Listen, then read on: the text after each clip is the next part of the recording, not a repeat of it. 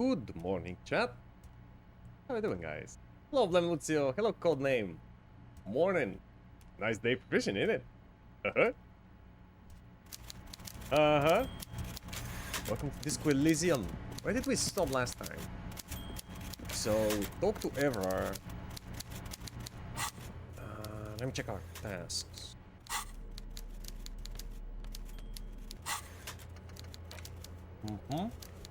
Find someone to send the document instead. Yeah, we have to go over the canal. Find out that this document is actually going to probably make people leave their houses and sell them for pretty penny. So you probably want to either forge them, forge the signatures, or find somebody else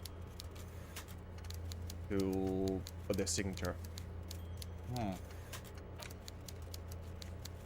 Some victims' body processing, not yet. It's kind of about two's possible meaning. Where would I ask that now? One is back in a day for import on the armor.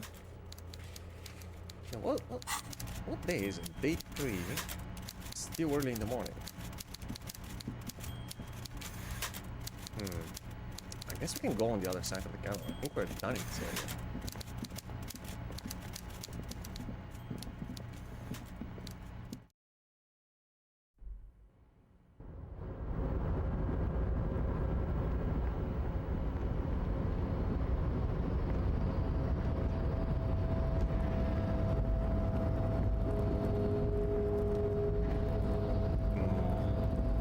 Try and open this again. You're back before the cargo container. Its draw has not lessened since you were last here. Nah, it either has to be way more persuasive or I need like better prank to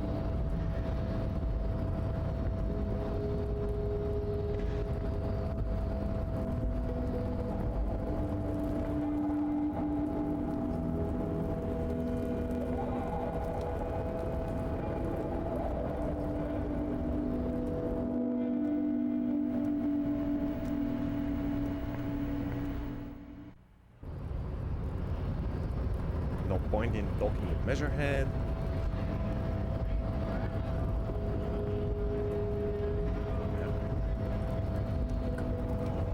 Well,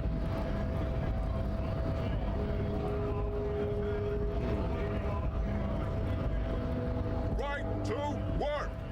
Right to work! Shame on you! right to work. I guess it would be smart to buy just A small cabinet Oh, on the medicine. wall is filled. Okay, here. I okay. hope Saint Baptiste. Okay, here. Some of I hope these Saint Baptiste makes you feel better or something. and maybe one of these. Okay, here. I hope Saint Baptiste makes you feel better or something.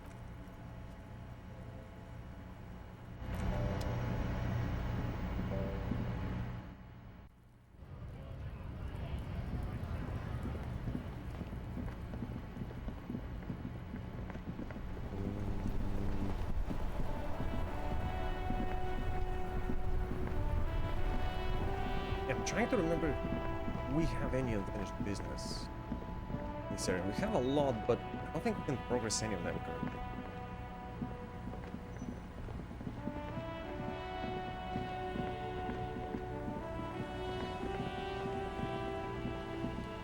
Oh, money.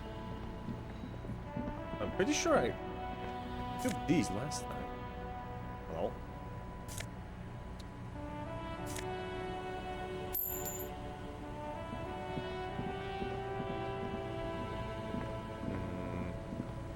We couldn't go in here.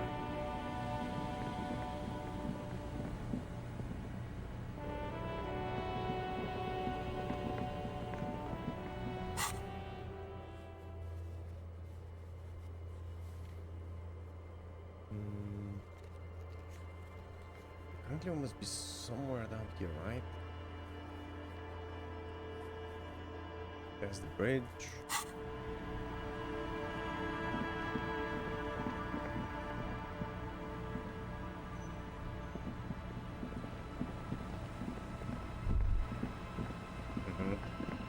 Oh, what? Oh, that's the car? What the? Fuel canister. Hmm. I'll be able to get fuel from this car we can use for our painting.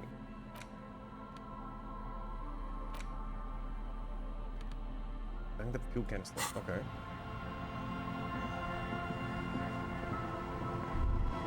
Remember the tire tracks in Martinez? This is where they were leading. Mm-hmm. So this is where all the tracks were leading to. It appears to be so. The lieutenant has a peculiar look in his eyes as he inspects the wreckage. Let's investigate. I agree. We should definitely investigate. You get a sudden sinking feeling. Stomach acid comes up as you look at the motor carriage in the deep, dark, cold water. Run your hand over the cold metal. The motor carriage is properly stuck in the ice. Getting it out would require a team of specialists. Ooh. How long has it been there? A single day in the salty seawater would ruin most vehicles, but this one looks worn even in places the salt water hasn't touched it. What is the make of this MC? Can I see a logo? The logo is too deep in the murky water. You can't make it out, but you do see a monkfish float by. A monkfish? How long has this been here? The ice hasn't closed around the vehicle yet. My guess is it's been here since last Saturday or Sunday. The estimate is correct. The incident probably occurred on Sunday evening. Which matches the hangout. Well, looks like Jacob Earl's journey came to an abrupt end here.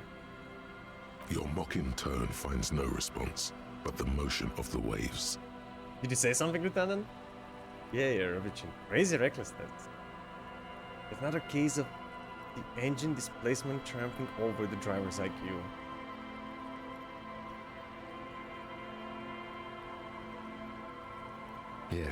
Yes. Crazy recklessness. The lieutenant I'd say it blasts. has been here since last Saturday or Sunday. Yes, you mentioned that. Okay, what should we do? Let's wait for the low tide and see what's inside. All tide. In the water withdrawals? Great Hey, idea. Rimfrey, good morning. Then we can get the things inside. The joyrider must have left something good inside. Guns, papers, maybe a cool jacket. A joyrider jacket. How long will it take for the low tide to come in? I don't know. An hour or two, tops? Really? Not soon.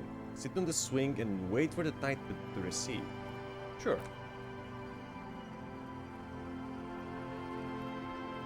As you sit down in the old rusty playground, the world around you becomes very silent. The hinges creak under your weight, dangerously so.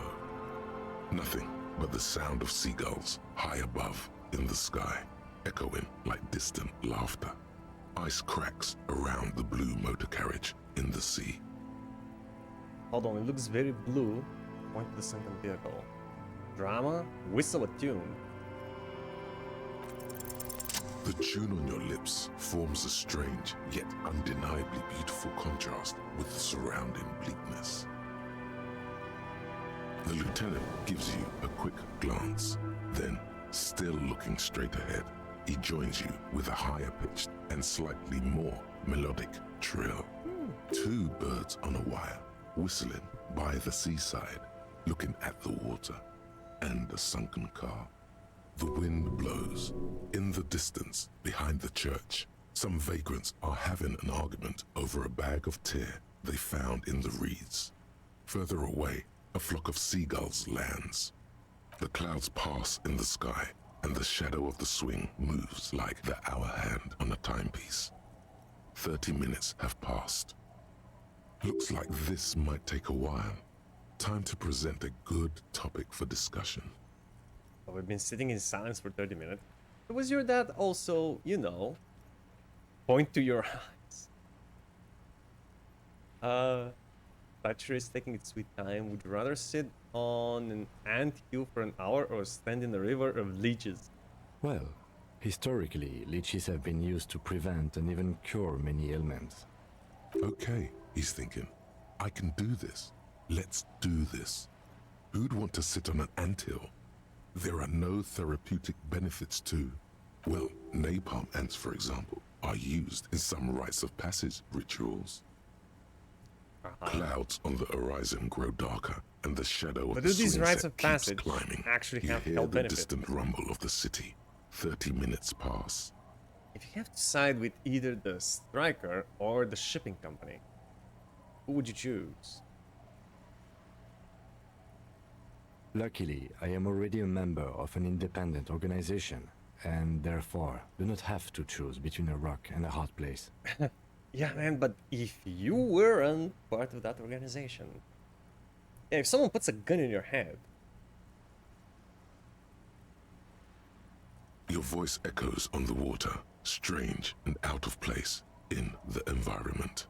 30 more minutes pass. can you make out the mark now? Detective, I've been able to make out the mark ever since we arrived. I find it odd that you haven't. Huh? It's a Capri, Model 40. Then why are we waiting? Yes. Why haven't you? I don't know. It is a simple and rugged machine, favored by working men, government offices, firefighters, animal control people, you know, those kinds of people. Squint your eyes and say, is that the number on the side? Yes, 41. What do you think it stands for? Precinct 41? No. No.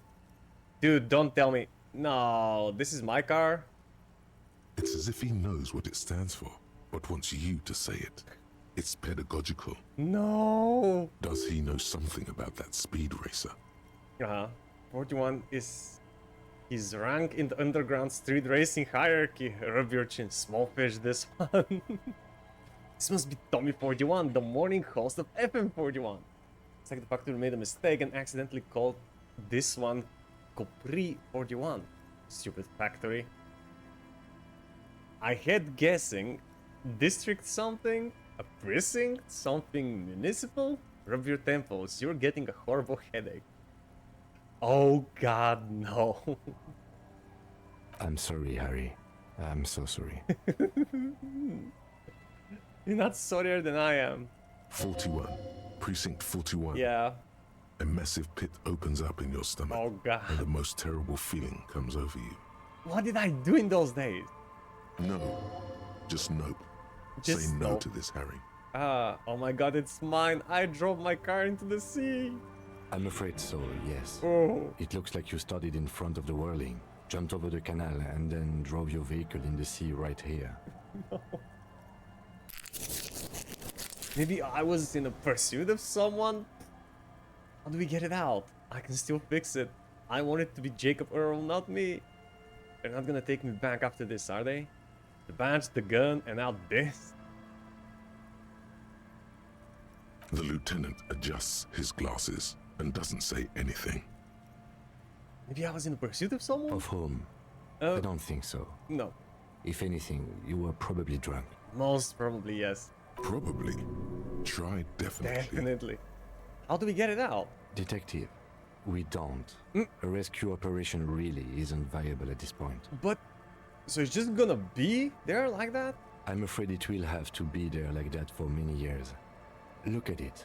Parts of it might be salvageable. Oh. But overall, this machine is a write-off. I can still fix it? That is very unlikely. All the electrics are toast. That goes for the electromagnetic steering and brake systems as well. You'd be lucky to find one undamaged component in there. In a few months, there will be nothing but rust left of this vehicle. It'll be cheaper to buy a new one. Well, not cheaper. This motor carriage costs 40,000 real. But in the long run, it still makes more sense to buy a new machine than try to refurbish this. Oh my god. I'm ruined. I don't have that kind of money. Yeah, I couldn't even pay a hostel bill. Let's face it, this is a substantial loss to your district's budget. Uh-huh. I mean, my station only has 4 other vehicles in addition to my kinema. Really? This was 20% of the station's vehicular budget. Oh my god. No, you know what? It's not my fault. All of my colleagues know that I'm a good-for-nothing drunk. Why would they allow me to drive? Yeah, that's on them. I can't take full responsibility for this vehicle's unfortunate demise. They're not gonna take me back after this, are they? People are more valuable than machines. Training a police officer is even more costly. Yeah, I'm not exactly acting like one. Things were going so well, we were just whistling merrily. You can still whistle. Besides, the night is always darkest before the dawn. He's right though. Car ain't gonna get better or more ruined. Might as well just whistle. I want it to be Jacob Earls, not me. Well, it isn't. Yeah, It's you. It's you. I'm very sorry. Well, at least I can see what's in there now.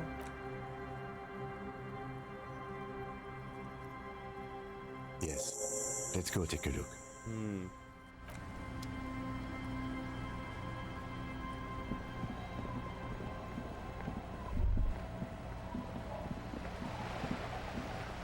What was that? The eyes just off the coast crackles. Shifting.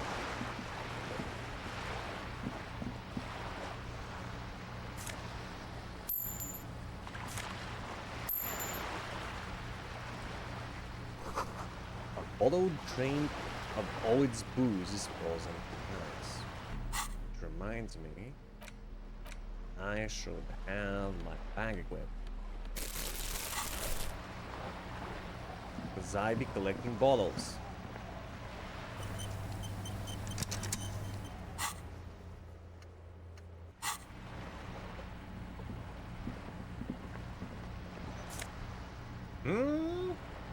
RCM badge? I found the badge! Who's drunk with the new 13 spaghetti and commander's jacket? Yo, this guy's a commander? Expedited Corp and visual calculators. Huh. The more you know.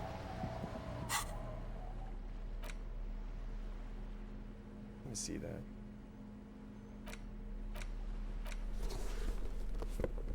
Expedited Corp and Shivers or Expedited Corp and visual calculus? Huh.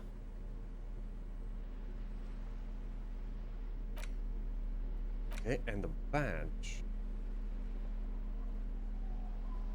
Big blue piece of acrylic covering a thin leaf of paper with the officer's name and rank on it. Next to the writing, you see a man stare back at you, a younger version of you, already disintegrating inside, but still presentable on the outside. A police badge on which you see the photo of a man. You. Some seaweed is stuck to the back. I found my badge! At least something good came out of all this. Study the badge. Encased between two durable plastic sheets is a bluish card with lines of information and a watermark in the shape of the street grid of Revachol West. You see a photo, a name, a rank, a document number, the date of issue, and in the lower right corner, your precinct. Wait, 41? Question mark? Look at the photo. The man keeps winking at you with his green-gray eyes. The photo is old, no doubt about that. But the badge is new. You used an old photo for a new badge. Well, I guess I was looking better. 8, How old? maybe 10 years. The guy in the picture is rather good looking. He's got a nice haircut and is distinctly lacking in massive sideburns. And he's winking, why? What do you think? His face is already contorted by the expression, although it looks less grotesque on him than it does on you now. The badge in your hand shines as you rotate it, catching light. You see lines of information on it, and a shining watermark. Watermark. Name, Carrier Dubois. Harrier. That's long for Harry. So you are Harry. I am Harry. Hart was half right. Probably not a lot of people know your full name. Whoever told him you're Harry Dubois didn't. Wait, what kind of name is Harrier? Don't want to be Harrier Dubois? What do you mean you don't? It's a wartime name. Revolutionary. The kind mothers give their sons during troubled times, like Undying or Boxer or Ironhide. Iron. Who names their kid Undying, Boxer, or Ironhide? A name like armor. A name like armor. I don't want to be. I do want to be Harry. I am Harry. Pleased to make your acquaintance, Harrier Dubois. Yeah, same. The badge in your hands shines as you rotate it, catching light. You I see wonder if we'll have lines more of success with the information. mirror. Nice information. LTN 2GFR? Lieutenant W. Freighter. Lieutenant W. Freighter. What is a Lieutenant W. The Freighter? lieutenant is a rank above sergeant and below captain. It's the highest rank in the RCM that still does field work. Oh. I am a lieutenant. Oh. The title of Freighter is added to your rank when you decline a promotion to a higher rank. In your case, captain. You have declined twice, thus you're W. Freighter. I declined promotion to a captain twice. Why? Maybe because I wouldn't be working on the field anymore. There are many reasons one would do this. The rank above you in your precinct's decontage might be taken, or sometimes promoted officers do not want to replace their superiors out of respect. And sometimes they just prefer the type of police work available to their current rank. In your case, lieutenant. What's the compar? Like the compar? Decontage is the hierarchical system employed by the Revachol citizens militia. It means counting down to twos. The countdown is modeled after the dual leadership system employed by the left during the revolution, which in turn was developed by last century experimental psychologists in the University of Königstein. The lowest rank is junior officer, usually teenagers. Then there are the patrol officers, then sergeants, lieutenants, then a captain. That's basically it, except for a few kings. Kings? Kings like satellite officers and the additionally a freighter rank I already explained. The long and short of it is, you're his superior. Not just his superior, man. It seems like I'm a big deal. How a person like me works with so much responsibility. Satellite officer? Yeah, what's that? You are given the title of satellite officer if your partner is quickly promoted through the ranks and you rise with him. You don't seem to be a satellite. Yeah, I don't think so. So you've been putting up with all my bullshit because I'm your superior?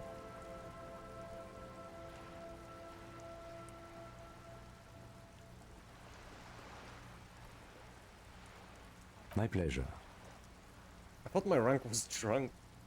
Yes, apparently you've had a rather successful career in the past, and this leads me to Well, what believe maybe your changed? current situation is only temporary. Let's hope so.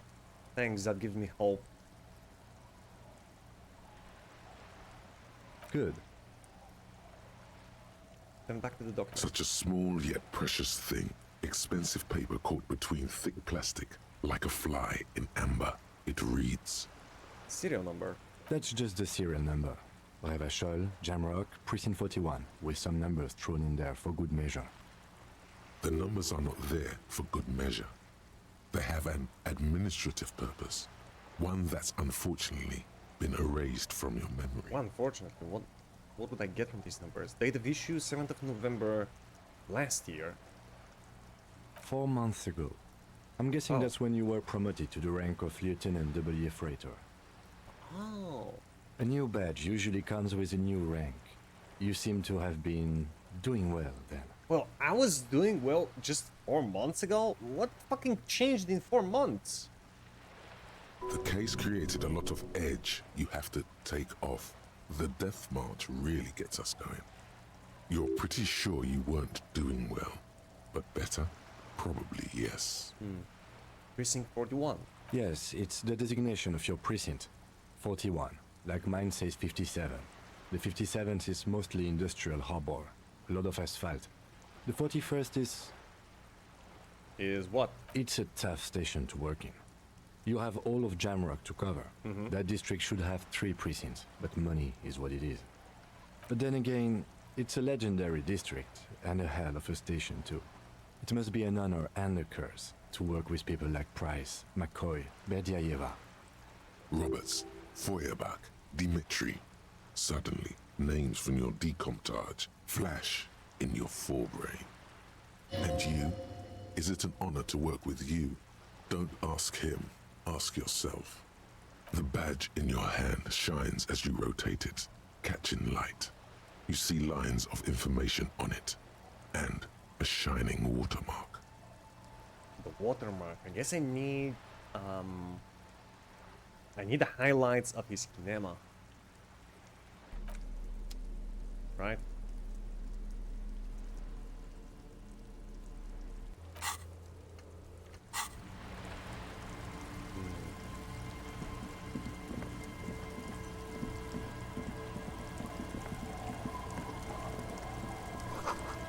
Footprints in the snow, they lead away from the accident. So I went this way?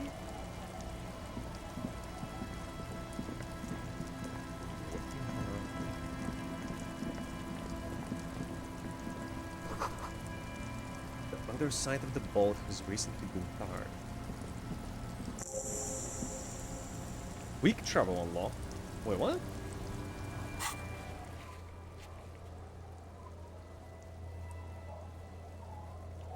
How do you quick travel?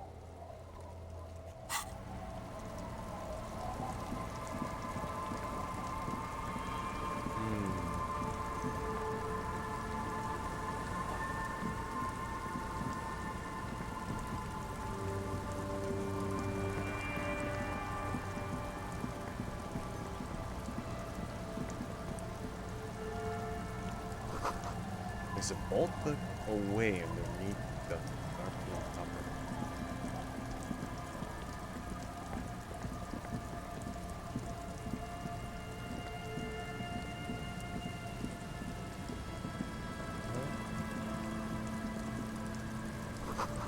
Someone has broken down the fence and the barbed wire.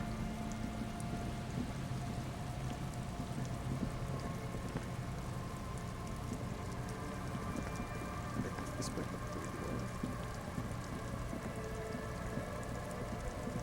Yes.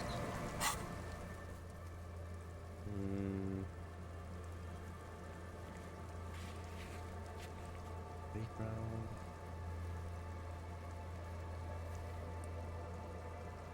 Ramp isn't 100% right, but they did warn us about it.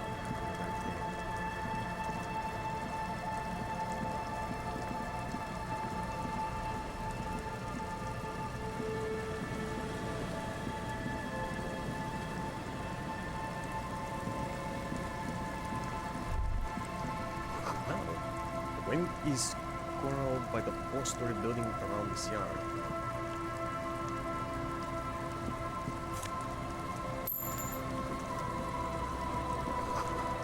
The swing is missing. No one's been here for a long time.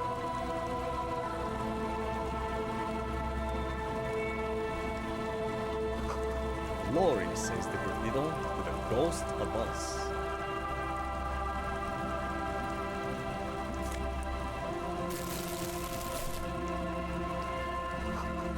Someone has left their music collection beneath the curtain. Huh. Ooh, the smallest church in St. Sands. Isn't that the song that we wanted to sing on the karaoke? I see.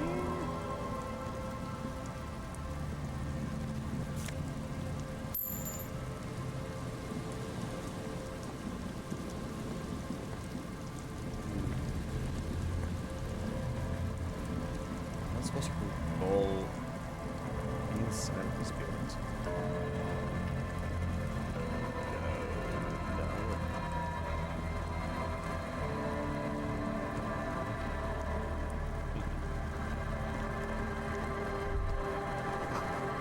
Birds in the village tree barely out of boost from above. Which tree? Where are these birds? Lay me at 'em.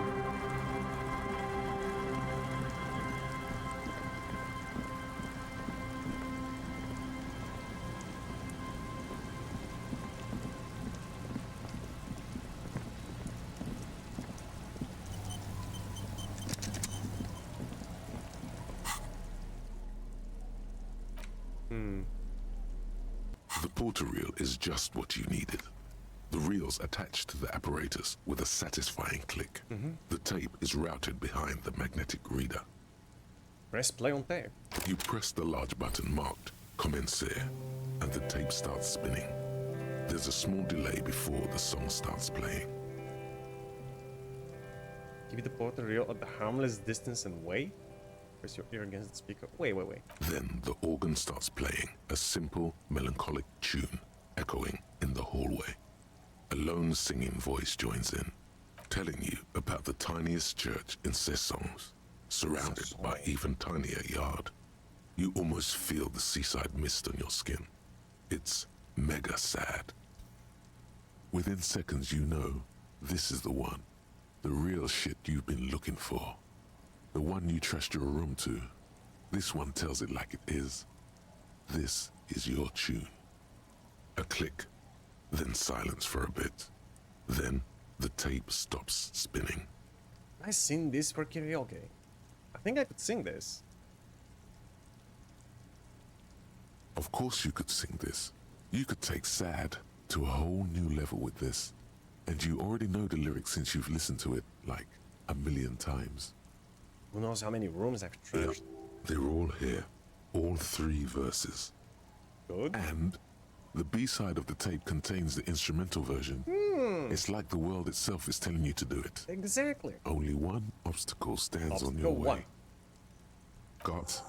Yeah, he You have doesn't to want me to convince sing God anymore. to let you sing karaoke in the whirling. After you've won him over, you can express yourself. Let the pain out.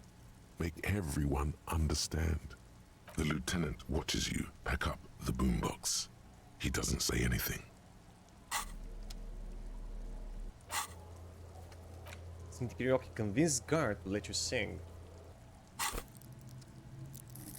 Oh, I am being a good customer recently, haven't I? What do we want to increase?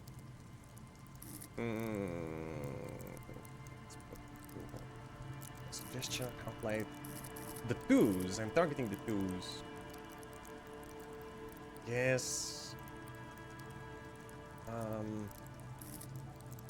Maybe health light, physical instrument, endurance. Endurance is so weak and I need it for so many things. You know what, let's go with endurance.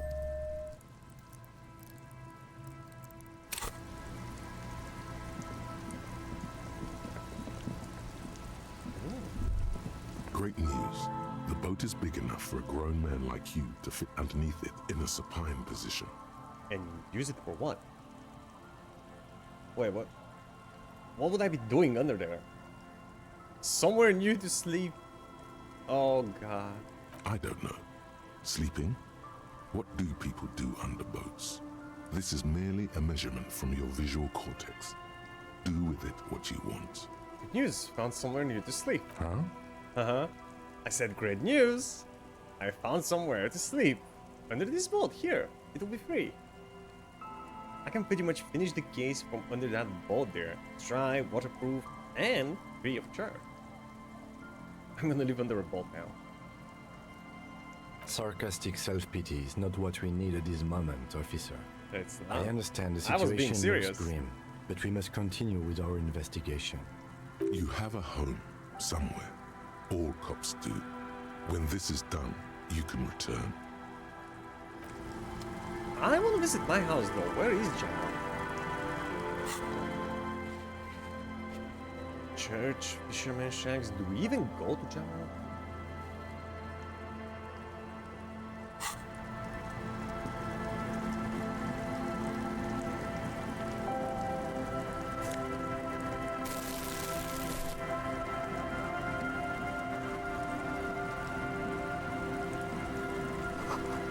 Through the broken glass, this the shelves of the rocking chair.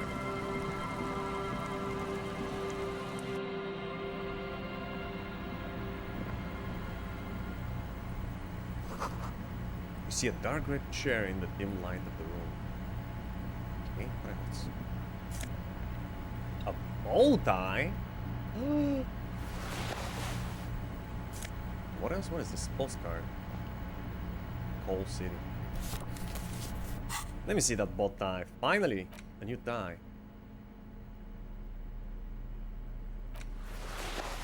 Lovely.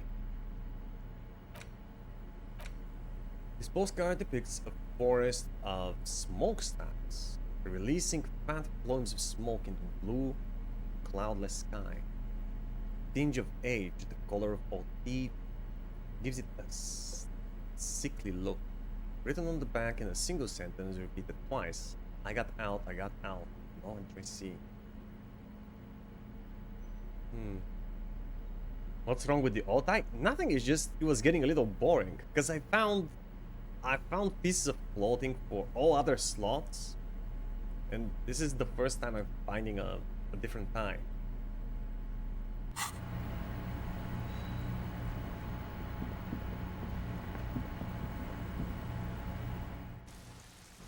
The tie talks to you? Nah, man, it's not. No. I think that's just you.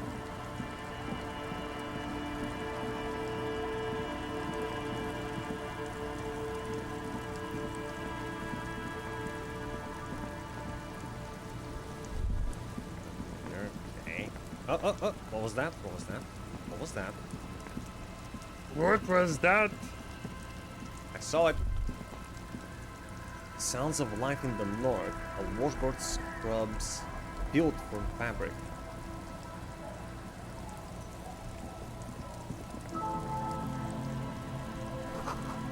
The bushes are too thick and thorny to pass through. Cinder blocks char a makeshift fire pit with magazines for lighting. Oh, bench of Hobotown, what are your beaten wooden secrets? planks of the bench do not look overly comforting. We can sit on benches after we've solved the murder. Let's go.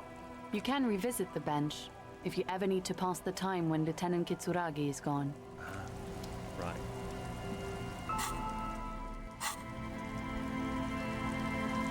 So, are you saying I can't get to these gentlemen because of some thorns?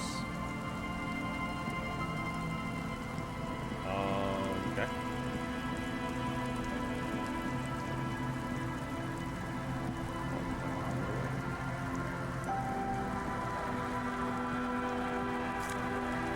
New pencil! Kingdom of Conscience.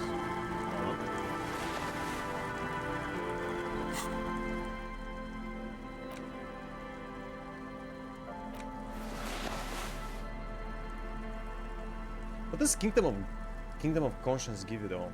Oh, also, we got a new point of health. That's cool.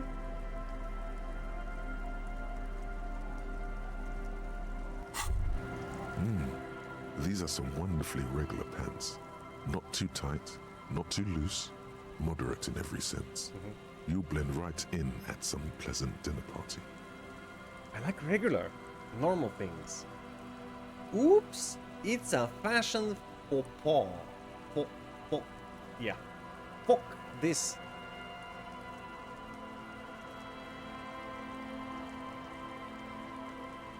Check the thoughts if you haven't.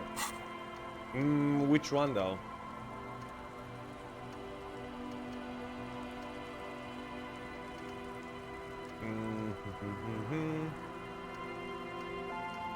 What's I currently have? Guillaume le Boulon, Aces High, Blossom No Way Home, Kingdom of Conscience, yeah, I do. What about it?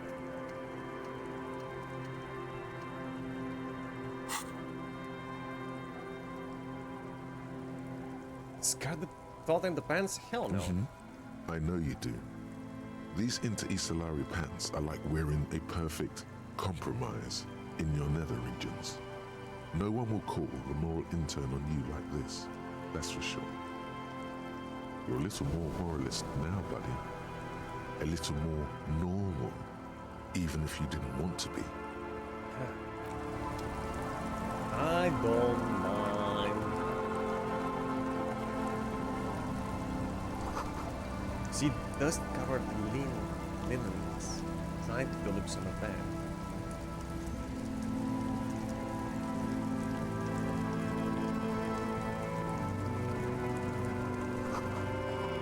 Windows have been drawn shut, no looking in.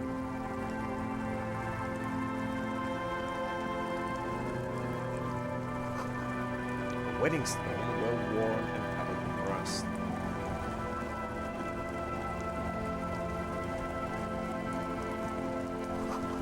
Construction material. Whoever planned to build this house left it on earth.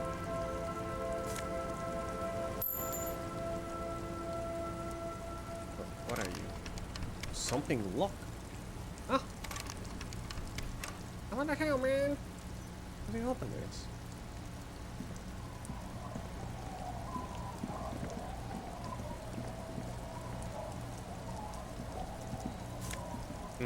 Is that alcohol? Or just glass? Sure. Evening, gentlemen.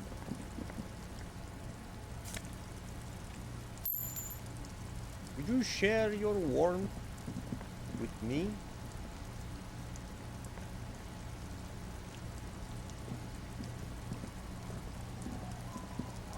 Hey, tequila! No, no tequila. A 30-something man clad in a two-piece liquor tracksuit puts down his pilsner and extends his hand in greeting. Good to see you. How's business? How's the whole reality situation treating you? Bad. So what's happening? Picks up his beer. Wait, tequila? Yeah, tequila sunset. How are the, high-concept, reality-based adventures proceeding? I have the feeling I've met these people before. I just don't remember. He says it like it's obviously your name. Like you called someone Billy Brunel or leader of the 4th Street gang. Tequila sunset. Is this what I introduced myself as? Not too hard. I'm on a 50-year losing streak. Reality? It makes me aggressively sad. Don't know, people tell me I'm a cop. I'm getting used to that. I have re-entered the reality to conquer it, to bend it to my will. I am the law. Nothing special like everyone else. I have all sorts of wild thoughts running through my head, but then pick the most boring one. Yeah. That's harsh. I'm like 3 or maybe 4 years into mine. Wait, no. Make it 5. He looks at this shit-stained liquor with a grim expression. Things aren't going super well for Idiot Doom Spiral either. Haven't found those keys yet, haven't won that great piece of ass back. No word from my business buddies. Keys? Idiot Doom Spiral, huh? This is bound to be a good, high-concept conversation. At Is that last. his name? Idiot Doomspiral. What do you guys do around here? We are saving the world. Please! Please don't go! Don't go! Begs the man in the pipe. Okay, we're drinking. We're drinking alcohol. That's what we're doing. I tried to save the world once, a long time ago, with enterprise, creativity, and willpower. But that didn't work out. So now, it's a pirate's life for me. Yo ho ho. What is a tequila sunset you keep saying it? It's you. You're Tequila Sunset. And how do you know this? We've met before. Don't you remember? Everybody asking me this. No. No, you sure don't. Aha. Do you want to know how Tequila Sunset came to be? Oh yes. Mm-hmm. Let me take a sip to This is how moisten up urban my legends start. chords. Tequila Sunset rolled into Martinez last Friday. And by Tequila Sunset, I mean you. The man, the myth. The Harry. Did we meet on Friday? Was I alone? Hey, let's not jump ahead of ourselves. This is your story. Stop interrupting. How rude of me. True.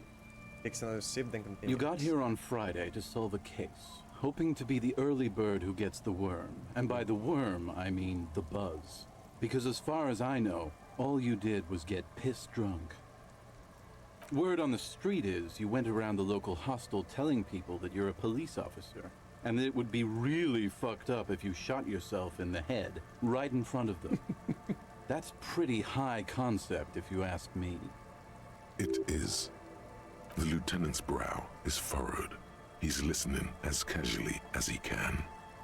What happened then? It was a late Saturday night when we, the Union of Moribund Alcoholics, were getting our drink on. Nothing remarkable about this. We get our drink on 24/7. Makes everything warm and glowy. I trust you know the feeling. One moment we hear the sound of a motor carriage revving up somewhere on the plaza, followed by a series of dings and bangs. Do you remember the sound of wood cracking? The billboard? No. Naturally, loud noises pique the interest of anybody owning a pair of ears. That's just the reality we're in. Naturally, yes. Anyway, there was a brief silence, a gasp of silence, if you will, followed by a real commotion. We heard the carriage careening towards the coast at top speed. Sounded like someone jumped the canal. We grabbed our brewskis and rushed to the jetty. Never underestimate the speed of an alcoholic. What we saw was a sight to behold. A beat-up police carriage containing you. Right there on the beach, you revved the engine and screamed at the top of your lungs, "The time hath come!" So, naturally, being the curious cat I am, I asked what time hath come. To which you replied, "The time hath come for tequila sunset, the end of all things." Oh god, what happened next? Say nothing, it's more dignified that way? After which, your reality contracted. You jammed the pedal, plowed right off the jetty, and through the ice. We ran towards the ice, whilst you crawled your way out, miraculously unhurt, covered in seaweed and shit, like some kind of sea monster. When we finally got there, you were sitting on the beach crying. You said that your badge and uniform were in the car. It was too late to get in there, though. The carriage had sunk too deep.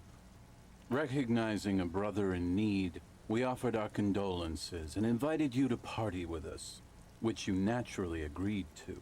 We asked about the whole tequila sunset thing, and you told us it was your name now and insisted that we all call you that from then on. Right, so is the Tequila Sunset an event or a name? I'm not sure. I think you were the event. Tequila sunset. You know, as opposed to a tequila sunrise, which is long gone. Yeah, my real name is Harry. No, that's just what your mother called you. Your real name is Tequila Sunset. Just embrace it, brother. How long did we party, man? Hours. It was an all-night drink-a-thon. Then, at some point, I think it was Sunday morning, you got belligerent and wanted to talk about Wait, didn't we meet on Friday? women. How they're beautiful and also whores and so on.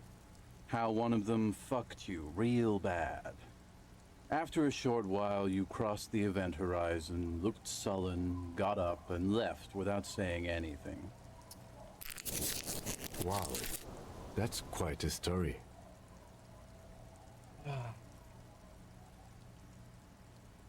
Yeah, I bet Tequila's a fucking legend around the precinct. You must be proud to work with him.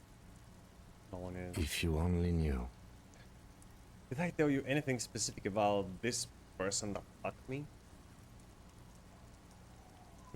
You were pretty vague about it, but you kept saying you got fucked real hard, and that we've all been fucked too. No one's fucked me. I do the fucking around here. Whatever you say, Rosemary. Abigail. This guy called Don't Call Abigail. It seemed pretty painful, to be honest with you. If I had to guess, I'd say you're still working through some shit. Did I mention losing anything else? Oh, brother. you Beside your only gun knew. and your badge? You said something about your hope or heart or something. To be honest, the details are a little hazy. In retrospect, I guess you lost your motor carriage too? That's a big one. That's a really big one, man. Oh. How could you hope to keep your job as a police officer after this? Did I say anything about my colleagues? You told us that they were a bunch of fucking losers whose main interest was cramping your style. They do be cramping my style. No They just don't specifics, understand my though. methods. It was more about you that night. You were the star of the show. Did I say anything about the case? Yeah, you said it was no biggie and that you'd solve it in no time. Uh-huh. And that you didn't need anyone to do it. You're doing it solo now. A lot of cops go solo and hermit once they reach that level of alcoholism. Did we talk about politics? Yeah, you seemed really mad about immigrants for some reason. Ah. Well, depends on the immigrant, man. I'd rather not Legal get or into illegal? the details. It was pretty low concept. Did you get a read on what kind of cop I was? You kept apologizing for being such a bad cop. I'm the sorry and cop. for the damage you've inflicted on everyone around you. Yes. You also kept pausing to knock the heel of your hand against your temples, saying, "Stupid, stupid, stupid." I don't need to hear anymore. It's a hard thing for a man to confront his past. That's why I avoid mine at all costs. Could you and your pals sign this document? Show everyone's letter. Seems like you are characterized by your storytelling ability. Want to tell me another one sometime? Whoop-de-doo. So now I'm a fucking storyteller. Oh yeah. Right. Why not? Better than a beach bum. Wanna tell me how you became Idiot Doom Spiral? It depends, really. Are you willing to help me out? You might get scammed here. I have a feeling this is going to cost me a lot. No, the reality of the situation requires a rather modest contribution. A little motivational package. You want money? What do you need? Booze. Booze. Did you already forget our party? The thing I relayed to you earlier. Yeah, I actually have booze that I don't plan on using. So, have you got anything for good old Idiot Doom Spiral? A bottle for a story. Seems fair to me. I don't have any on me. What do you mean I don't? But I don't want to give you any of my alcohol. Might have more use for it. No, I don't. I'm gonna give it to him. All of it. Don't do it now. I won't do it now. That very well might be the case, but looking at you, I can say with great confidence that I needed more.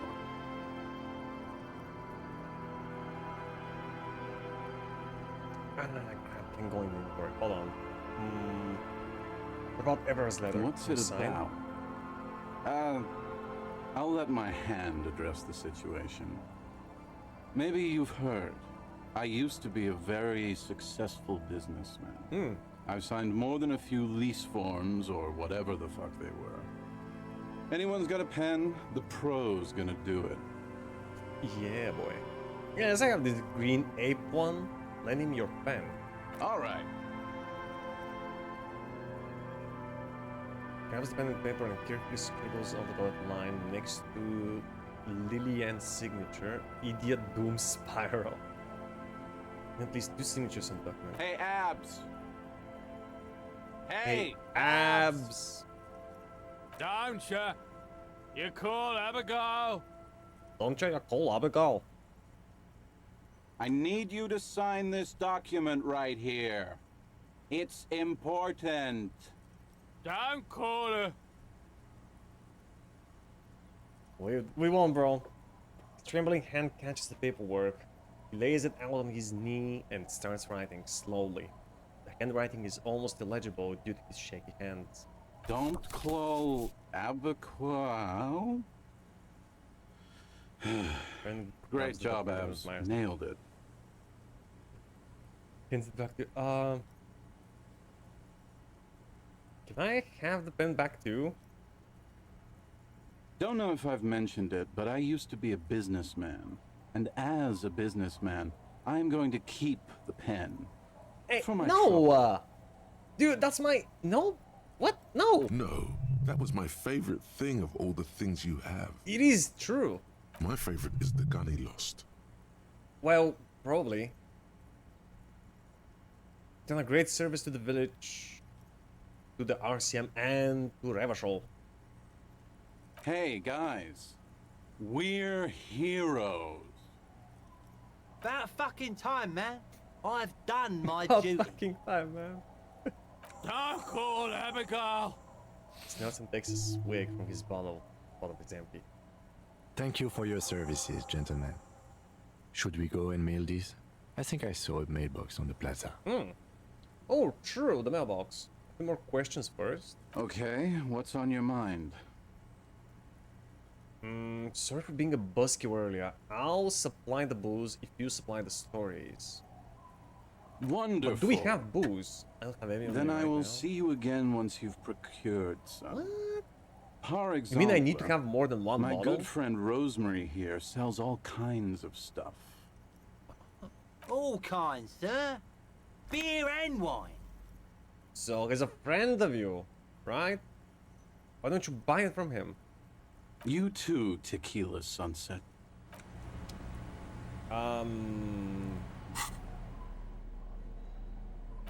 For directions, white envelope.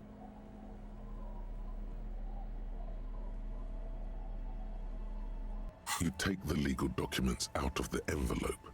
A 12 to 40 month construction period and the zoning plan in the addendum. It's signed by Idiot. All right, we looked at it already. Now it's just signed. Get to signatures, put the envelope in the mailbox in the plaza. Okay. Let's look for the other dudes. Don't call Abigail. Abs. Don't call Abigail. Grumbles an unshaven man with a ruddy nose. He narrows his eyes at you as if in recognition, then turns his head away. The noxious odor emanating from the drunken man is strong and familiar. Don't you call her? Yeah! Don't call Abigail! I hear, man, I hear. I'm the law. Who's Abigail? Uh-huh. Abigail. Don't you fucking Grows call out a disgusting Abigail. snort, then mumbles, waving a finger in your general direction. You're not going to get anything out of this guy. He's too drunk. I can keep trying. Why shouldn't I call Abigail? He snorts and beckons you to lean in closer. Lean in. Don't call Abigail. Don't call Abigail. His breath smells harsh like a toxic swamp as he whispers. Then waves his hand as if shooing you away. Who are you? What's your name? Don't call Abigail. His eyes move around erratically. The look of them hazy and unfocused. Where am I? What is this place? The man hiccups, then mumbles something unintelligible. I'm gonna try and guess what it is. Hey, I'm on an important official investigation. I demand you answer my questions. There's no use in yelling at drunks. He's barely holding it together. I guess that's what I look in my The drunk worst man results. starts Bless you, coughing a Colby. really disgusting, hacking cough.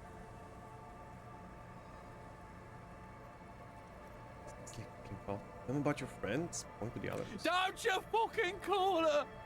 Hear me? Abigail.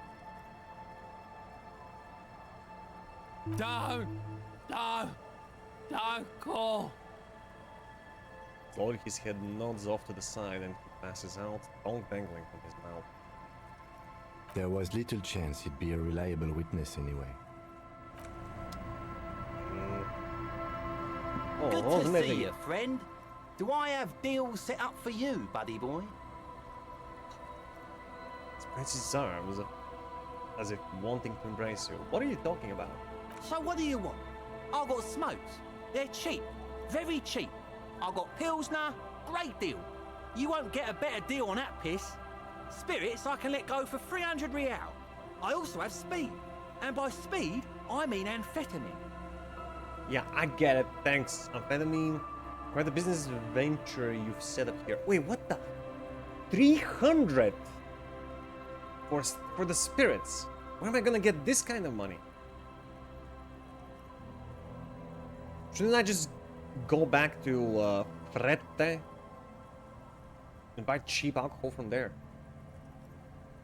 Bank of smokes. Pilsner. Oh, of course. Alcohol potent Pilsner. Substance use. Yeah, we can buy this one. Speed. Like hell.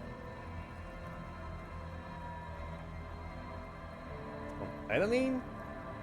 You know you're offering to sell drugs to a cop. Trying to drink all spirits in the game? Nah, man, I barely have the money for anything. Aye, by amphetamine I mean speed. I think you didn't hear me when I said I'm a police officer. I thought by speed you meant amphetamine. Aye, that's what I said. Right, got it. Good, my man. Now what can I offer you? Aye, sure did, buddy boy. That's why I said amphetamine. I mean speed. I mean amphetamine. I got both. Okay. Good, my man. Now Quite what the can I business offer? venture you've set up here. Oh. The system's been good to old Rosemary here, and I'm milking her like a bitch goat in the backyard. What do you mean the system? You see, friend, man makes his own luck, and I made mine real good. Got my hands on 3 bottles of liquor ex-squeeze, sold 2 to the fellows around here, and immediately invested the profit. You invested in speed? Bought cigarettes, bought beer, even bought a bit of speed. And look at me now. I got everyone on my hook. Spread his arms and smiles a crooked, toothless smile. The hook.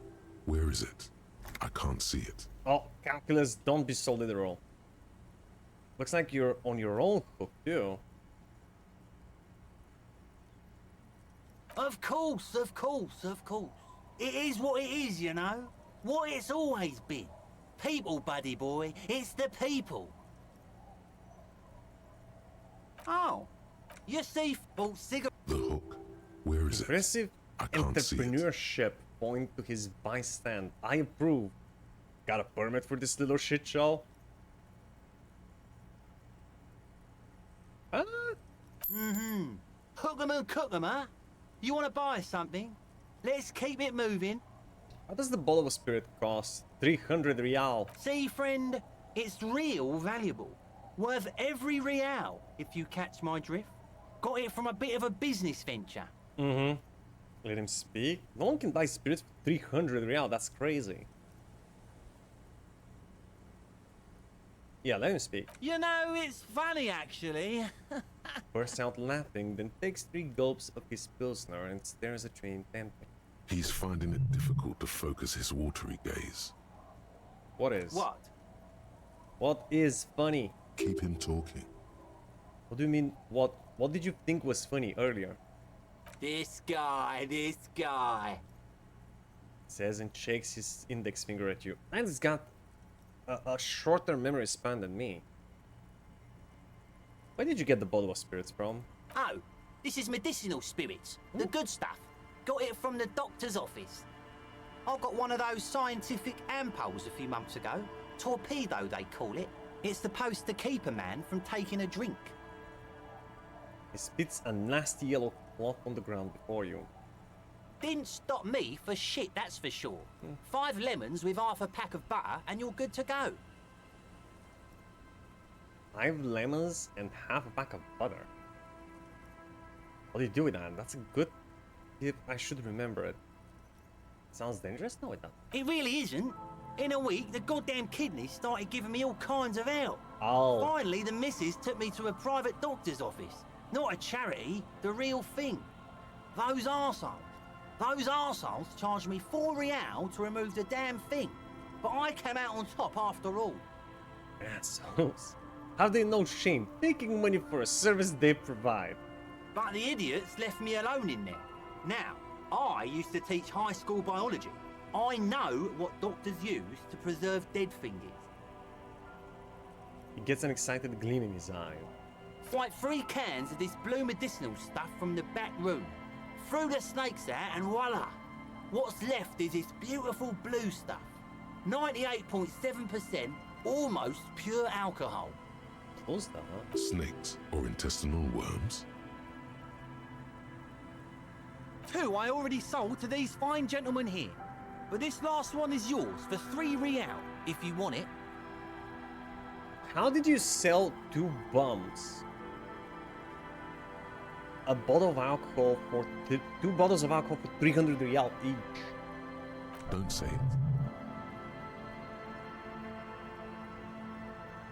Yeah, I thought it was 300. Yeah, you thought right. Don't even try to sneak anything past old Rosemary here.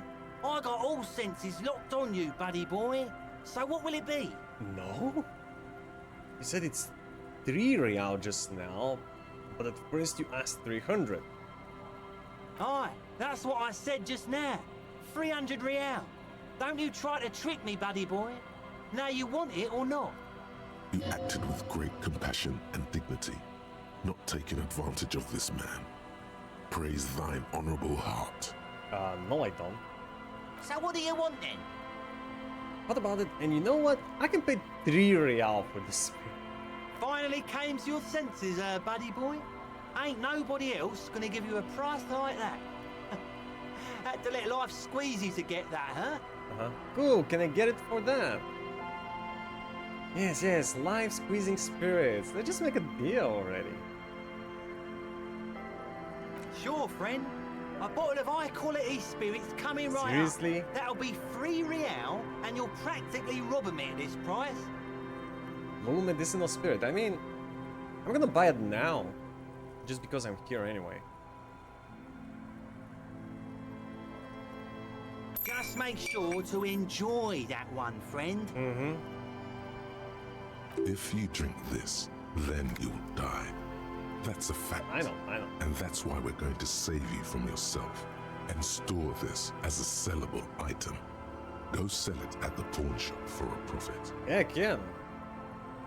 Gonna buy this? Bottoms up, Captain. In the civilized world, it's a custom to tip the shopkeep, friend. But come back anyway. Well, this isn't the civilized world, is it? Bye. Tequila. I brought you some sunset. booze. You tell me about your name now. Of course. Drink first, story later. Here we've got the potent pilsner. Give it. I've got this blue medicinal spirit. Yeah, just give him the pilsner. Not much, but it will do. Why are they alive but you will die? Well, they probably mixed it with something else. Like, mashed fruits. Some people be doing that. They buy medicinal alcohol, which is like, yeah, 98 something % alcohol. They mix it with some mashed fruits like pears, apricots, and they then drink it. They drink it. Mix it with beer. What's gonna happen though? If you mix this pure alcohol with beer, isn't that just ruining the beer? Hey, Spiral Boy, you gonna share that? Dude, didn't I just buy this from you? Uncle Abigail. Shut up, guys. I'm telling a story here. Something happened to you. Something happened to me, too. My actual name is George, but around here, you already know.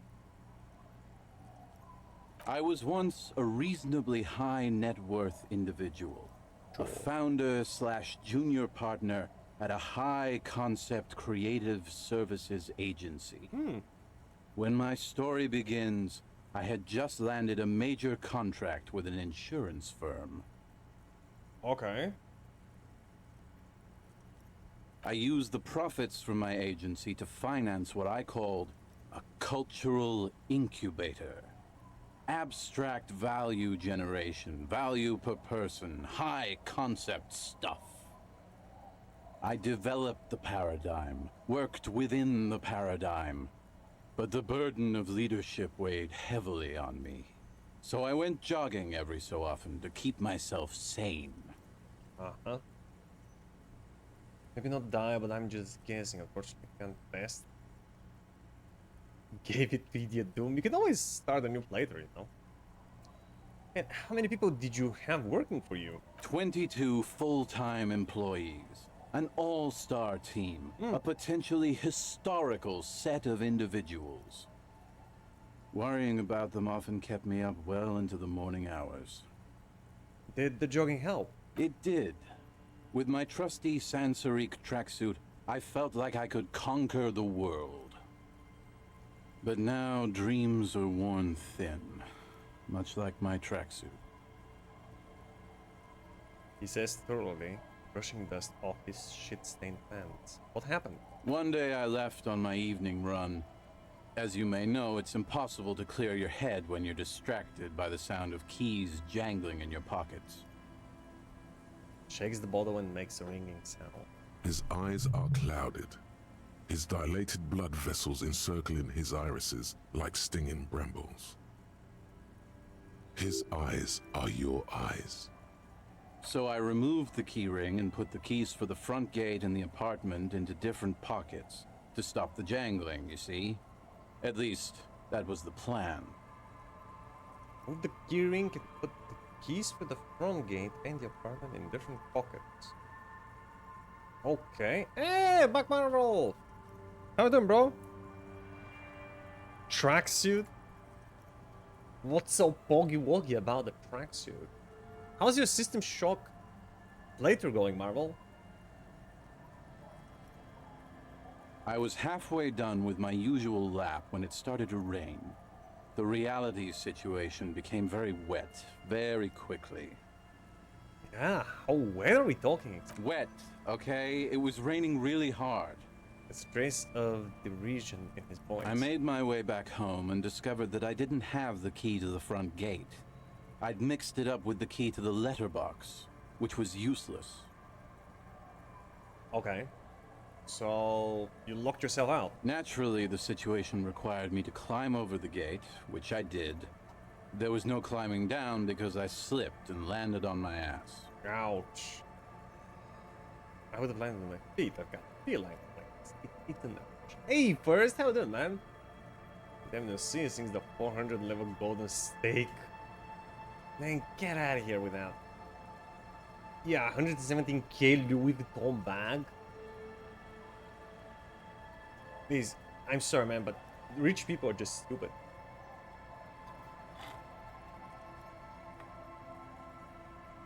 Oh, you finished it? For some time. Twitch just told me that last you streamed System Shock, so it wasn't that long ago. Ooh. Oh, you know what? You got to play the new ending, actually. I still haven't played that one. Recently, System Shock got some...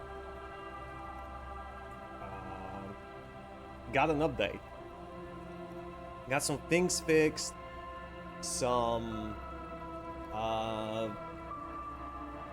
weapons nerfed, some things buffed, and the whole final boss fight, I believe, was reworked. And you must have seen the reworked version, which is considered to be the better one. I still haven't seen it. So I intend to play System Shock again.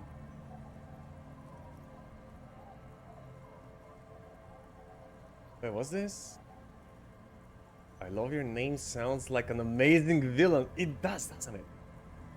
It's like the villain for Miss Marvel, for example. Black Marvel, Anti-Marvel. The Un-Marvel. Would codename love the very small bag. Should probably find it cute. Not when she hears the price. Not a villain, either good guy. You might be, you know, you can be an anti-hero. You know, like Kaiba. Anti-Marvel, the studio that actually makes good movies. Ah. Ouch, indeed. Ouch, indeed. Reality was looking rather grim just then. Me lying on my ass in a mud pit in the middle of a heavy shower. But when life knocked me down, I always got up. So I made my way across the yard. Standing in front of my apartment door, fumbling with my pockets, I realized that I'd also forgotten my apartment key. Oh, the humanity. Gotta be shitting me. I wish I were, Tequila. I wish I were. Instead of my apartment key, I'd taken the key to the office. Taking the key to the office. Okay, so what's the big deal? I rang my neighbor's buzzers. It was late, and most of them didn't even answer.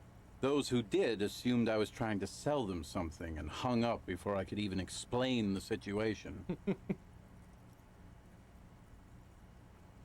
How's the playthrough? What has last happened? Last time we ended the stream talking to Evrar, who gave us this envelope. He asked us to get 2 signatures from people living in a certain district, so that they have green lights for just to start building some mall or whatever it is. I figured out that this will probably cause people to leave their homes and sell them for no money. So I decided to just ask some of these bums to put their signatures on that envelope. Then my part of the deal would be fulfilled and Evrar will get nothing. Yeah, and I'm exploring the region past the canal for the first time. Evrar is a scholar and a gentleman. No, dude, Sir Hammerlock is a scholar and a gentleman. Evrar is a whale. Slightly more intelligent whale. Well-informed whale, that's what Evrar is. He's kind of like Varys. You know, from Game of Thrones. But like 2 Varyses.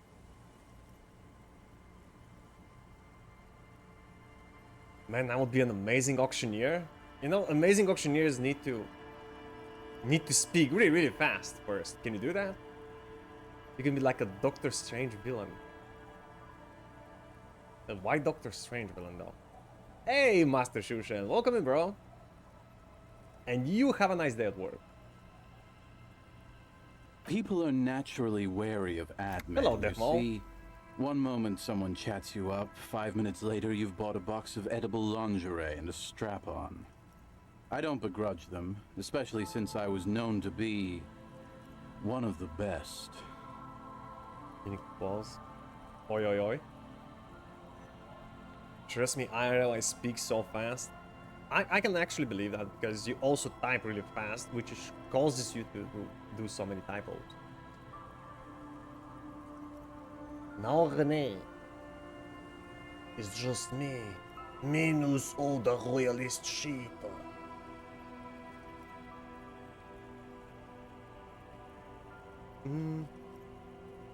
AnthroPersona, today's Sunday, it's true. Oh! Alright, it is Sunday.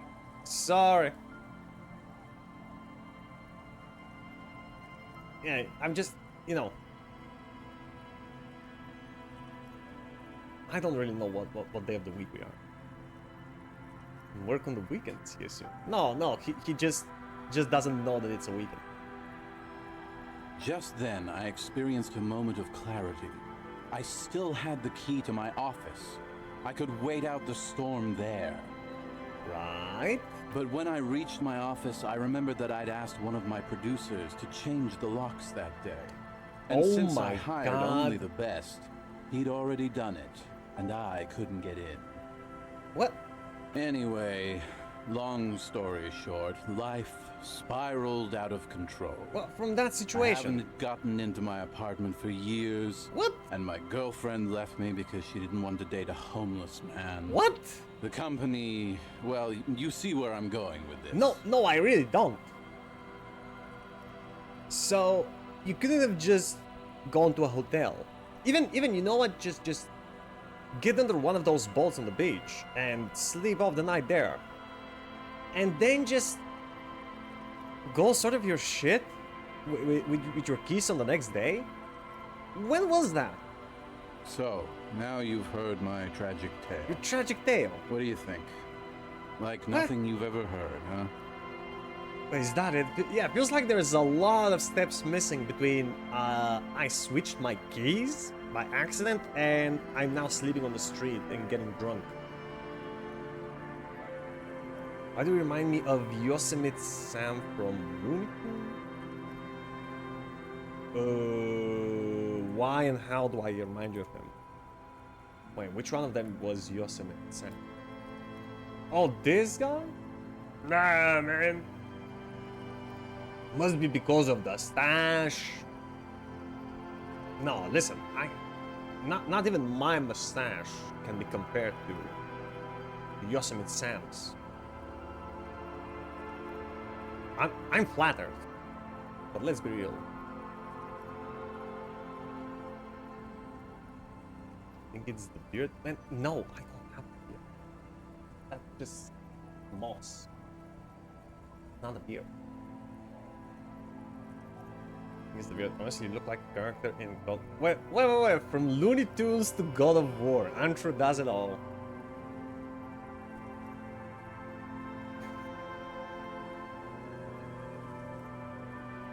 Nah, man. Characters in God of War are built, you know?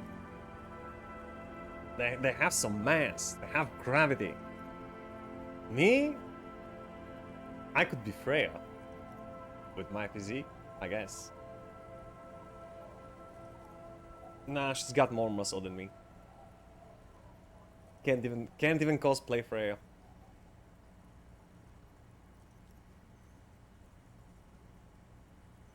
Yeah, let's just go through all the franchises. We started with Looney Tunes, good. Going through God of War, big spike. Sudden change to Resident Evil villain.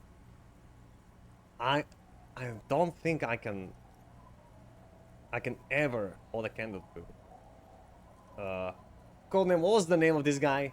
Leslie Wesker? The Resident Evil dude? Albert who? Einstein. Goldie Roger? Not a chance, man. Have you seen Goldie Roger? Give Andrew a pirate hand so he can look like Jack Sparrow. Huh. Wecker. Andre Richardson.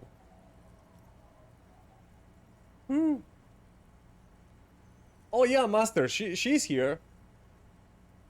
Just she's unable to communicate most of the time.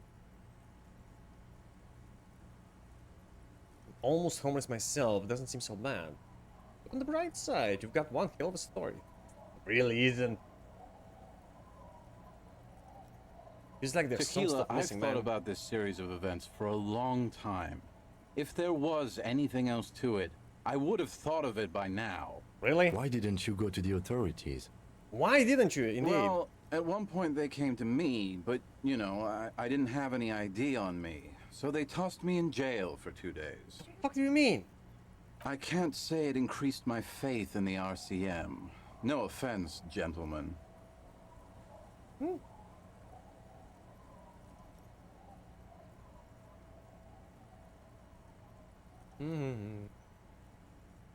you get that microscopic bag? How much will you pay me to have that? Ha! The bag, codename, costs $117,000.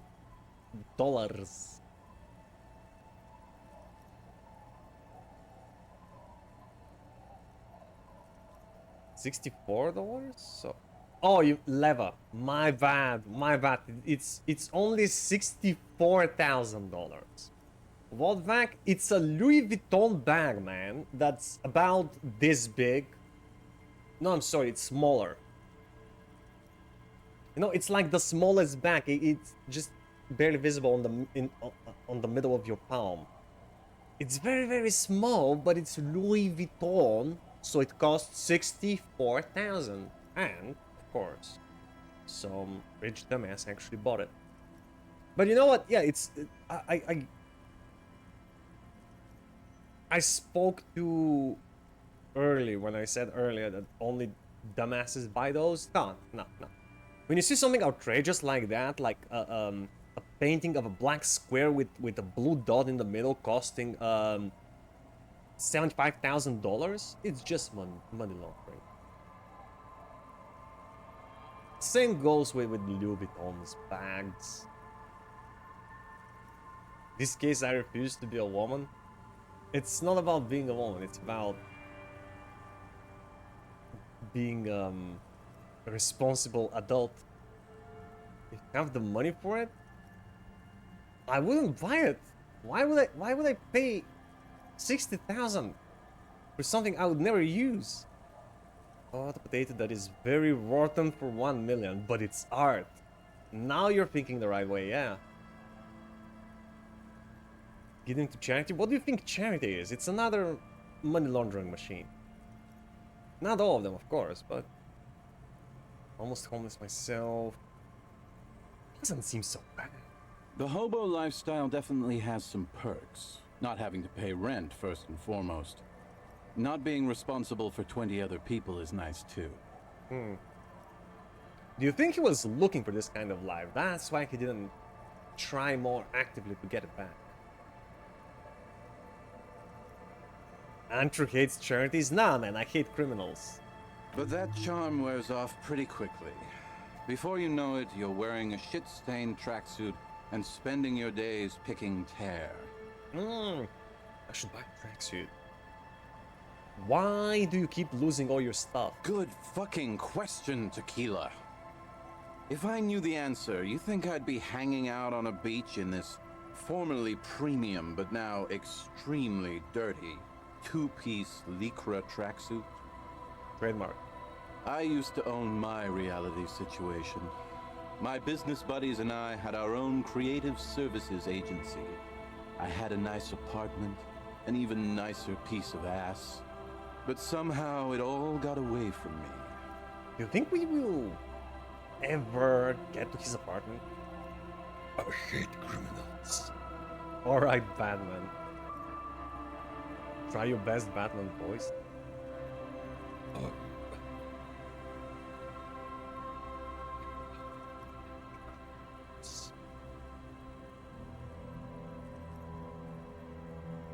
Hey, we literally have a painting of a black square called Black Square, painted by a famous Russian artist, Malevich, and it's a masterpiece. And I'm serious. Google it. I believe you. But I'm also telling you why that painting got so famous. And why it costs however it costs. Now I can't hang on to anything. Just last week I stole this nice new jacket, but then I lost it too. The only things I haven't lost are these two drunks. Give it some A time. lost jacket. Sounds like a mystery you could look into. Definitely. What was the name of your agency? I thought he was gonna ask you what was the name of your agency. Yeah, tell me about the agency. My agency, man. Man. The Boom Boom Room. Our concept was combining high art with the lowest forms of marketing. The color red, breasts, and oil painting. Sounds like a winning combination. I still don't understand why it's so famous, but it's one of the most famous paintings in the world? What? Okay, I don't think I've seen it. Dude, what do I Google? His name, obviously, Malevich. Black black square painting. Got it. It is literally a black square. I mean, there are some squiggly lines.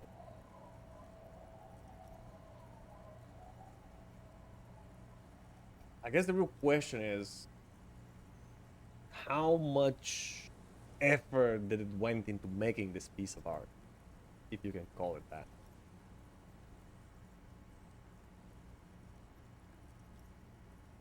I think there is a certain amount of effort that has to be put into anything to be considered art.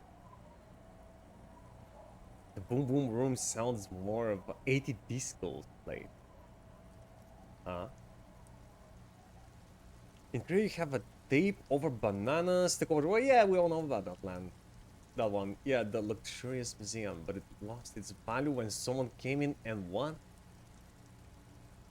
Aided by mistake. It was taped by a wall. It was taped to a wall. How can you eat a banana taped to a wall by mistake?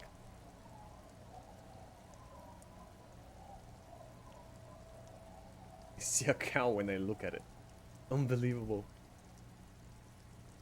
To be fair, the Mona Lisa is one of the most famous paintings just because it got stolen once? Isn't it famous because it's made by Leonardo?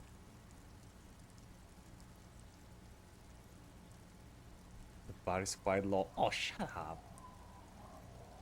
There's that other Jesus painting that is famous because someone watches the restoration. Yeah, that one, we all know that one because of the memes, right?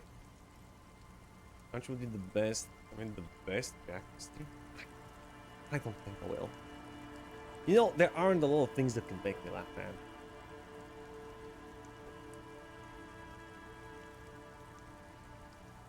It was considered rather mid. You talking about Mona Lisa? Oh. Mona Lisa? Mid? By who? Who's to say that these people know anything about art at all? I convinced my partners to reinvest some of our profits in an even more high-concept cultural incubator called Thin Air. The artists were happy, the clients were happy. Correct concept. Cultural incubator. Thin Air. I was can't be serious. financing a group of poets in East Rebishal who were developing a new universal poetic language. But then it all went to shit. Looks worth the bane. Sounds intriguing. What say you, Art Cop? What does the... Yeah, what does the art cop say?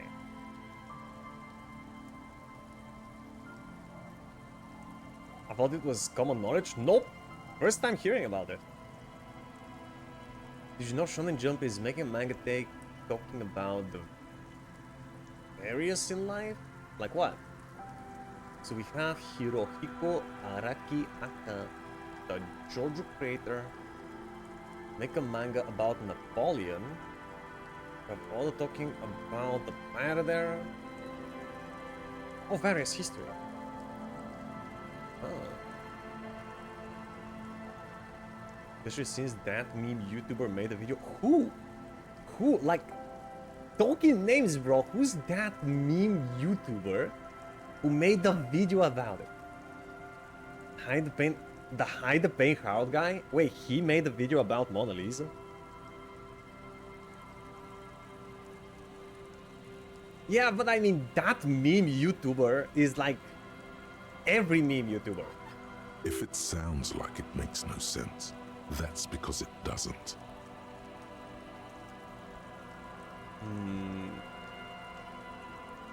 Mixing oil paintings and breasts to make ads isn't high art, it's just cynical wankery. Ooh, I love this. Cynical wankery. I didn't know wankery was a word. That's a high concept, I have no idea what it means. Nah, mixing high and low. Modifying culture, that is extremely my shit. Well, you know, sex sells. That's the first rule of advertising. It is, it's true. Maybe, but Still tired. Yeah, actually, you're right. Let the market sort it out. No need for me to regulate this stuff. It is tired, Maybe isn't you're it? right. Who knows? Everything is Maybe we boobs. were behind the curve. How many We were boobs fucking rich, though. That can you much see I in your know. life before you're getting sick of them? What was the name of your... Yeah, what's up with the tracksuit? What? You've never seen 100% Lycra before? Go on. Feel that primo material. Oh, he lets me touch it? Bro, I've been talking to hobos for 5 hours. Hey, they're interesting hobos. Pretty nice, huh? This might be one of the last of its kind. Should probably be in a Hey, Ivor. museum, honestly. Cynical wanker. Yeah, that's one of the most British phrases I've ever heard. Cynical wanker. Tracksuit? What's up, Marvel? What do you call it? What's it called? We call this Anzug in Bulgaria. It's an Anzug. I believe they call it the same thing in Germany. Anzug? Yes? Ja. Natürlich. Might be one of the last of its kind. Should probably be in a museum. Wow. True, motherfucker. Good Anzug? God, it's nearly impossible to describe how dirty this texture is. It's like rubbing two jellyfish skins together. You feel about 15% less human for having touched it. Ew. Randomized trials have also found Lycra, TM, to be associated with a number of exotic, highly malignant cancers, so you also have that to look forward to.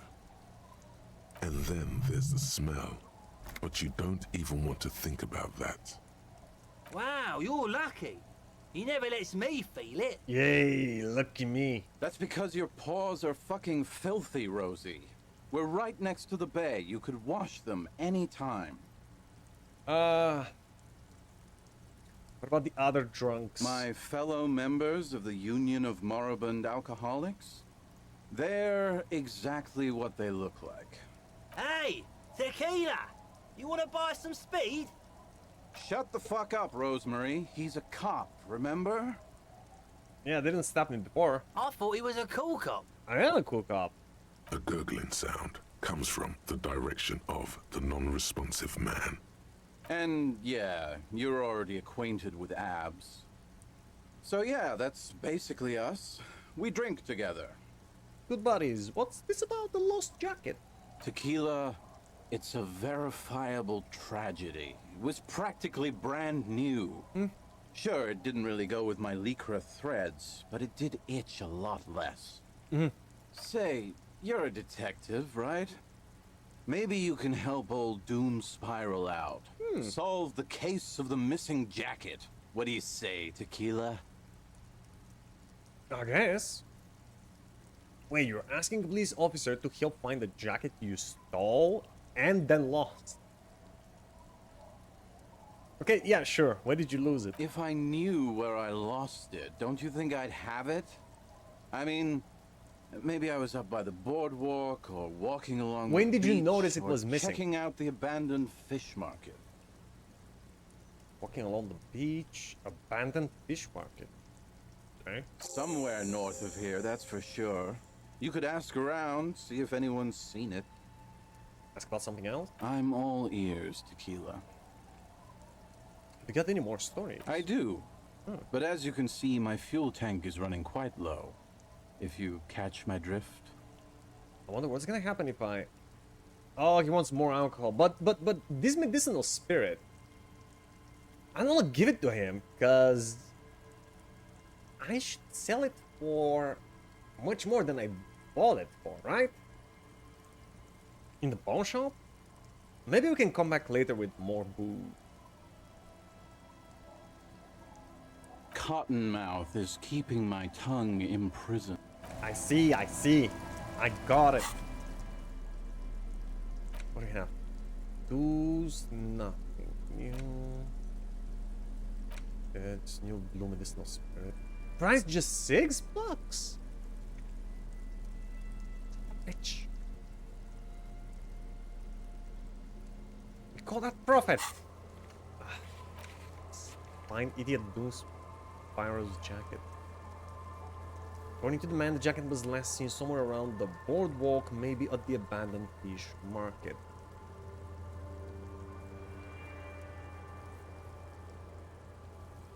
Gotta get some E to drop? What's the E? I can barely remember these 3 upstanding citizens. How could you not remember them? I mean, there are not so many NPCs in this game, right?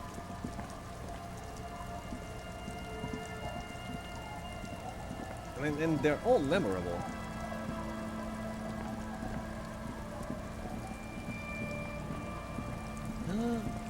Kids! The bane of our society. Let's go talk to them.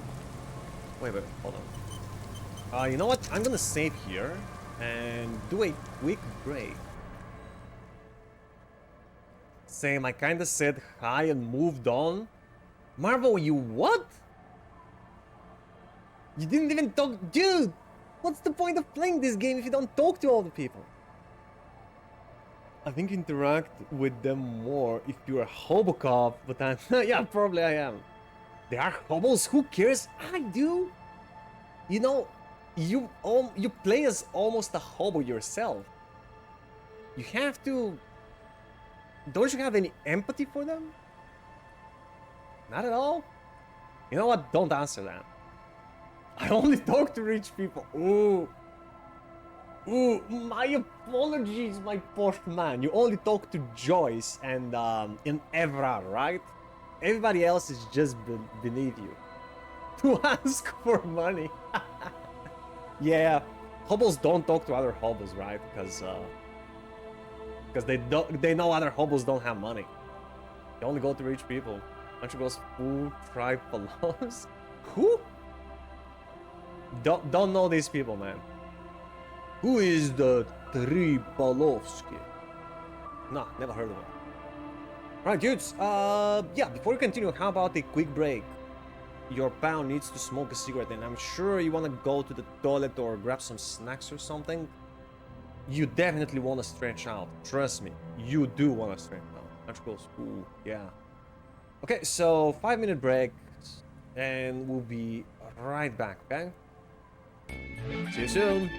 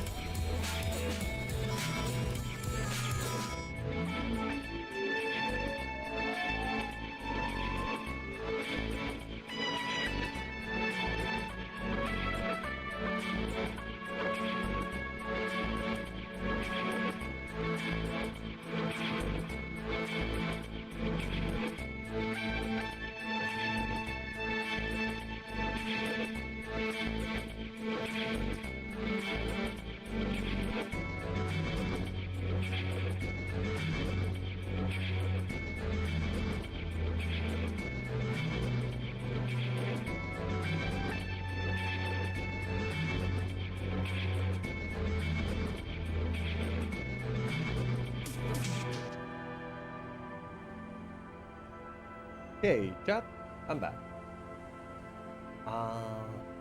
Smoking's battery. I know. I might have misspelled it. Tripolowski. Yeah, I still have no idea what that is. Or who that is.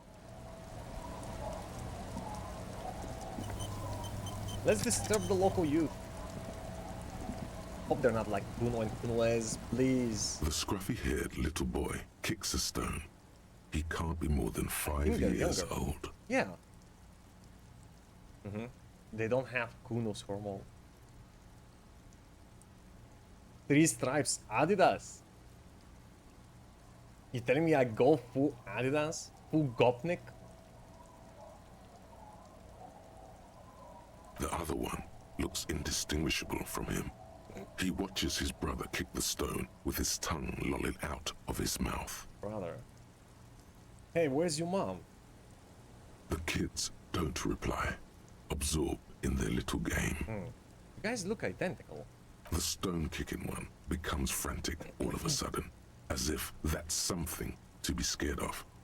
The obvious fact that you just stated. He looks just like me. Yeah, I said that. The boy doesn't answer. His brother throws another rock.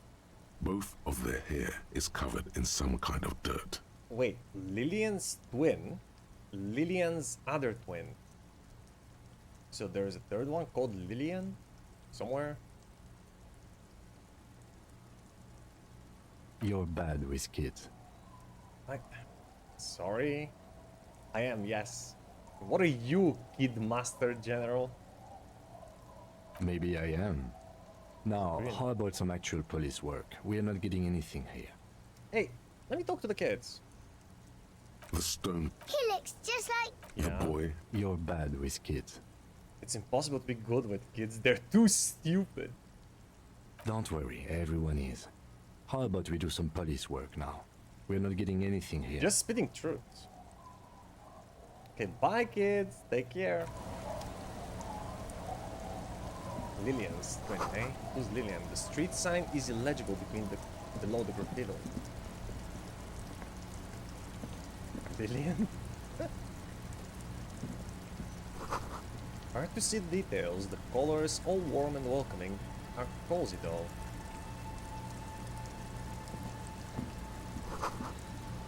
Flower to where nothing really grows. Maybe in spring. Right, so we can whoop things.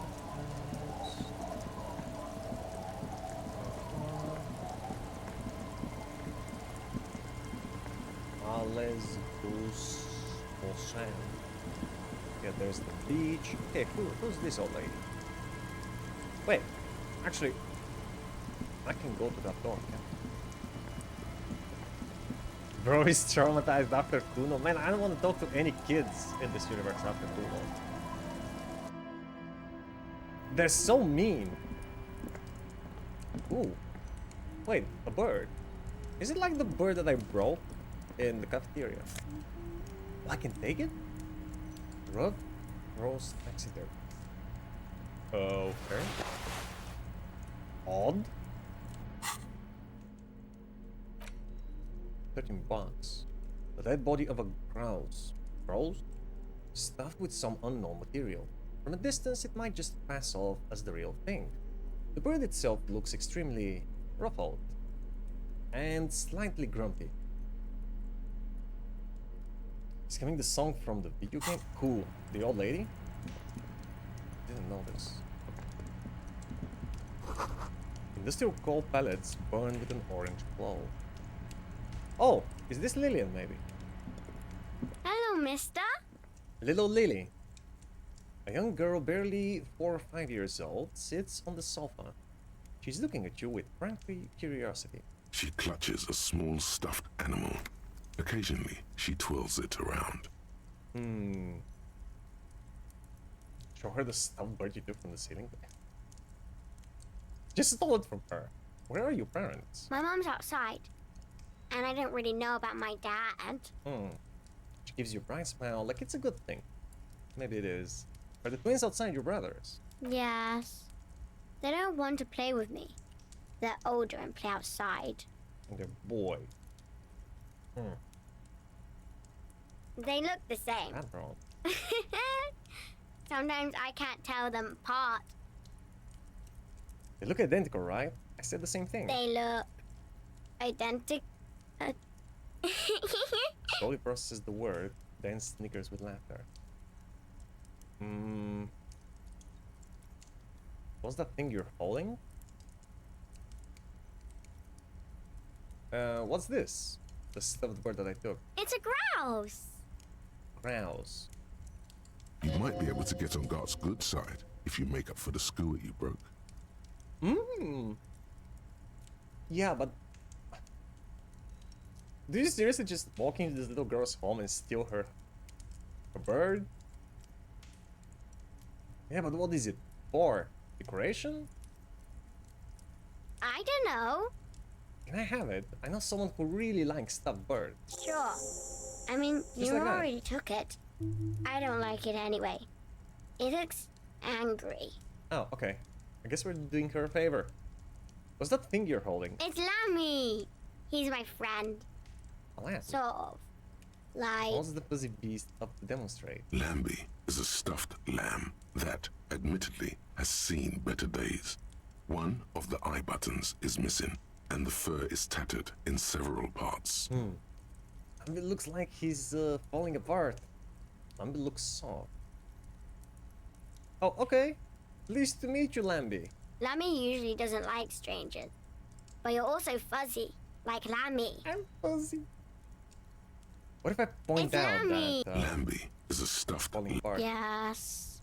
Lammy has lived a long life. Lammy was a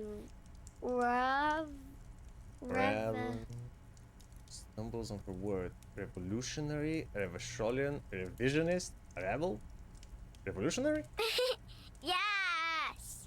Lammy was a Revolutionary. Bye! Lambi.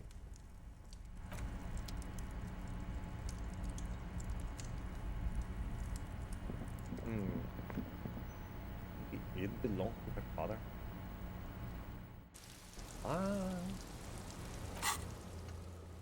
Take the stuffed bird to Gar.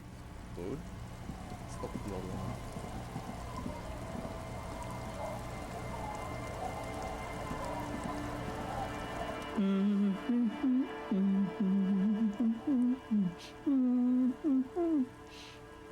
Is that the main theme?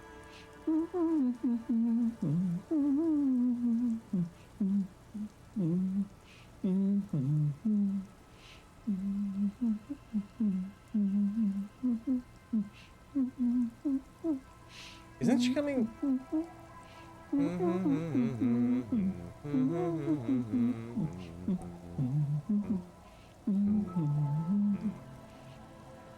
I think she's singing the same melody, by the way. The kid inside. I didn't hear her at all. The kid inside.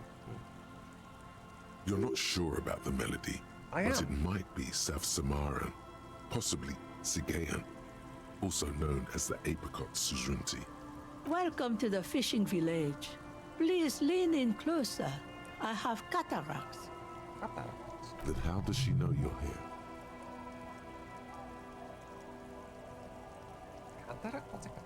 If you can't see, then how did you know I was here? Probably heard me? I still have a golden ear. Come, come. She beckons you toward her. Oh, welcome, police officer. We don't cause any trouble around here. And we don't want any trouble either. We are not here to cause any trouble, madame. What he said, we're cops. We don't cause trouble, we take care of trouble. We're cops, we're hellraisers. Click, click, bang, bang. Oh, of course. Last time we saw you around here was 12 years ago. You also came to take care of trouble then. Wish you did. What But do you still, mean there in have been Martinez, cops you're here considered an for ill 12 omen. years? Yeah, I can see why. Because of the union, right? Wait, I've been here before. Or was she talking about me specifically? No, not you personally. I meant the RCM. Some of the men got into a fight. One of them killed another, locked himself in that woodshed over there. He was brooding, needed some help opening the door. You got it open for him and took him to think about what he'd done in a more secluded place, somewhere more quiet. She says it as if he was on some kind of spiritual retreat. What kind of an ill omen are we talking about? Oh, the usual. Dark tidings, black hound. The usual. Maybe for you, lady. I am an ill omen, alright? If I'm considered an ill omen, why hasn't anyone told me that? Maybe they are afraid. Why? Because you're an ill omen.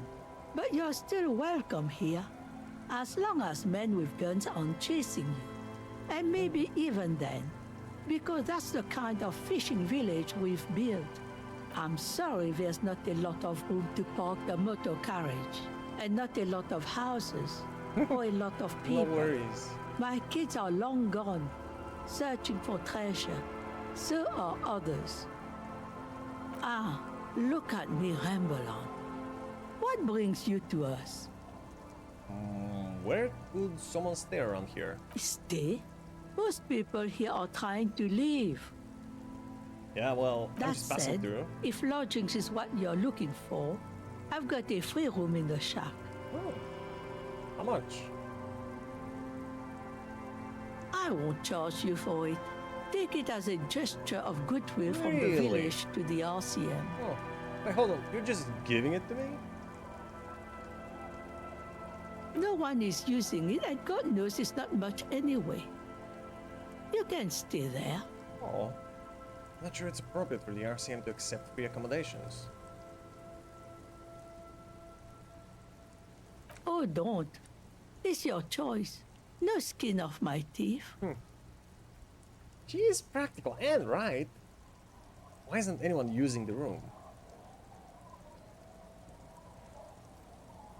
Get yourself a tenant. Get keys to your new home. Yeah, why isn't anyone using it though? My kids grew up and left like they do. The house is long empty now. I live in the small side attachment. It's easier and cheaper to keep warm. One more time. I can just have it. Aye. The room is pretty bare bones, but it's got a bed and roof over it. That's all I That's need. more than some folks have around here. It would help me stay in touch with the proletariat. No, this could be the first chapter of my rags to riches memoir. Now, this is real Eversolian hospitality. That guard must be half-kipped or something. Unfortunate that incremental development hasn't elevated this neighborhood yet. I see potential here. I don't need much. This sounds just fine. An uncomplicated man. I take it that means you're interested. It's tautology, ma'am. I'm a man, hence I'm uncomplicated. Period. You got yourself a tenant. Don't make an old woman regret opening her house to the police. Give Pierce from under her apron. She hands it to you. Well, if you are not in the hostel in the morning, I'll know where to find you. Here, in a shack. Okay. What is in this fishing village? Just us. It's barely a village anymore. We almost don't exist. do you This mean? is pretty much a non-place. A gap. A blank spot on the map. Just a cluster of nameless shacks on a nameless street. Fisherman shacks. Lowe's Arway. This is like a swing? That must be the bridge. Has to be some sort of cafeteria over here, but I didn't see any. Yeah, the map isn't exactly right. This is what it was supposed to look like.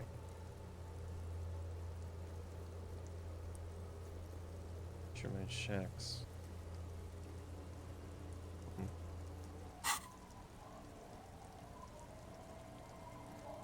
The place is so pornographically poor, it's not even funny.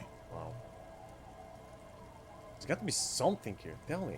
Who else lives in this village? Well, there's Lillian and her kids. A few new folks live in the house to the east. Yeah, so that wasn't Lillian. But they are that was away Lily. right now. And then there's the drunks. Not a pretty sight, but there's little we can do about it. Home is home, even for them. Oh yeah, I met a couple of drinks here. I'm sure you did. Nature keeps them in rotation. A new face pops up every now and then an old one disappears and is forgotten. This is who we are. There's gotta be something here. Over there, you can find more of the same. Shacks and trees growing wild. That's the pox. The box? Between here and Jamrock, a dusty sea of old trees, all covered in industrial soot. Small houses under them, an overgrown park. Box, what is that? An old military hospital and its surroundings. Or it used to be, during the time of the suzerain. After the war, it was turned into a goodwill hospital for shell-shock veterans and folks looking for some quiet in the old sanatorium gardens. Now the area is crisscrossed with nameless streets and makeshift cinder block houses, shacks as far as the eye can see. And what happened to the hospital? The goodwill ran out. The staff left and the place was shut down. It's long gone by now. Is there a way to make a little money around here? Here, for you? No, officer. The only money we have here is some coins the drunks tried hiding from their women and then forgot about. Under carts, boats, in little boxes, it's not hard to find. Yeah, I'm experienced in that area. This place is pornographically poor. The lack of wealth is the one thing we've got in abundance. It's massacred. Riddles. Fits with the general ambiance here. Aye.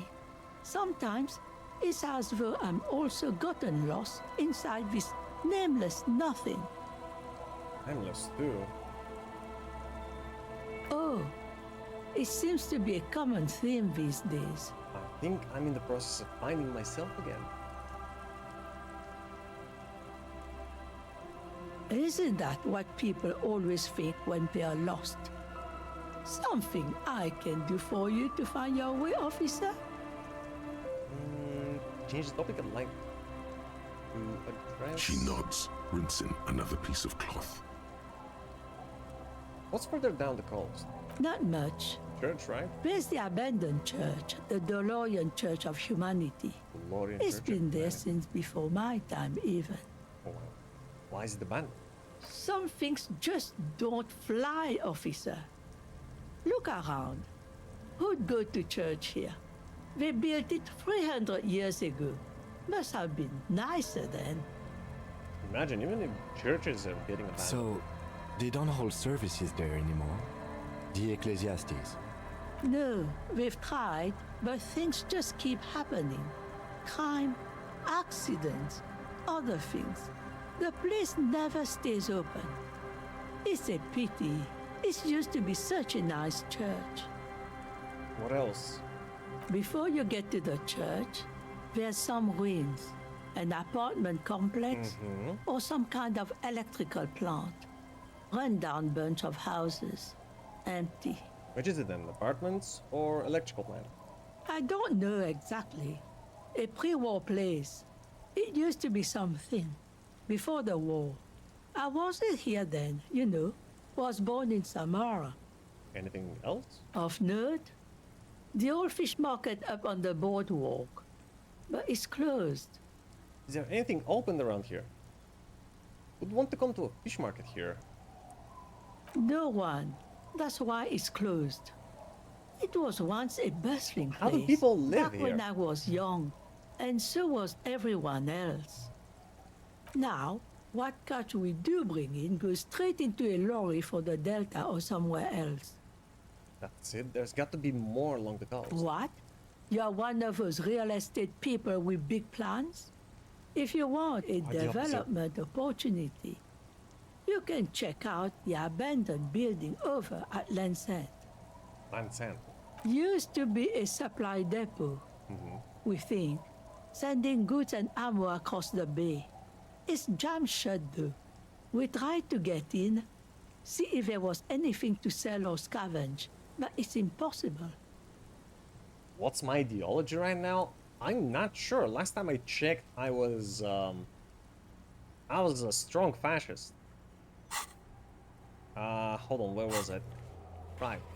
What do we have? Sorry Cop 13. Fascist 13. Good Cop, Bad Cop 15. Yeah, so I'm a sorry fascist.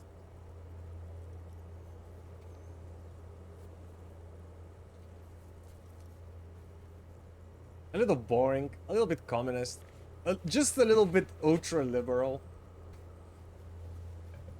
See, you know, I'm a fascist, but I apologize for it.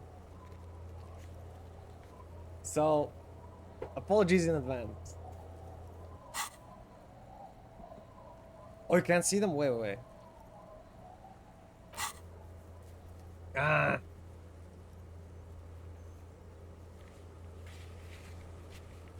There you go.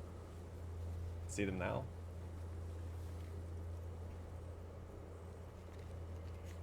Yeah, those are the stats.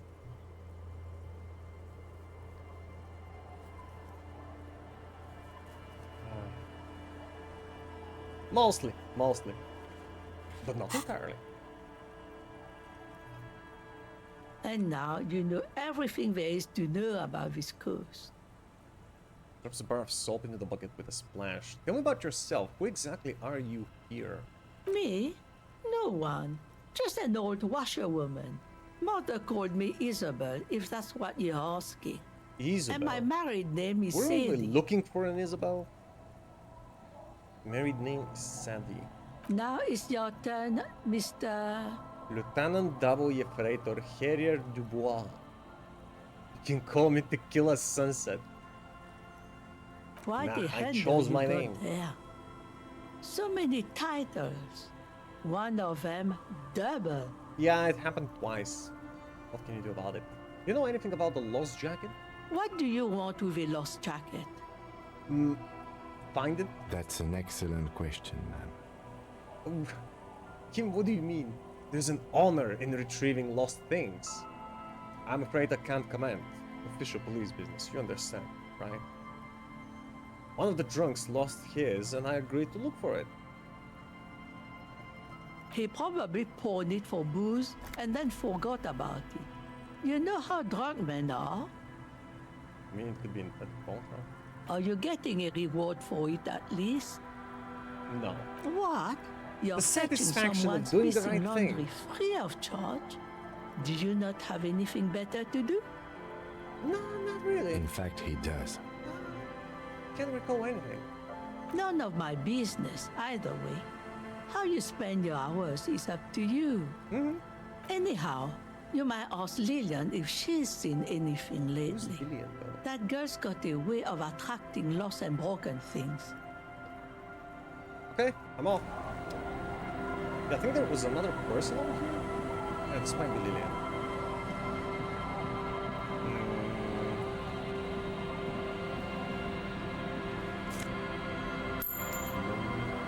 Money. You see the house from this side. You can't see it. The door has seen better days. The layer of paint has started to peel off due to the salt and wind from the sea. Even the lock looks slightly rusted. Yeah, I did get a key, right? Unlock it. I'll wait outside to give you some time and privacy to check out your new living arrangements. But just so you know, after we are done with the day, I'll still be staying in the whirling in rags for the night. Okay. We'll meet in front of the shack in the morning. Okay. The key turns with a satisfying click. You can enter the shack now.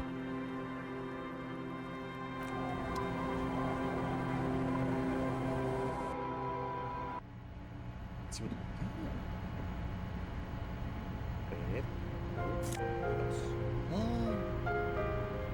Corrosive jacket.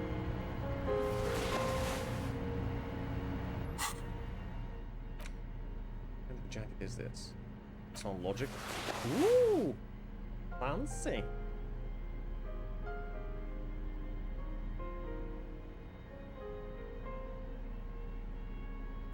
I need a new hat. I don't quite see it with this one.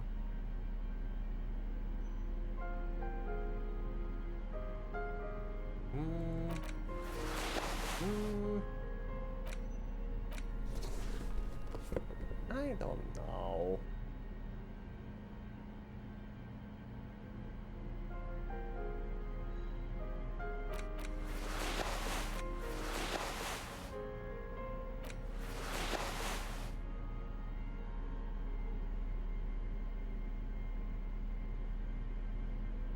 It's fine, this is fine. And then the person. What are you? An old mirror hangs on the wall. You see the reflection of your face in it. It's still locked. The expression. Its key points into electrochemistry to open this white check. Ah, okay. Let the mirror be. You see the waves, the sea, a church. The water reflects back a vague image of your face. Nose bulbous and red. Hair unkempt. Wait, wrinkles you see lining a the bowl eyes of and forehead. The stash is gigantic. A rough soap and next to it a small hand mirror. Straight razor soaks inside the wash basin. A fresh start looms ahead. Clean yourself up and be born anew. Can you see your stats real quick? Sure. Wait, you mean my skills?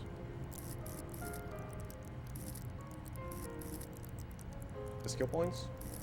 This is how they are. We started as an intellectual. Had most points in intellect and second in motorics. And yeah, this is what we have.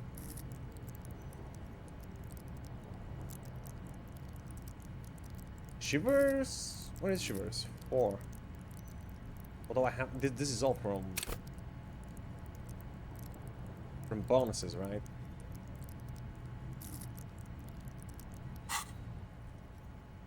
Hand-eye coordination. Time to shave. Huh? Huh? Time to shave, you say? He meant to say it's time to save, but he said it in a Sean Connery accent. That's why Shivers isn't talking much.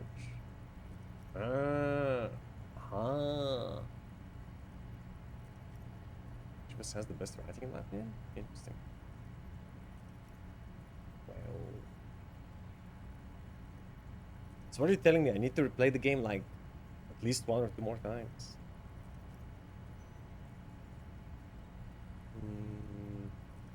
I guess I can increase coordination, right?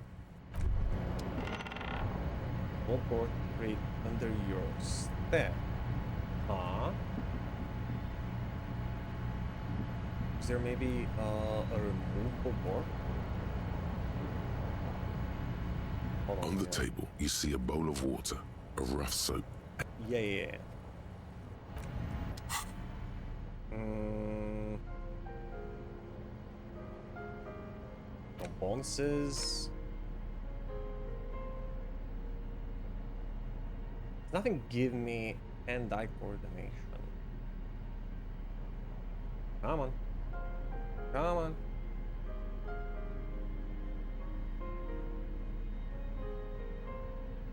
Come on. Nope. I guess 72% is good.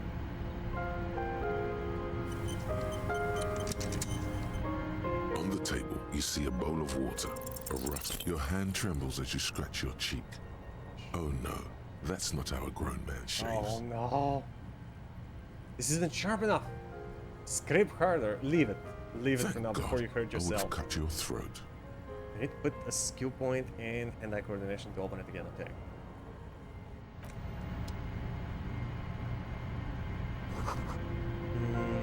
old science fiction magazines, books about bird watching. Almanac from 39.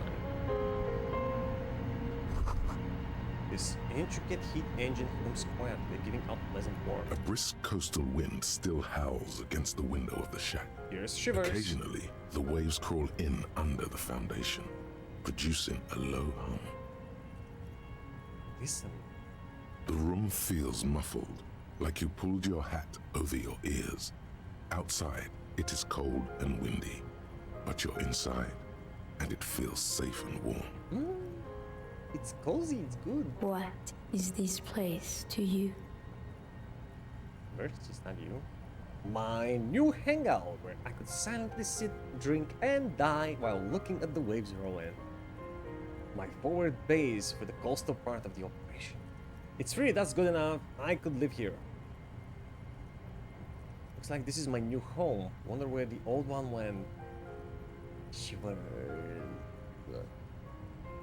My forward base for the coastal part of the operation. Of course. Overhead, you hear the forlorn shriek of seagulls. Far below the birds, a wooden boardwalk filled with abandoned stands, tables and benches, echoes from a long-lost time. A middle-aged man stands in a rundown shack on the edge of a fishing village, listening to the heater hum on the wall. Thank you, strange sensation, for a fair assessment of the current situation. Outside, the howl of the wind has picked up. The waves crash against the stilts again. It's as if you think the thought, but in someone else's voice. Look under the floorboards. I do what? Using a thermodynamic expander condenser cycle. Nice. Come again? But look under the floorboard. Where?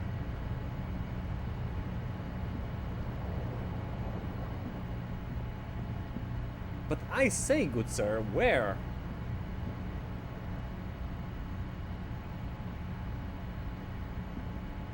Is my new bed? The bed is comforting, if a bit run down. Still, you've earned a rest. No time to rest yet.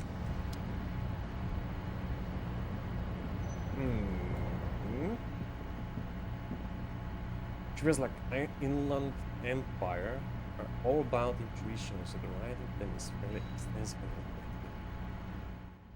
and abstract. Inside you hear the cozy sound of some kind of heater sputtering. They told me to look under the board, but which one and how? Maybe I should go inside.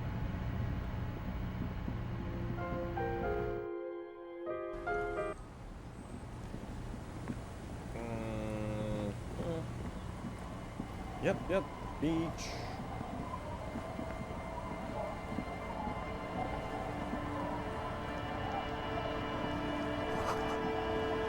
What are these doing in the fish? What are these? Oh! Boots! Franco-Nigerian cavalry boots. Huh. Take them.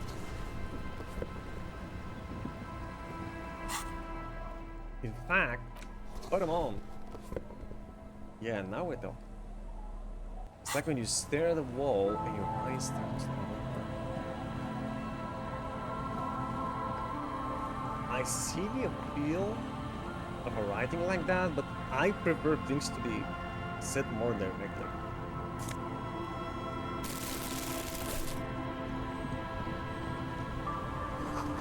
It's both floating freely in the water. Blanks Creek beneath your weight. Please don't fall, please don't fall, please don't. The ladder leads to a school of fish swimming in the kelp.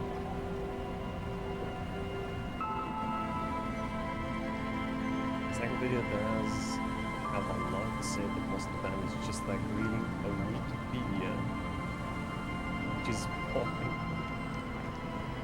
Even encyclopedia and logic don't give me a straight answer right away.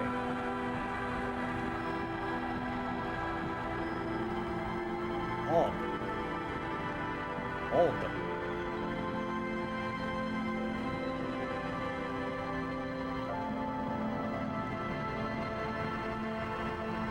Hi, Lillian? Hi, officer. The nitpicker. A woman in a raincoat stands on the quay, considering an overturned boat. A sword in a scabbard hangs from her hip. Anything I can help you with? That depends. Where are we exactly?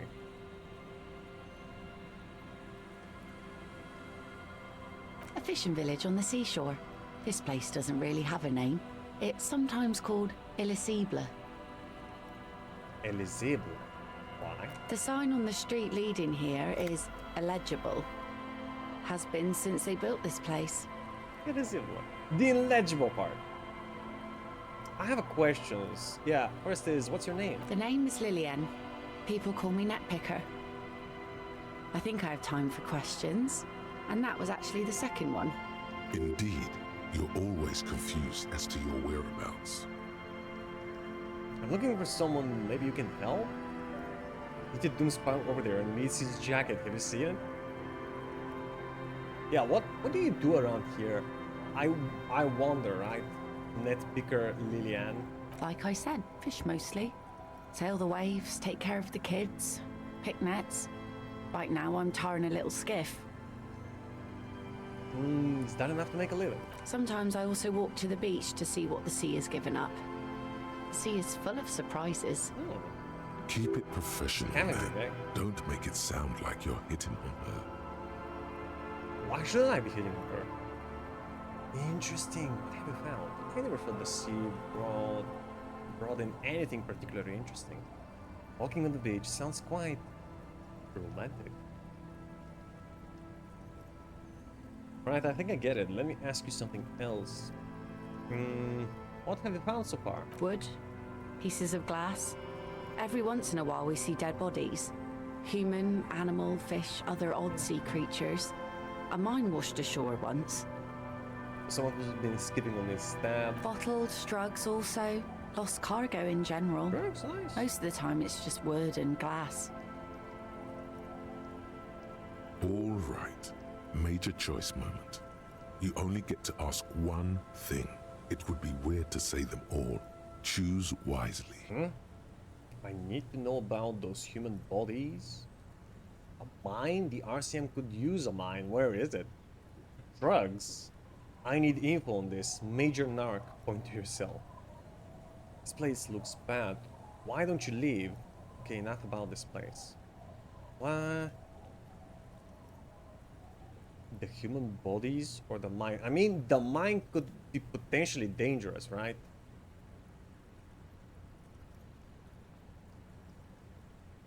Nothing I can do about the bodies, but about this mine? Well, the RCM has to wait for another one, because some army folks came by, took it in the middle of the bay and blew it up. The blast was surprisingly timid for such a huge spiky thing. Spiky? Must have been a naval contact mine. I'm looking for someone. Maybe you can help. Let's see. Who are you looking for?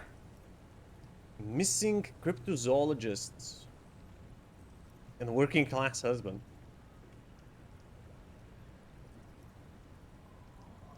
Yeah, I'm not really looking for that anymore. Not much into the middle class ones either. Ah, girl. Could do with some It's a missing landed person gentry, issue. but apparently they don't make those anymore. Landed gentry. What is this? The husband isn't for me. I'm looking for him for his wife. Wish I could help you with that, but I haven't seen your working class husband. Maybe I can help you find someone else. A missing cryptozoologist? I don't think I know what these are. Care to elaborate? Can't blame you. People who look for imaginary animals. People who look for animals who are hard to find. People who look for animals mainstream scientists deny exist. I mean, all of these are true. Aha! Like snowmen.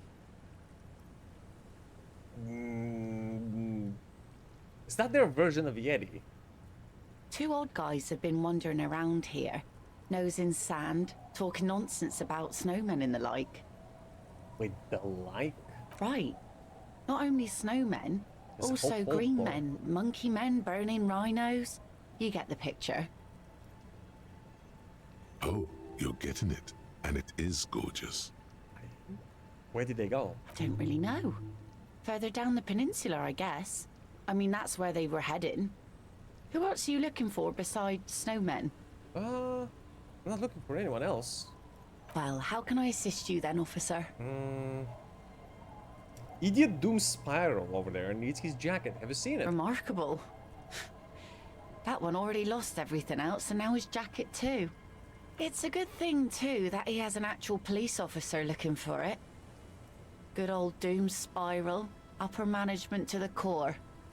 That's odd. Is she actually impressed?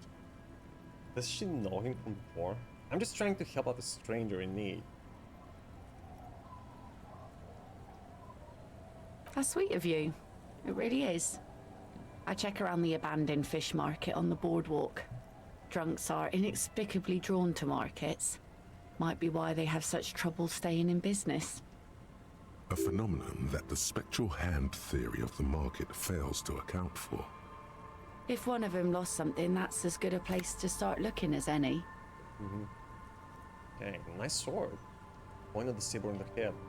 Does it come with a story?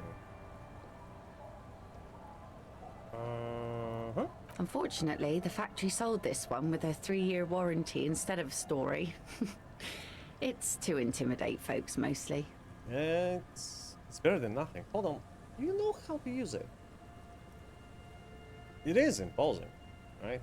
It's a regular mass-produced sword, like a shovel or an axe. Nothing fancy, just for intimidation. Why do you need intimidation tactics? From time to time, people need a lesson in respect. That's just the way it is. Back in the day, I caught the eyes of many men. And believe me, men need a lesson in manners from time to time. Can I borrow that sword? What the? Yeah, where are all the men? Why don't more women arm themselves if it's so effective? What makes you think we haven't? The truth is that almost everyone in this life is scared and tired and stupid and too dull for that. That goes for men too. But they put on an act for us. Pretend like everything's good and living in shit doesn't bother them. Like anyone falls for that. Behold, point to the expression on your face. I'm a proper man, believe me.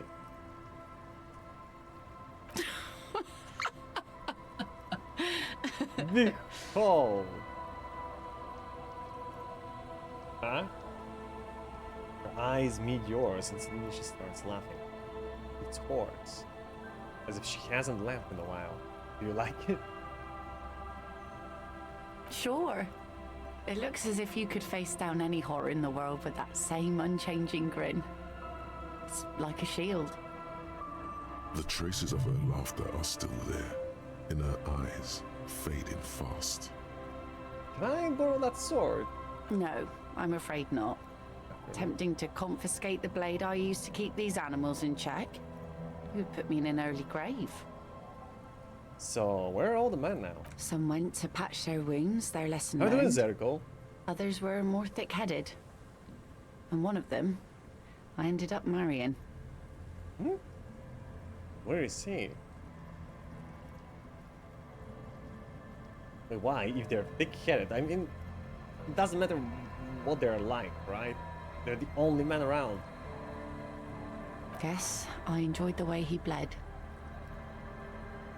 Their expression doesn't change. It's hard to say if it's a joke. If it is, then why the melancholy? Where is your husband now? Come. Come? Coward! I would never leave anyone. He disappeared. Sounds like a missing person case.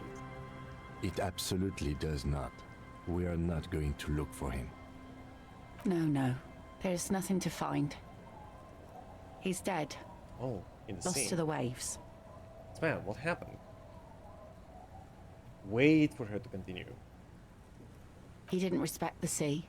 Went out there drunk like a skunk, and sure enough, one day the boat was found floating empty. The bloated corpse turned up 2 weeks later. He was going in there drunk. Now, was before asking you for it, tell man. me how sorry you are for my loss, know that it was 4 years ago, and I've moved on. There's only so much mourning you can do for a drunk with sinewy muscles. Yeah, death is nothing. I shit on that. You should have thrown yourself in the waves after him, not sagely. Time really is the best cure for sorrow, isn't it? It's here to let go and move on. Gotta keep the wheel spinning. Us working folk don't have the luxury to be bedsick with melancholy.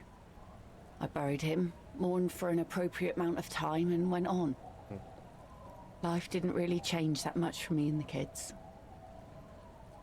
She glances at the village where 2 little kids are playing with what looked like rock. This is neither a touchy nor a very interesting topic for her. Yeah. She looks like just she's doesn't ready care to go anymore. on a date with another, better drunk. Ask her. Both of you could need some action. I don't think I should. Kim's presence makes it awkward.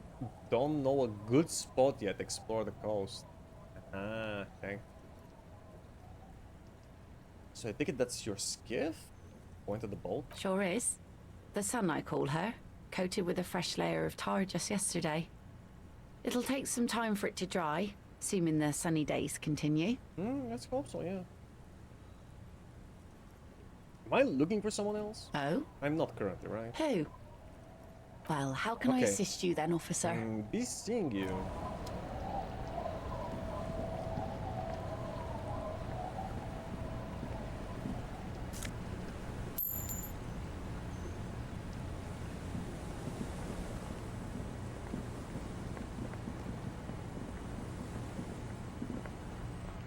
Just make sure that there's nothing else on the feed. Right? Yeah.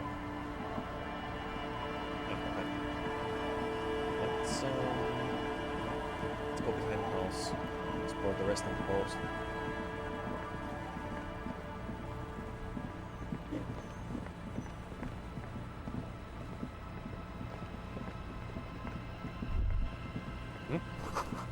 Little black swallow circles above you.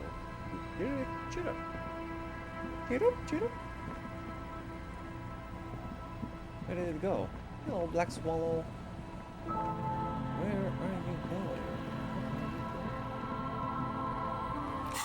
And what is this map?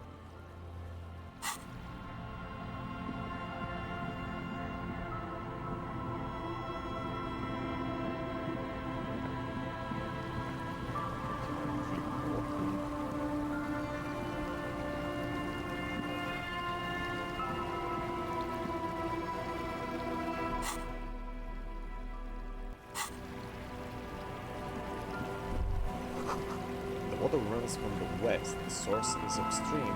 Go right. Well, you can cross this little puddle of water.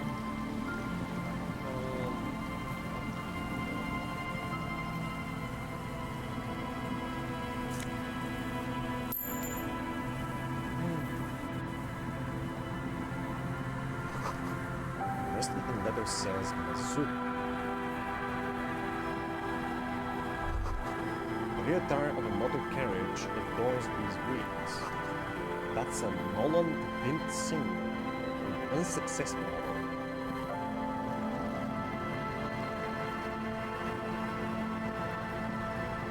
And so...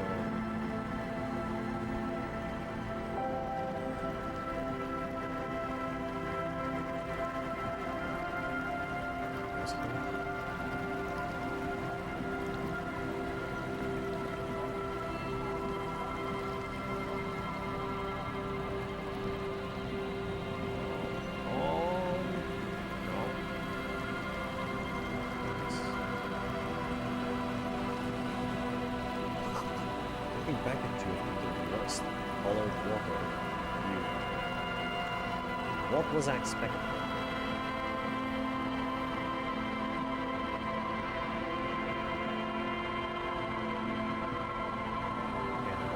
all the way to the left on top of this wooden platform. Now, where's the...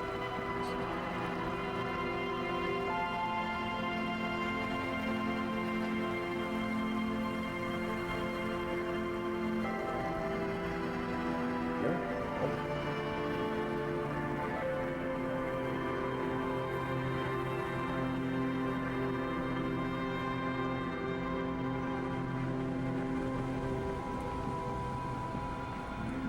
Is this still part of the village?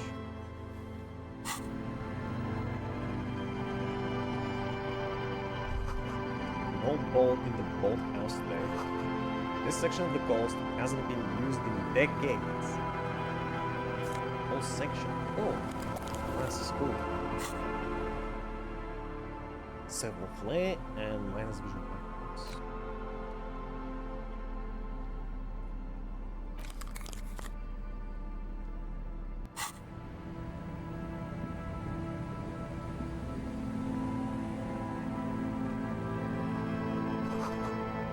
The boathouse is shoddily constructed, so one breeze might blow it over.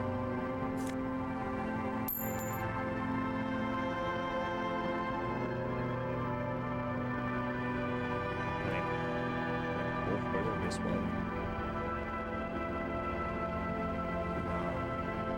Again.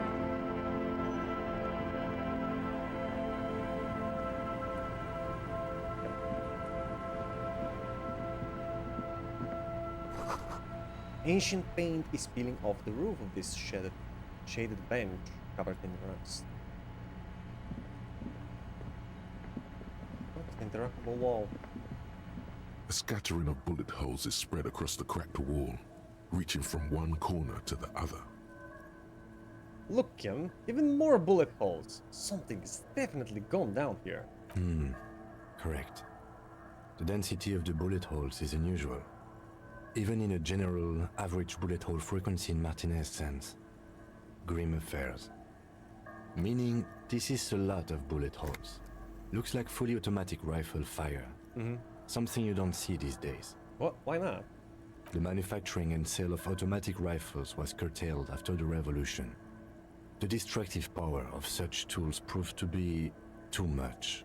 We do need to retain some humanity in this world. Let's see how we can increase the calculus. One bullet holes in plaza, bullet holes in the backyard, and know about the revolution, I guess. Visual calculus is -1 currently because of the sunglasses. Okay. Well, it gives us +1. What else? What else?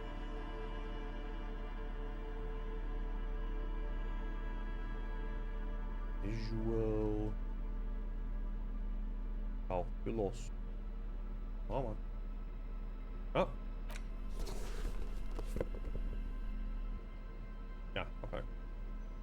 Exposure, save play. That's okay. From -1 +2. A scattering of bullet holes is spread across the cracked wall, reaching from one corner to the other. Why this many bullet holes? A row of ghostly shades stand facing the wall. There are many of them. A dozen at least. Their heads lowered and eyes blindfolded. It's quiet. No sound. No movement. 10 meters away, other shades are lined up in an orderly manner. Automatic rifles primed. A gust of wind blows by. The coats of the firing squad flap slowly in the breeze. A single person stands on the side. The sun blazes high up in the sky, baking the planks, the sand, your skin. The order was carried out in the afternoon. A long time has passed since the moment of this fusillading. Rain and brine have since washed all the blood away. Not a trace remains. What is this? The abundance of bullet holes leads to two options. Either an inordinate amount of executions were performed here, or they did not use a conscience round, where only one soldier has the loaded rifle. Looks like this was a mass execution with everyone fully armed. What do you mean? Did not use a conscience round? Where only one soldier has the loaded rifle? What's that? This was a mass execution with everyone fully armed. Look at the people against the wall. A host of men, probably in everyday clothes, ragged from the conflict and covered in dust. They were not sitting, a common practice for executions in some nations, as demonstrated by the height level of the bullet holes. They stand, facing the wall. It's impossible to discern any details about their personality or background. Look at the line of soldiers. 7 men in combat uniforms and dark coats, holding automatic rifles aimed at the people. Soldiers from some side, but from which one? So who is executing who? Look at the person standing on the side. The commandant, the one who gives the order. Machine gun fire crackling through the air, the lights of the muzzle flashes dancing on his face. Kim, who was who in this execution? I don't know. I don't know who died here, lined up beside that horrible wall. It could have been any of the parties involved in the revolution. Perhaps the ones executed here were the loyalist conservatives, killed by the communists at the start of the Civil War. Or it could have been the communists, put to death during the last stretch of the conflict by the coalition forces. It could even have been the employees of the failed R&D center down the coast, as their building was taken over by the revolutionaries. Or maybe...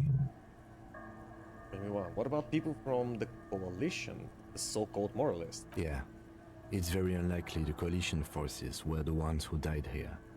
They were always the last ones against the wall.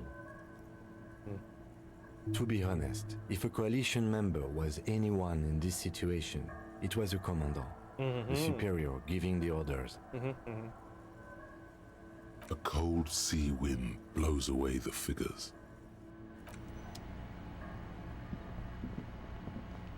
Damn coalition. The sign says entry interdite. And what does that say? All ticket taker booth no longer in operation.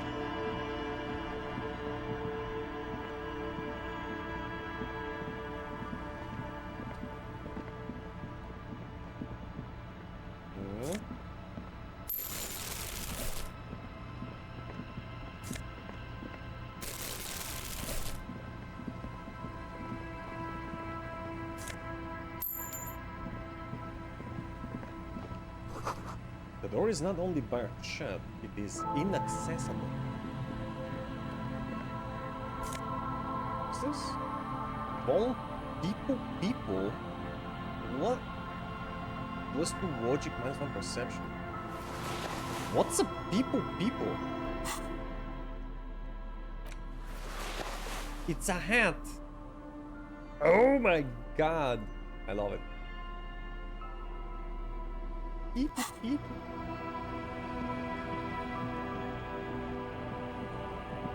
Is that all? Yeah.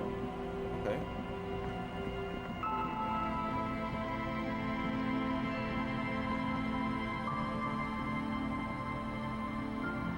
Go back. Can you kindly go back?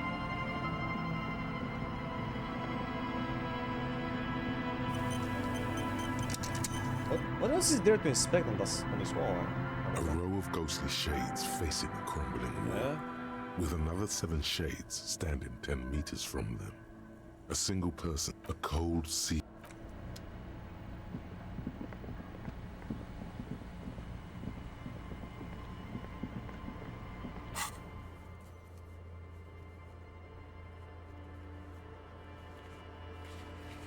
God, so bad.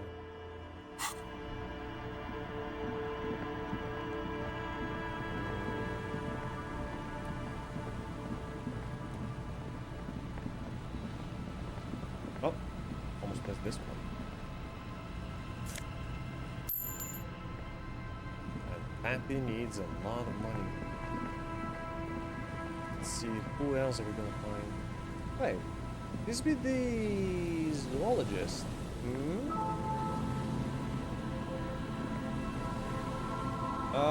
Good day, my good sir. Here we go. Yeah, Nice and easy. cryptozoologist. No Morel. way out, little guys. Not out of this jam. Wait, he actually found the bug? There's a cylinder on the ground in which the man is arranging some netting. It looks like some kind of trap. He notices you. Who's there? Oh, the police. Hello, officers. Oh, His Mr. Morel? self-conscious enthusiasm renders his movements ungainly. He looks like your understanding of a scientist. Is that the police? Why are the police here? Gary, the crypto fascist. Oh, I think we'll get along just fine. Don't worry, Gary. I'll handle it. Wait, if cryptozoologist is looking for animals that are so rare they're considered fictional, what is a crypto fascist doing? Is he looking for extreme fascists?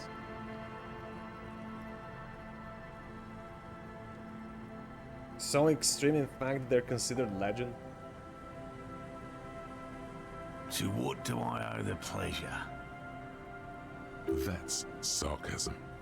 He takes no pleasure from your appearance. Yeah, no, I got it.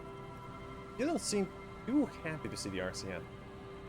Lena sent me, she's been really worried. Yeah, who around is, really? Lena sent me, she's been worried about you and is waiting for you to get back. Of course. Thank you for passing along the message. That damn water lock is broken, and we can't go all the way around the 881. The 881 is a raised motorway that separates Martinez from Jamrock.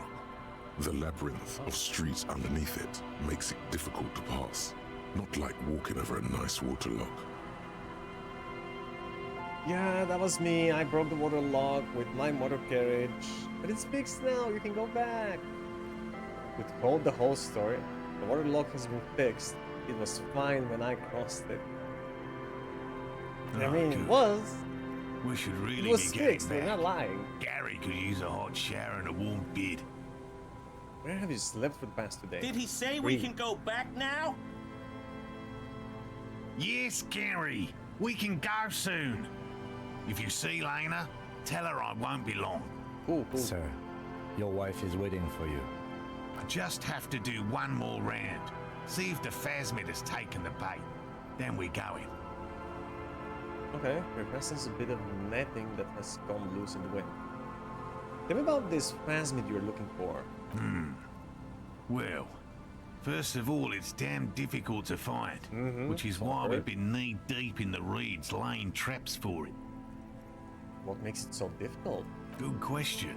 Being a phasmid of the order Phantasmodea, a ghost insect, it disguises itself as plant matter. In this case, the reeds. Looks like reeds, right? Awful lot of reeds around, aren't there? And I suspect it may have also developed other specialized techniques to protect itself from predators or scientists in our present case. What sort of specialized techniques is the phasmid using to hide itself? It's my hypothesis that it has evolved certain electrochemical defenses that allow it to interfere with animal perception, impeding pattern recognition, confusing the visual cortex. But I cannot describe how these defenses work, much less how they evolved, without studying a live specimen. A ghost insect, he said? These people are looking for a ghost. Great. I think he actually caught some, didn't he? Ghost insect, so you're a ghost hunter.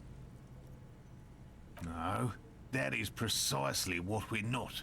We are zoological specialists, looking for an extant species of phasmid.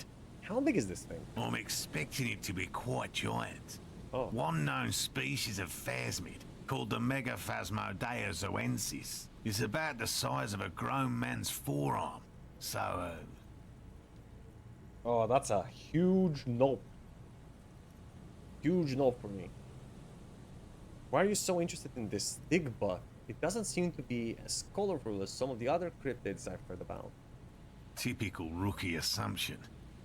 Insects are much more sophisticated creatures than those unversed in zoology give them credit for.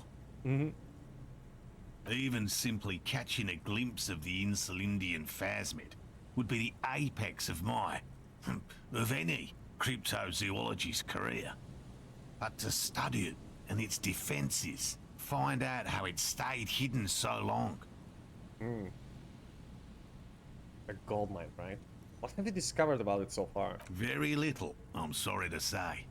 No one's ever captured a specimen, so all our information is based on first and third-hand accounts. So no one's ever found one? Not yet.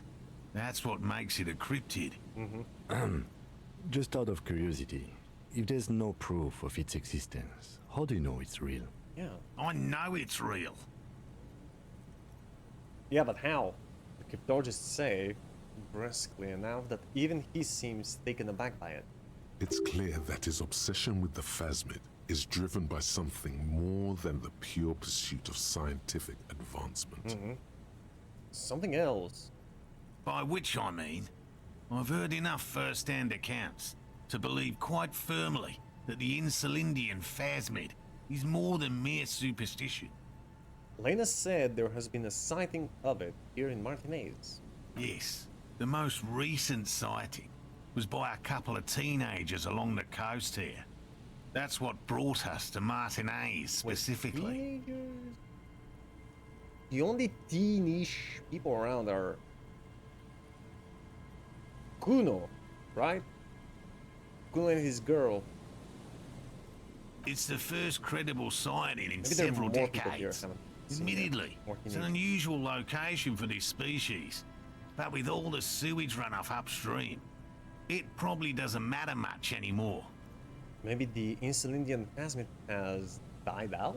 I have to resist the thought. Such an extraordinary creature is doubtlessly highly resilient.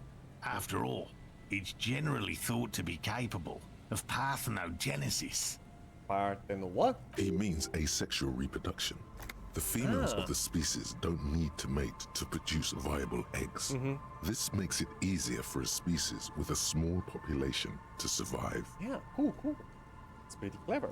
Females reproducing without males, a travesty, a crime against passion and common sense. This arouses no special feelings. Yeah, it's really clever. The Insulindian phasmid is a very clever insect. That's why it's so damn difficult to catch. But as a scientist, I'll try my best to remain dispassionate. Tell me more about the traps. Well, they may not look impressive, but Lena designed them quite cleverly, so I'm sure they'll do the trick. Lena designed them? Yes. He says with some pride. How do they work? Simple. Attracted by the locusts, the phasmid crawls down the funnel and, having eaten its fill, can get back out. At least, that's the intention.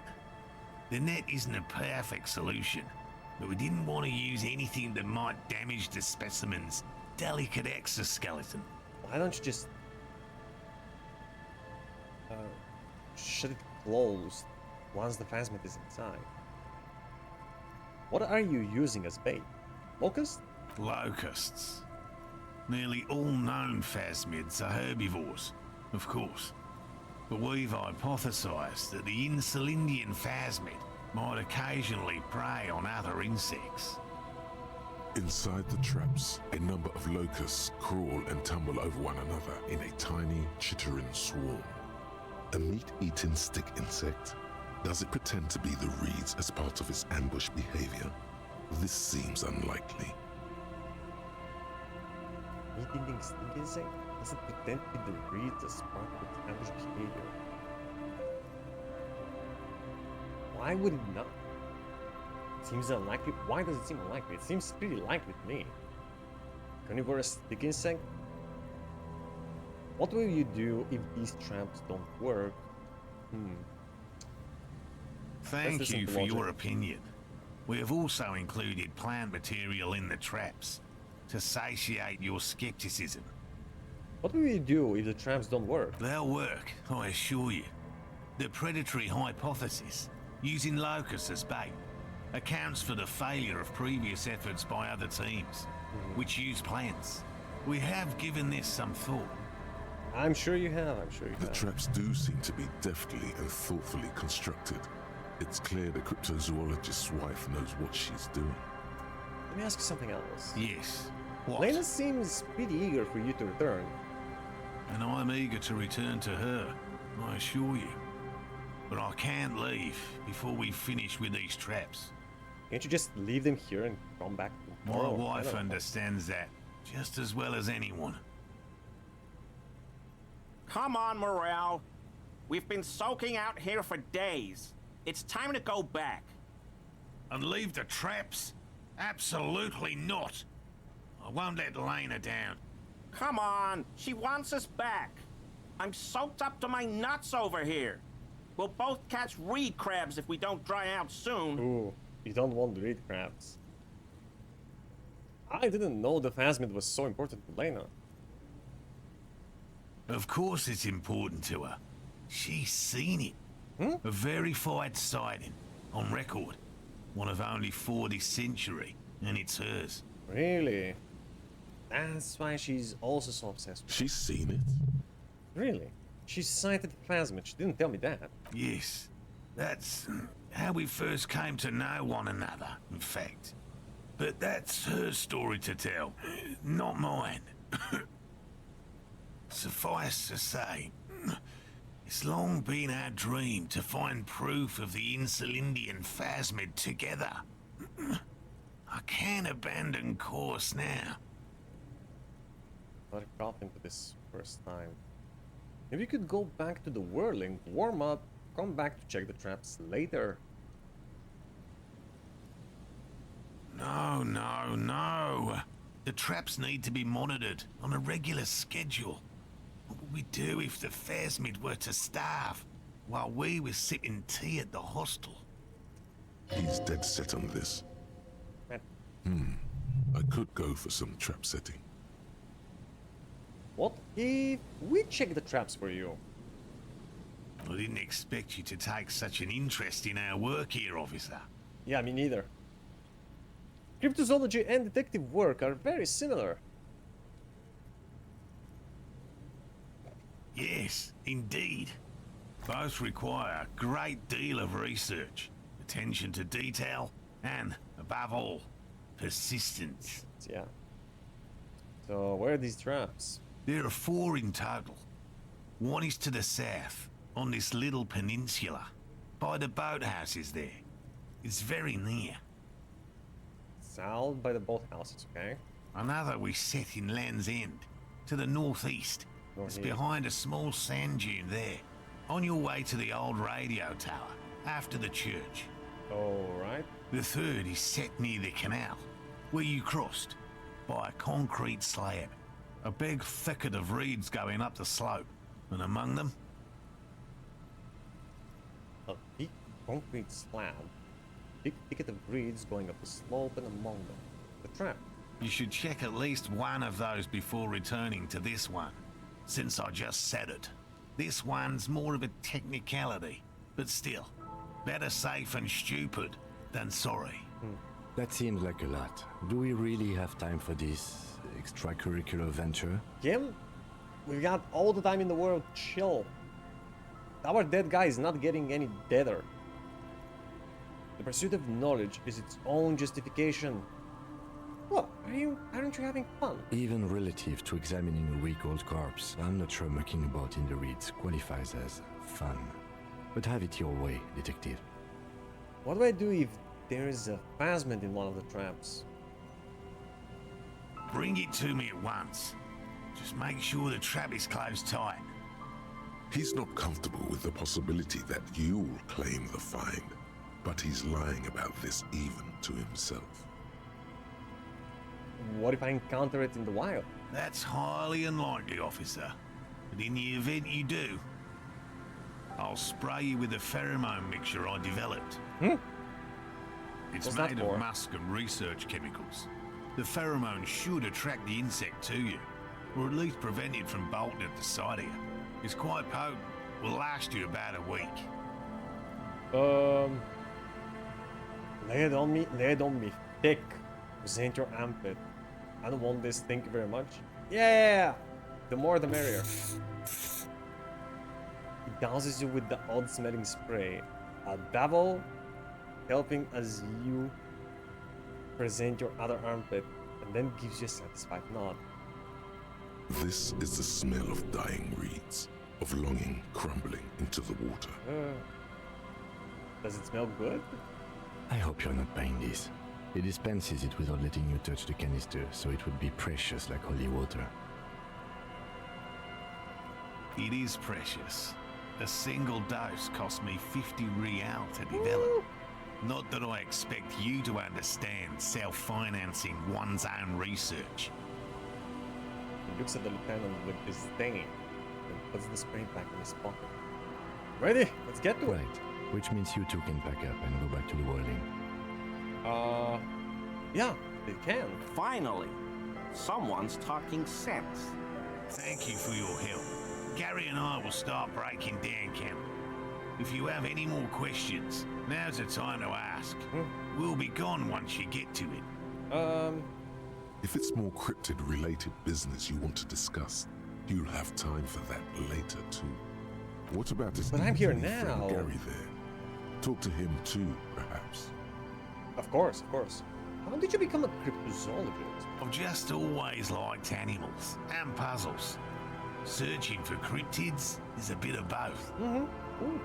So you're living your childhood dream out here. It's not child's play. Just because I have to traipse through the mud every so often. His eyes narrow.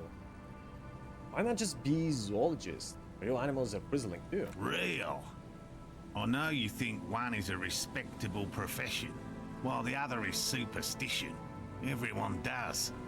I don't. It's a profession just like any other.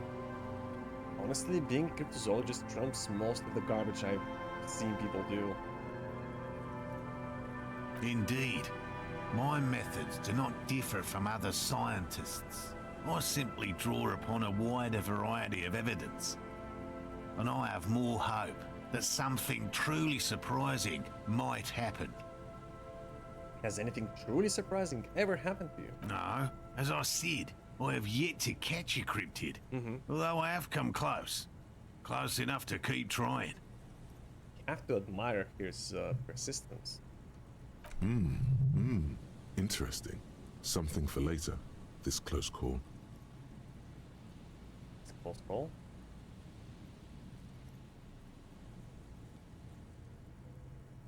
What kind of evidence do you use? Everything from forgotten regional lore to newspaper accounts, like the one that brought us here, to look for the phasmid. I keep a very open mind. He's interested in things that people believe that scientists don't. You think other scientists don't listen to ordinary people enough? Most establishment scientists only care about reputation and remuneration, not real research. And certainly not the truth. They're a cowardly lot. And both the field and basement archives can be dangerous places. So you have never discovered the cryptid? No. Very few cryptids are ever discovered.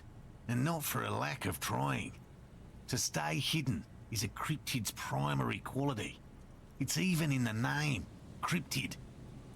So, how many cryptids have been found? Of the list of cryptids kept by the Cryptozoological Society of Chemney, which is 4,082 items long, about 2,000 have been confirmed as hoaxes.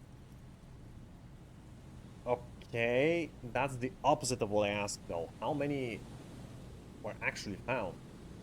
2 are categorized as confirmed discoveries. Only 2? The rest are in differing stages of discovery, refutation, and data collection. Yes, the Chateau Quan forest pygmy, who turned out to be an extinct species of primate. and a cave salamander from Grad, who is, honestly, quite unremarkable. It's in a zoo somewhere. We cryptozoologists are brutally honest with ourselves. More so even than the public. With cryptids, most cryptids are hoaxes or they are never found. That does not mean we should stop searching. Aspiring. 2 out of 4,000 is not even 1%. Not approvingly. Then the Insulindian phasmid will be the third. That's a small number. Indeed. If our expedition is successful, every paper in the world will report on it. From Revachol to Dushantu. It will be a zoological miracle. The hair on your arms stand up. Electricity. Sounds like reeds hissing. He has clearly done his math on this. There is no surprising him or swaying his opinion. I'm not trying to. I admire the guy. Thanks for explaining that. Now, about something else. Yes? Let's talk about specific cryptids. All right. What cryptids precisely? I usually discuss these things with specialists, so I don't know what. We would have to discuss. He wants to say, but decides against it. Since you've offered to help, you need to ask him about specific cryptids. Cryptids you've heard about from Lena or his friend Gary. He won't just talk. Which cryptids did you almost catch? You said before that you almost caught one? I know all about the kind green ape.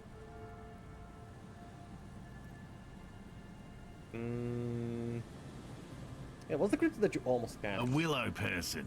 It's a long story. One non-specialist would find rather dull. Willow people?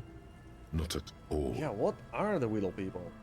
They're not people, really. Some argue they aren't really animals, as they seem to have evolved directly from trees. He says it in a self-explanatory, everyday manner. They're What do you very, mean? very thin, Trees. almost flat in fact, and can camouflage themselves easily, wrapping themselves around trees and blending in with the tree bark. In that way, they're not too dissimilar from the phasmid we're looking for here. Wait, so I may have seen these willow people without knowing it? You probably have. How did you almost catch a willow person? Gary and I painted an entire grove's worth of trees in slow-drying paints. It was a bright lavender colour. I was hoping one of the willow people would get paint on it and not be able to camouflage itself. After waiting in hiding for hours, I saw a figure slip from one of the trees, a lavender shadow, dashing through the grove. Oh, and then? I chased it with a net. Not very elegant. You can't be elegant in the field. And, well, it was faster than me. Oh, A man. lavender shadow. I know you think we were snacking on funny mushrooms. It's easier to mock someone than to admit that the world might be more interesting than you've imagined. Furthermore, I'm not saying it was a confirmed sighting. I'm painfully aware of what goes into verifying such things. There is a serious possibility that I saw a squirrel or a trick of the light. I am my own harshest critic. He makes it a real point here to sound falsifiable. And Lena's sighting of the phasmid. Is that... Confirmed. It's 100% verified and meets all the standards of an authentic cryptid sighting. Okay, I know all about kind green ape. I'm guessing you heard about it from Lena. The kind green ape is one of her favorites. We traveled to South Safra to look for it once. Gary and I got stuck in a rainstorm though, and had to spend most of our time there in a little village. The search was fabulously unsuccessful, but the people were very nice. I'm glad they didn't understand what Gary was saying about them. What was Gary? Oh, right. What? He's a fascist. South Safra?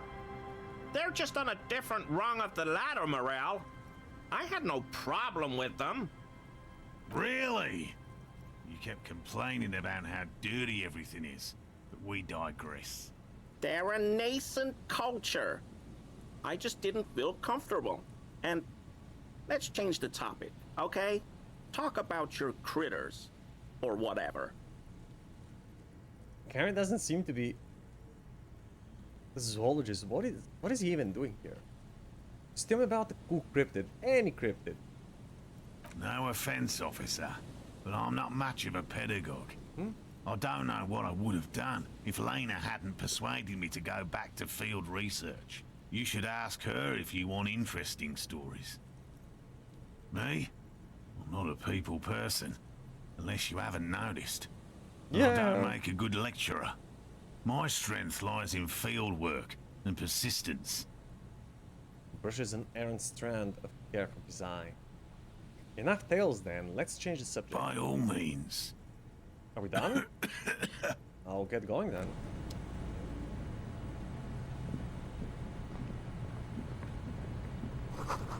Tiny cages, carefully constructed.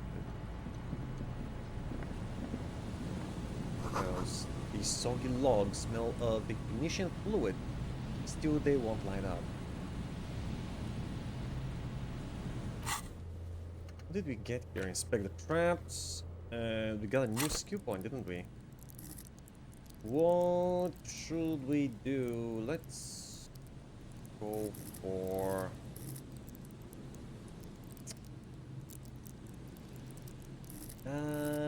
physical instrument. Yes.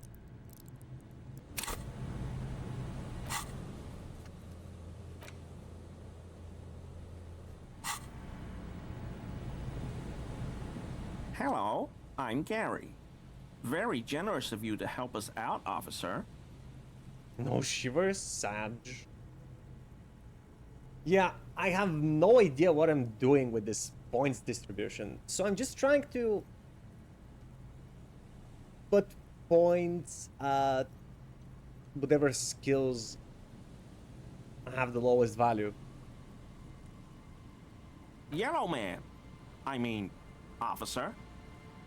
Why did he call me Yellow Man?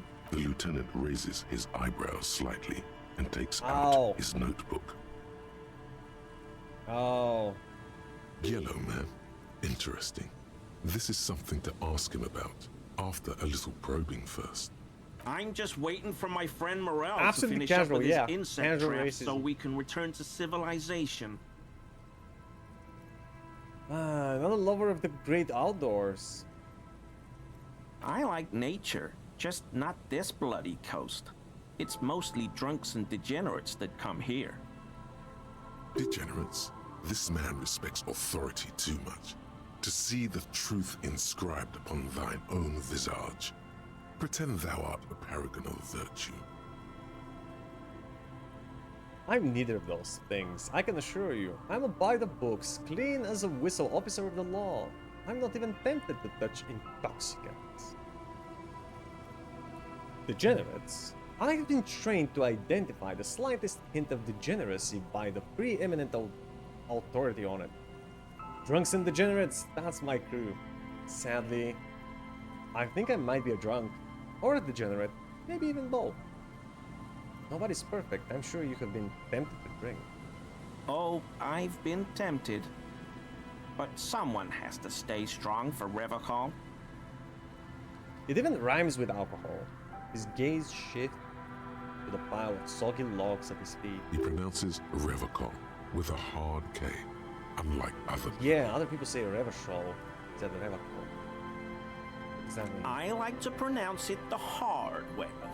The old hard way. Don't you mean the hard way? Old way, the Vespertine way. Revachol. The stupid way? Is it? He winks at you, trying to relay some hidden message, inviting you to mispronounce it too, perhaps. It's odd. It's a secret rite, a very fringe nationalist handshake, probably. Oh. Should I say it? Can I say it? Do you know anything about the man hanged behind the whirling rats? Is this your mug? Huh. Could this be the guy living in that apartment? You zoologists were surprised to see my colleague, Lieutenant Tsuragi. Not many sealites here, or anywhere, other than Sail. I meant no offense, truly. Do you remember how, when we met Measurehead and I said the next races will be a really good one? Yeah.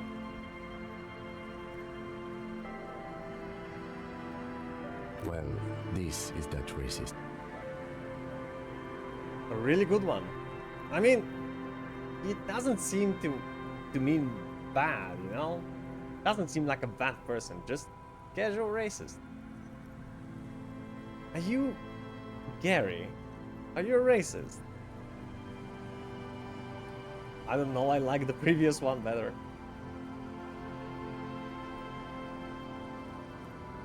Hey, man. All I meant was there are not many sealites around here. I'm just stating a fact. I mean, it's a fact. It's just a fact, right? He's not having a problem with it. He's just stating the obvious. Do you have a problem with seal line? The lieutenant is a native of Revachol. Pardon, Revachol. Yeah, what are they doing in that seal of theirs? Scheming? No, no problem at all. He flashes an impenetrable smile at the lieutenant. Well, okay, I didn't like that. Are you a cryptozoologist too? No. I help What are you doing Morel here, with then? research sometimes, and I've learned some things along the way. But I don't usually go in for picnics like this on my own. After all this time with Morel, he must have an opinion on cryptids. This could lead to a good one. I'm into cryptids. Do you have a favorite? Listen. Let's talk about something else. Oh, yes, the burning rhino. Burning Morel rhino. doubts he's real, but I don't much care, because I won't be the one looking for him out in Safra Serai. What's a burning rhino? A rhinoceros that looks ordinary during the day, but burns brightly by night. Burns? Well, at least the males do. Yeah, how do they burn? They have special ducts just above their shoulder blades that secrete a combustible fluid. When the rhino is just beginning to light itself, it looks as though it has wings of fire. Oh. But how is this combustible fluid lit? Yeah, how? The rhino starts running very fast to build heat, then stops, raises its head, and sparks fly from its neck, setting its back ablaze. How do these sparks appear again? I can buy into that. A flaming rhino. See, yeah, you know what? Seems absolutely legit. I want to be just like that rhino, running through the night with guns blazing. Revachol used to be a flaming rhino once, a long time ago. He says and then pauses, thoughtfully. Why only the males? The flames are not just for decoration. They are an integral part of the beast's mating behavior. Yeah, naturally. During the burning rhino's mating season, herds of male rhinos, all aflame, encircle herds of female rhinos, forming a fiery ring as they begin to copulate loudly. While on fire? Local peasants call it the passion ring. They fear the rhinos, as perhaps they should. Anyway. Whenever I hear anything strange thing an animal do. The lieutenant Animals be doing sighs strange without things looking up from to his attract notes. attention. Yeah, it's always to attract mates, isn't it?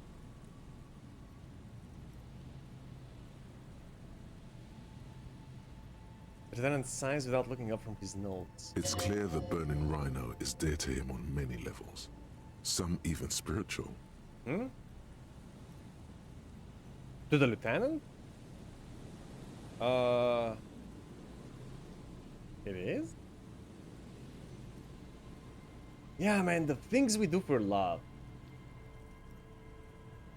No, watching Animal Planet is like watching men in the wild trying to score. Do you know anything about the man hanging behind the word in the rags? Oh, so that's what the RCM in Martinez is about. Great. Great to hear someone's finally taking care of that. So you do know something about it? No. Nothing. Why did you bring it up, He though? was some kind of mercenary. Uh-huh. But everyone here knows that. I'm just glad to hear you're looking into it. That's all. He's not feeling very comfy in his clothes, is he? Strange.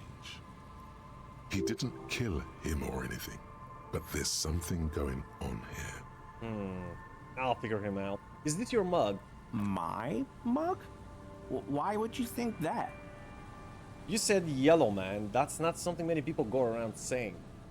It seemed as if you were crawling to it longingly when you cried yellow man. I can see you recognize it. It's in your eyes. You look like the kind of guy who might have a collection of mugs like this. Home in his colonial mug collection.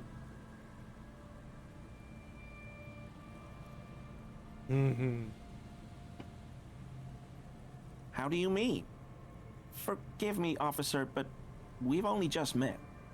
He is trying to avoid lying to you outright, in case you really have been to his apartment.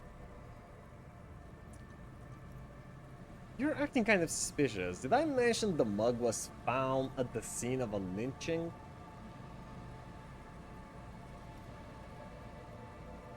Okay, I admit it. I threw the mug away in the trash container behind the hostel. I know I shouldn't have, and I am very sorry, officer. Yeah, first of all, why do you have access to that trash container? You're not going to find me, are you? Oh, I am. I can find him. 250. That's nah. 20 real.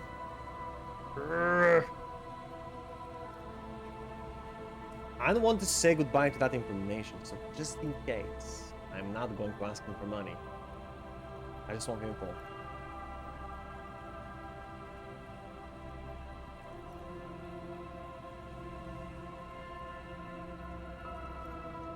Make it seem believable?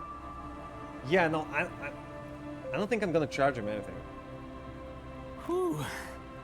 Thank you. You won't regret this.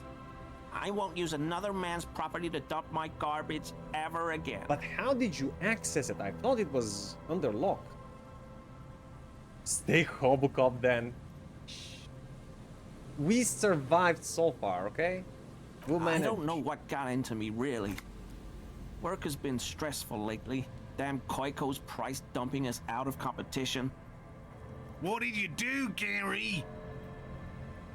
What did he do? Nothing. Just answering some questions. He thinks we're helping out the law. How did you get into the trash container? Yeah, how?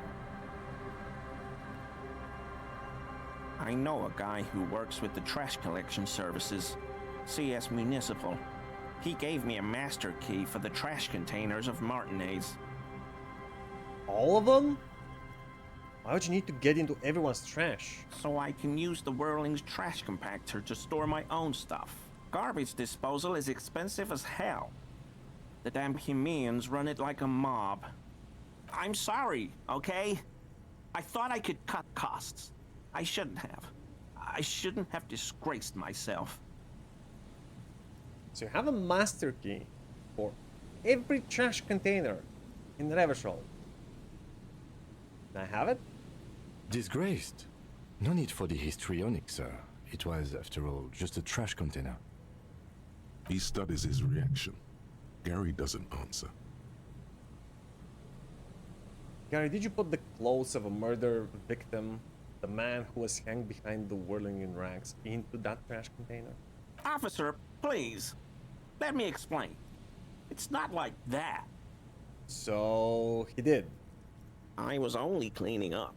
I live right across the yard from where he was hanged, and I saw him stripped naked.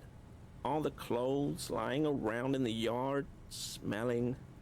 People are animals, you know? So they stripped him all of his clothes. They just left him there. Yes, yes, I know. What happened? Then I came out to clean up the rags because no one else would. I put them into the whirling's trash, along with a broken mug, admittedly. Changes his mind mid-sentence. Okay. I was coming to throw the mug away, and, well, I threw the mug there and the clothes too. Right. It was just civic duty. Exactly. That's exactly what it was. Civic duty. I don't see a reason not to believe him. As he shifts uncomfortably, a series of clicks, like the clinking of glass beads against one another as they roll across a hardwood floor. You've heard this sound before, but where? Series of clicks, like the clinking of glass beads against one another as they roll across the floor. Where could I have heard something like that? What's that strange sound?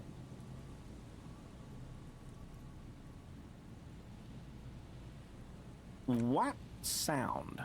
That clicking I just heard when you moved. Armor? Oh, he got his armor. Don't mess with me. I think you know what I'm talking about. I haven't the slightest. There's lots of weird stuff out here in the reeds, though. Insects, trash.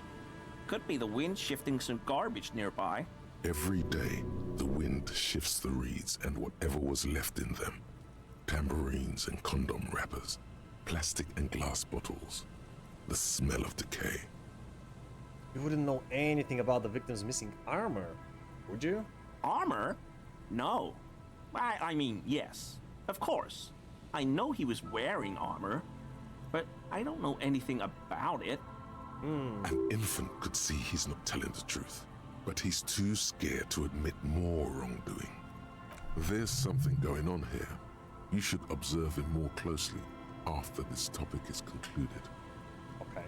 I hope I could help your investigation, in my small way. He's visibly relieved it's over. What's the new task? Who put the clothes in the trash? Analyze Gary's composure to find out if he's hiding something more. We'll be needing some checks. Does this mean you were in his apartment, admiring his colonial mug collection? Obviously. Perhaps it would be interesting to tell him. Tell him, why is he shifting around like that? Analyze Gary's composure. What else? So Gary, you live nearby? In an apartment in Martinez? Sure do, officer. His eyes narrow slightly. He's wondering where this is going.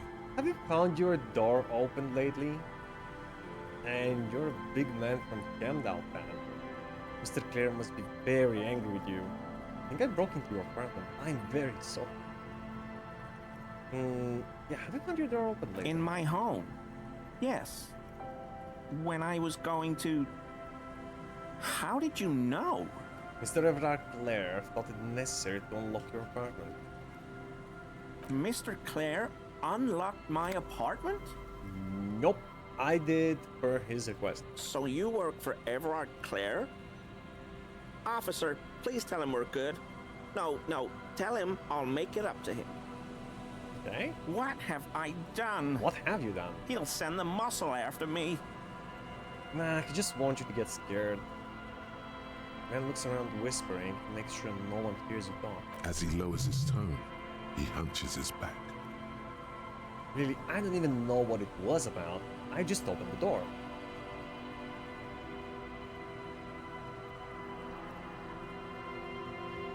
Whatever it is, tell him I'm silent as the grave.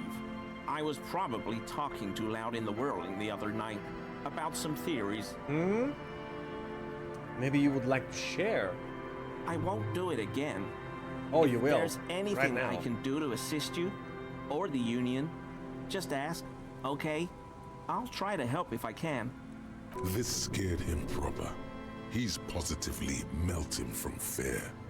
Has to prop himself up with a lot of anger to keep it together. The weather vane has turned. He cannot be unturned. He clearly liked his squirming. He may even have changed his mind about the whole door opening operation. 72 now. I mean, we can increase our composure a little more, right? Hold on, Gary. What do we have? 0. Okay.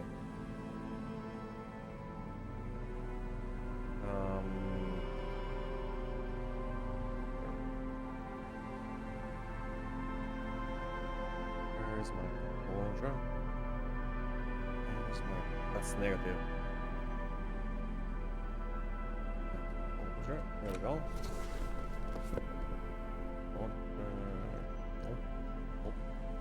I guess it's better than nothing. Always a pleasure to see an officer. I mean, officers. Composure. Why is he shifting around like that? Analyze Gary's composure. That shirt looks very uncomfortable on him. Look at the buttons, barely keeping that thing together, as if something is ready to rip out from underneath. Like an armor. Massive musculature, something worn underneath it.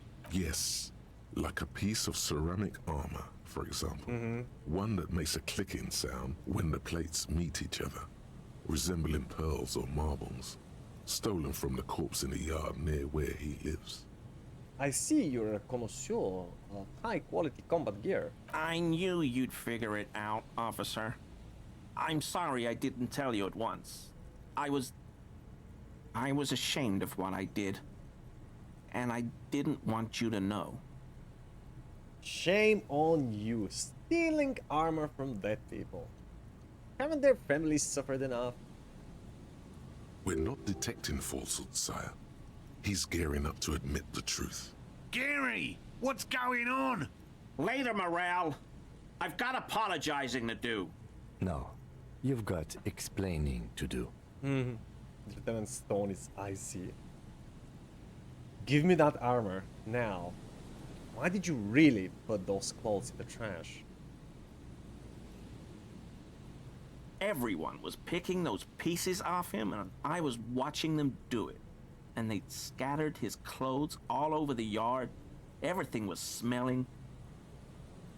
So I went there to take out the trash and started cleaning up. All those rags on the ground, him swinging up there, and I had a lapse of honor, sir. I thought, he's a foreigner. They all say he wasn't from here. Only the cuirass was left, so I stripped it off him. It was early in the morning. No one saw me. I took it with me. It was a mistake. Had I known it'd give you guys trouble, I wouldn't have... Fuck. We're detecting sincere contrition here, sire. He's not trying to flatter anyone. It's okay. It was a loose end, and you are tying it up now. I'm so fucking sorry I called you Yellow Man. Sealite officers commanded the suzerain's navy. Most of them sided with the king when... They were thoroughly conservative men, he realizes suddenly. Why did you lie to me, Gary? Because I was weak. I should have told you the moment I saw you, but... The hell, Gary? You in trouble? We'll see. I'll explain later. Do you know who killed the hangman? I always thought it was the Union, but I sure as hell won't go around saying that anymore. You have my word. We already know it's the Union. I won't be running my mouth on this subject anymore. This is all he knows. Give me that armor. He sighs again, hangs his head, and unbuttons his shirt fully. A cuirass that matches the dead man's boots comes into view. Soon it is in your hands, smelling of his sweat. But so light to hold, like a bag of cotton. Are we down here, Gary? Yes, absolutely. I will never do anything like this again. Nice. I won't mess with Mr. Clare either. You have my word. I trust you won't. Okay. Got a new point?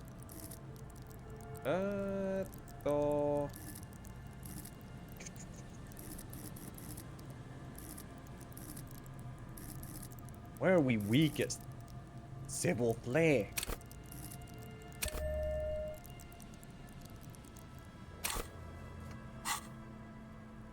Thank you for your cooperation.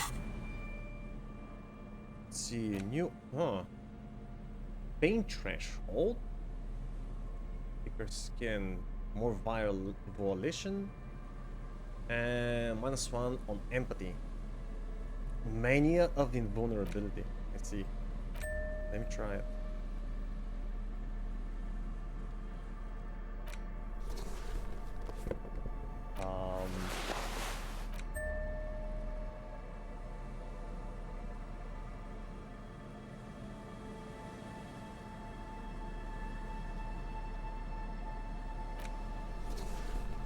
Hell yeah. Oh, in the hand.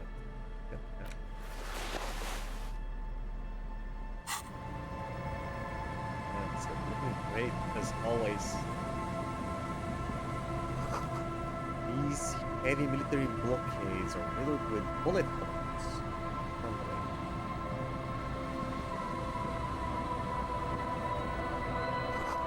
A buoy bobs in the water. The number on it says 11. Okay. What does that mean?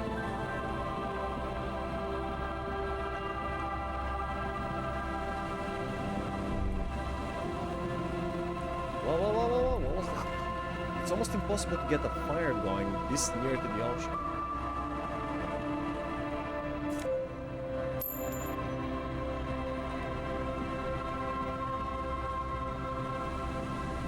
Go further around. Let's see.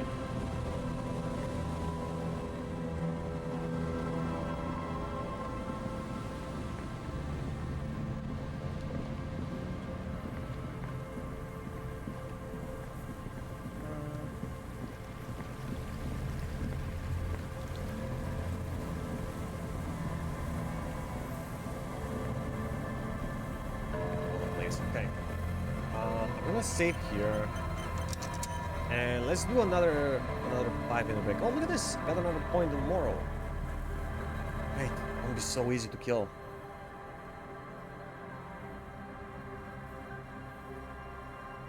Alright, dude, so 5-minute break, and we'll be right back, okay? See you soon!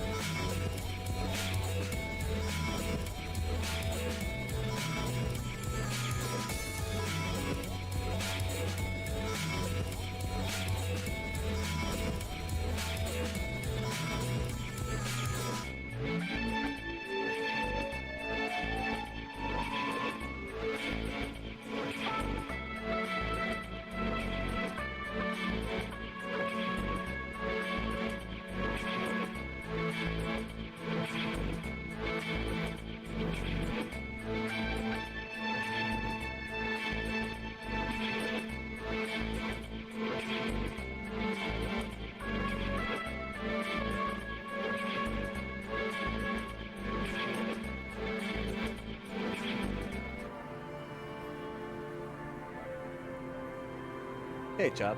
I'm back. Oh. Where are you? And Mikhail noticed the windows, especially with how there are no windows on the south side. This was to deal with. One man stands next to his son, pointing to the weather-worn ruins. He sees you approaching and smiles. Tran Idleston. Mikhail. You officers, come to investigate the historic subtext of West Martinez? I'm Tran Heidelstam. You must be Kim Kituragi, right? I was just telling my son about this building. Not a lot of people realize the historic significance here. Very rich in hypertext. Nice to meet you. Hold on. Hypertext? Yes, hypertext. Young Carp and the collection of cultural hyperlinks. Cultural hyperlink? What's that about the windows before? Oh yes. So Mikhail, they had to deal with monitor glare, especially in the summer. They still had vector monitors back then. That was 49 years ago. So they didn't have windows on the south wall. You and Kim know each other? No, I can't say that we've met before, but I've heard of Kim, of course. Mikhail, say hi to the officers. He rests his hand on the boy's shoulder. Child stays hidden behind the hem of his father's coat, clutching to his pure-themed coloring book. Mikhail's a little tired today. We spent all night trying to run Orbis on his radio computer. Have you heard of it? It's a programming language used in Grad. Quite tricky, but he wanted to play this Grad-made adventure program. We've been getting really into Worms lately. The man speaks in the artificial cadence of a professor, or someone who's been on too many radio shows. But I assume you're not here for giant worms when there are so many real things to see. Just as I was telling Mikhail before, this is where the Coalition landed in '08. We could be standing on what is the most interesting landmark in Revachol West. Wow, get a load of this guy. He really enjoys his trivia. The Orbis programming language was named after its inventor, Victor Orbis, a cybernetician from Grad. They run Vox in the Occidental countries. What is so fascinating about an empty old building? Aha! But it's not just any empty old building. He raises his hand to his eyes, springtime sun warming his handsome face. All four of you turn to admire the mirror before you. What not a lot of people know is, this used to be the R&D department of Felt Electrical. And Felt, which now sells ink cartridges mostly, was once a top dog in the turn-of-the-century cybernetics boom. Look at the building looming over you. It looks old and weathered, with seagulls picking apart its stone and metal carcass. Bushy undergrowth has taken hold of the collapsed rooftop. Some kind of bird has set up a nest on a broken windowsill. I don't think I've ever heard of this Felt Electrical. That's not surprising. Only a vestigial ink cartridge and ferrotape manufacturer remains. They started out as a midway electronics outfit in Königstein 2 centuries ago. After an aggressive move to Revachol, Feld became a global player in the emerging personal electronics market of the pre-revolutionary era. Still, Tricentennial was beating them in business machines. But Feld had an ace up their sleeve, or should I say they were developing an ace up their sleeve. I'm mixing my metaphors here. So what was that ace? It was here in Martinez, possibly in this very building, that they developed prototypes for a tape computer. Tape computer? An elegant folding mechanism of rollers and ferrotape ribbons, portable enough to be a take-it-home solution. Revolutionizing business machines, possibly even bring them to the average consumer. We were making personal computers. Which is a feat of engineering even today's giants, Rehm, ICN and ZAM, haven't achieved yet. Huh. So what happened to them? Indeed. What? Well, The revolution! the boy wipes his nose on his sleeve. Unfortunately, their moonshot project never made it to the market. Feld's move to Revachol backfired. The revolutionary government liquefied their assets and expropriated those very advanced prototypes. Possibly from this very building. or one of the adjacent ruins. Pauses pointing to the other buildings, then continues. All of this was built by Feld, even the boardwalk. Wild Pines built Martinez proper as a resort for their middle management. Feld built this side of town for R&D. You're saying that Feld Electrical built this boardwalk? Yes, they even built a pleasure wheel, but that got destroyed in the war. A what? A pleasure wheel? What's that? The lieutenant looks wistfully at the horizon, as if picturing gondolas rising to the sky. Oh, you mean like a Ferris wheel? Yes, to lure in their star engineers. This part of Martinez was nothing but reeds before Feld arrived. They had to make the prospect of living here attractive. It was supposed to become a global center for innovation in cybernetics. But history had other plans. What happened to the engineers, the company people? Oh, I'm afraid it didn't end well for the boys. But this story is a bit too dark for little Mikhail here. Now, if you were to ask about tape computers... Wait, is he saying that we should just bypass the excesses of the revolution? Turn to Mikhail. Means they all died at the hands of the communists. Officer, I told you this chapter of history wasn't on Mikhail's curriculum yet. Let's keep this kid friendly. Okay, the boy looks first at you, then back at his father, confused. Well, I mean, he is a little boy. What are you, 5? What did the revolutionaries do with those advanced tape computers? They used them for military communications, but also to write and send out press releases. The most notorious example being Le Decret de Mars. What's that? What's the Mars Decree? I mean the radio transmission sent out to news agencies and world governments by the newly created Commune of Revachol on the 7th of March in the year 02. A short-lived legislative foundation for a short-lived utopia. It's a beautiful piece of text, actually. A singer-songwriter I know, Charette, called it a love poem to Revachol on her political concept album, Bon Baiser dans ce Lind. You should read it. Every local library in Revachol stocks a copy of the decree. I am yet to find the library. Maybe there is one in the bookstore. I tried to get Mikhail to memorize it. Tried to. Someone was much too interested in worms to be paying any attention. Hey, Worms is a wonderful game. The kid takes a peek at the green and silver worm on the cover of the book, already forgetting about this part of the discussion.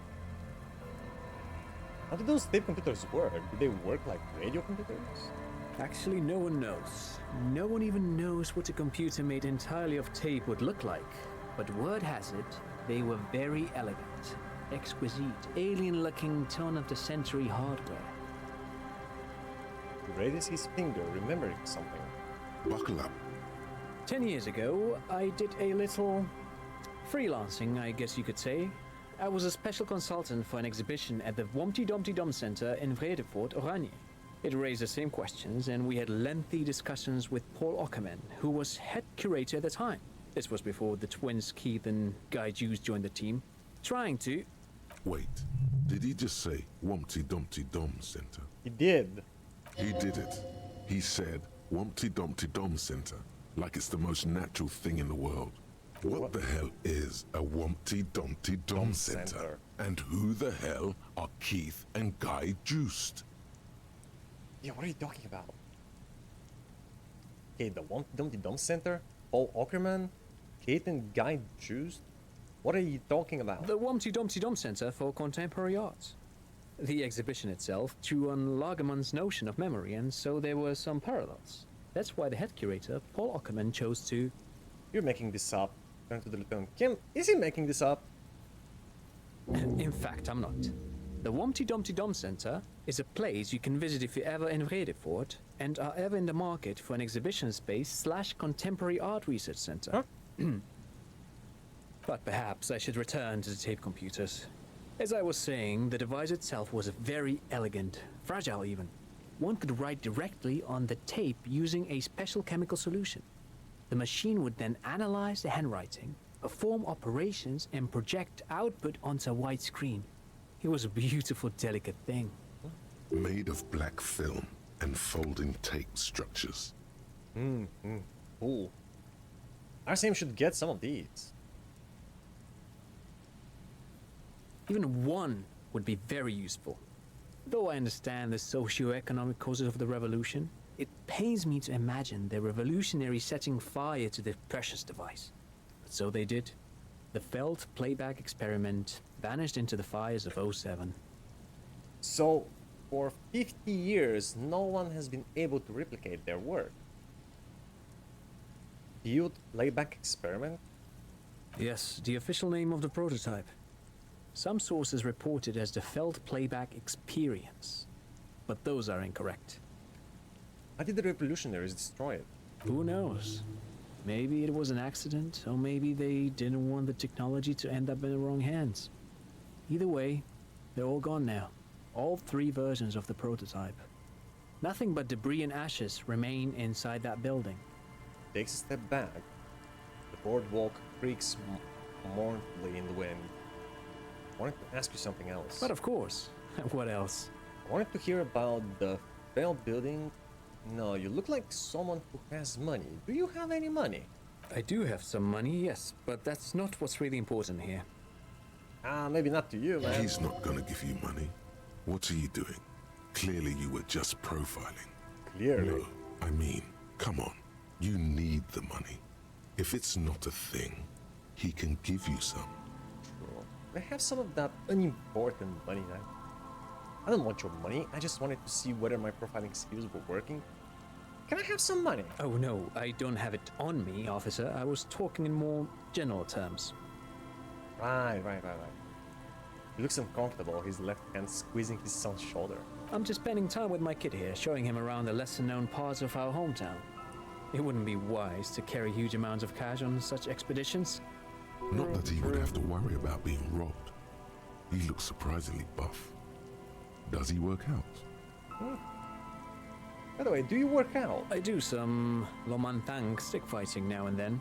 Lo Mantang stick fighting is a form of martial arts originating from the island of Lo Mantang. It uses slender wooden sticks for confronting the opponent. Martial arts from the island of Lomantang, right? Actually, a great many cultures have their own version of stick fighting, such as the sacred Mabolo tradition of the Harley people, a name deriving from the butterfruit tree traditionally used for crafting the long, slender sticks, whereas the sticks used in other cultures... He does off as he paints you a comprehensive picture of the history of stick fighting among mankind, seasoning it with unexpected pop culture references. Man, he's good at speaking. People must love him. But anyway, I'm boring you with details again. You were saying? He knows. I don't really remember what I was saying. I'm not really interested in the practice. I just want to know how often you work out. Now and then, that's what, like once a week? Lomantang stick fighting is a little like a Berolidin addiction. I've been practicing it for nearly 20 years now, so you could say that my doses have grown a little peculiar. Wait, what does this man know about Pyrrolidon addiction? Hold on. Pyrrolidon addiction. What an interesting metaphor. Study his face, or perhaps not a metaphor at all. You got me, detective.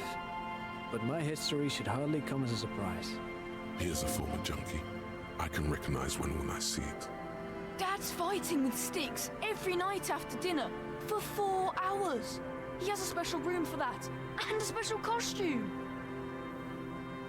That's right, Mikhail. It also has a meditative quality. Helps to clear my head. But anyway. 4 hours after dinner every night. Want to hear about the building pin? Sure. What's on your mind? Else, right? But of course. What else? Great, thank you for all the interesting information. No, thanks to you for having me and little Mikhail here to pick your brain. A very interesting conversation indeed. Pick your brain? If anything, this was rather one-sided. He did the talking. Whatever.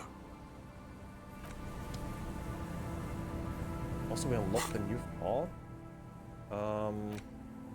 Wumpty Dumpty Dump Center. What's that actual art degree? Why is it not? Oh! Ooh. Oh man, but I don't have space. I need skill points to forget some of these thoughts so I can... Which one should I forget though? It's probably future me. What are you? Another power box. It charges nothing now, it's empty. Lock. The fans blocks the fan. No way on here.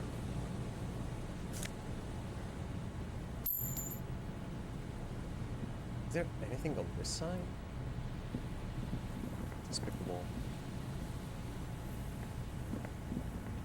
You see a once bright mural towering above you. The signage has peeled off over the years, but you can still make out Feld Electrical R&D, a slogan used to intertwine with the loops a long time ago. Now, only a shadow of peeled letters remains. It says, "Tomorrow is just a whisper away." Looks like tomorrow never came. Turn away.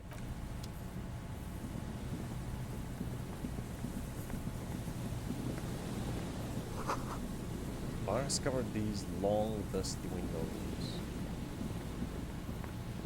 Oh. Huh.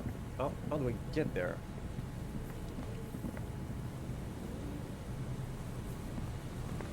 How do you get inside?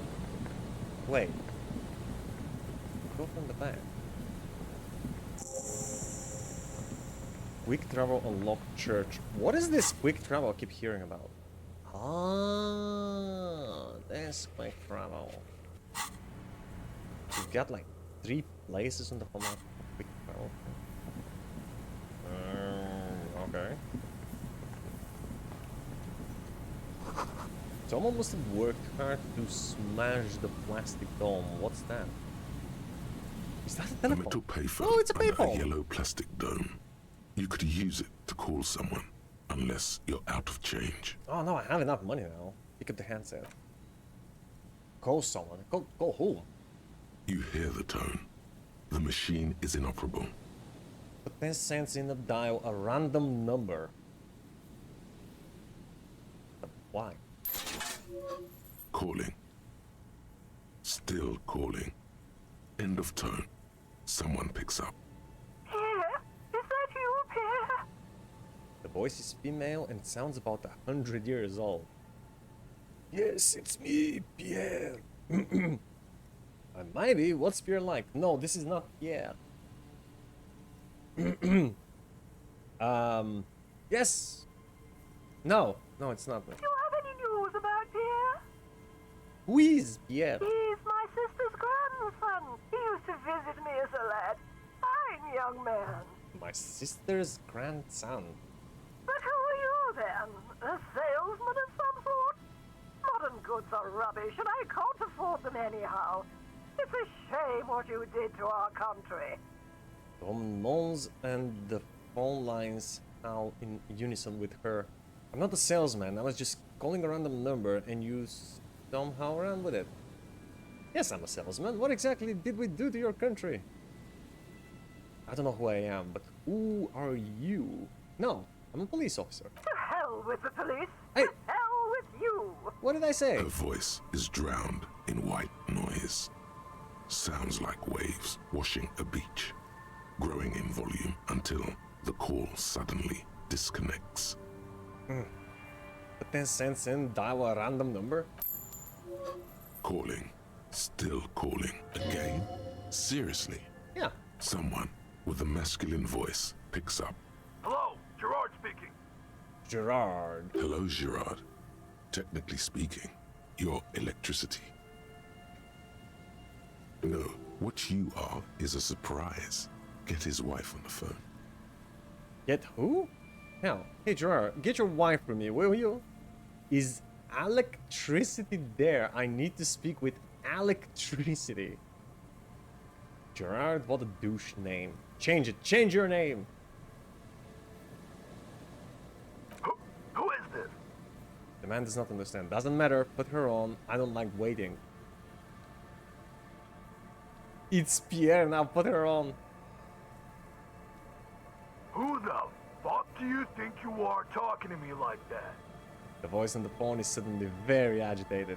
I'm the guy who's fucking your wife, Gerard. Now put her on before I lose my patience. Goulom. Goulom le melon. Very funny, asshole. Why don't you grow up? Oh, and Disco is dead. No, he didn't. Phone hanging up. Disconnect tone. Calling. Again. Calling. Calling. Still calling. Still calling. Stop calling me, man. Someone picks up. The voice on the other end is slightly hysterical. I'll get you your money, alright? I just need till tonight. Let me work. Wait, what money? What money? Who's this? Yes, but a slight change of plans. I want this delivered to the Whirling in Rags in Martinez. We'd all be a bit kinder to each other, don't you think? Consider your death paid, my friend. I might meet somebody very interesting. You seem to be in some sort of trouble. Maybe I can help you. I'm a police officer. Tethys.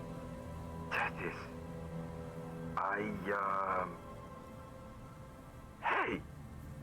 You're not Tethys. Yes, I am. You, and don't ever call here again. You're fucking with some serious people. Disconnect tone. It is.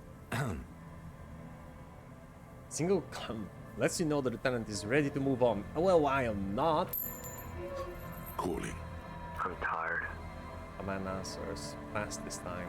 His voice is hoarse from cigarettes. You hear tapping in the background. Sounds like he hasn't talked to anyone in quite a while. What are you tired of? Writing. I hate writing so much. But I have to get back to it. What? Why? The man disappears with a sigh. You do not hear the customary disconnect tone, just silence in the handset. The machine is still waiting for you to dial a number.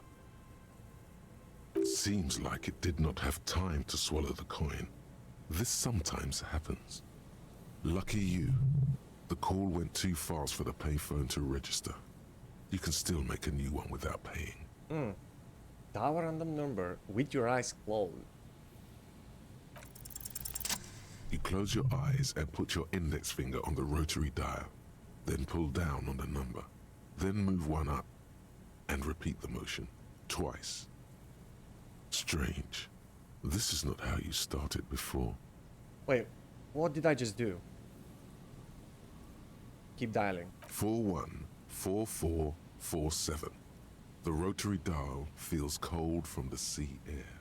Keep dialing. 1117361. Your fingers keep moving like a spider. Every time the ring rotates back with a little ring of metal, like a bell tolling. There's more? Yes. 451-67451. You are going deeper now, into some unknown place, far away from this island of matter and its telecommunication networks. Finish it. 451. You have dialed God knows how many numbers. The headset has been waiting silently to relay a signal. Surely nothing can come of this, you think. But it does. A connection. An ultra-long distance call. Your air fills with a crackle, the wash of a strange ocean full of white noise. A little bird starts ringing in there, not like the local calling tone before. No, a small ring in a cage of distortion, far away. A distant network of phones. Calling. Calling in the night. Calling still. The handset starts slipping from your sweaty palm. Your breathing is heavy. Ah, shit. Kim? Let it go more? Volition. Impossible. Hang it up? How will I hang it up? Kim? The lieutenant is too far away to hear your yelp. The Damn it. sea wind blows. Let it go more, I guess. Calling. Calling. Calling. Calling. Calling still. Then the ocean breaks. Out of the depths, a woman's voice emerges. Small. The dearest thing you've ever heard. Hello? Sounds sleepy. Hello? Hello, I want to die. Who is this? I am the last faithful kingsman. I will free the city of Revachol. I will turn back the sea. I will reverse time. That's the proceed option? Hello? Her voice warm from sleep. Who is this? Her voice is so beautiful. No, no. It's you, isn't it? It's you. Who is this? Dora. Who is this? The connection is bad. In the distorted distance, you hear someone turning next to her. Bed springs rattle. Someone there? No answer. You're not sure, but you think you hear a man's voice in the background. It's covered in pain and white noise. I want to die. What? Takes a second for her to realize what you said. I don't know why I said that. Your voice makes me want to turn into dust. I want to live with you. Oh no. Is that you? Her voice sounds like she's waking up now. Still plaintive. This is too much. You need to recede. Creature is a creature. I wish I was the wind. Oh no, not this. What time is it? Oh my god. It's my ex-wife, isn't it? I'm the last faithful kingsman. I will free the city of Revachol. I will turn back the sea. I will reverse time. You're not a kingsman, Harry. You're drunk. You only have 2, maybe 3 things left to say before the change runs out. Harry, how do you know my name? I'm not drunk.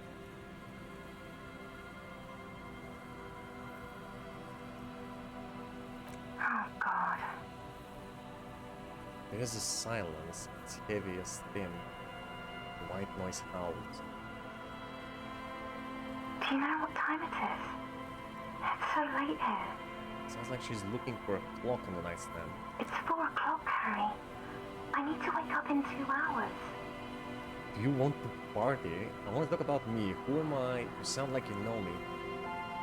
Where are you? You sound like you're in another world. Where are you going in 2 hours? I'm the law, I'm a detective. I'm doing a case. There's a hangman. What do you want to talk about that we haven't talked about already? Ouch. This is bad. You feel your right hand on the handset cramping up with pain. I feel like if I continue, I'm just gonna take even more damage. Your hand isn't moving. The headset hisses in your ear with evil sadness. What do you mean? Oh no.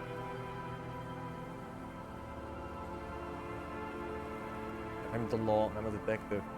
I'm doing a case. Where are you? I'm in Morova. Morova.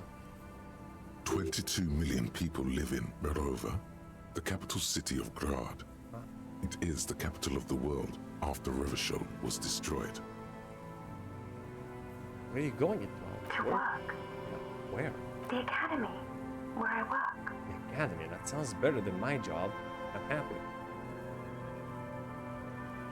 No response, only a sigh. The connection crackles like burning paper. I'm about to die so bad.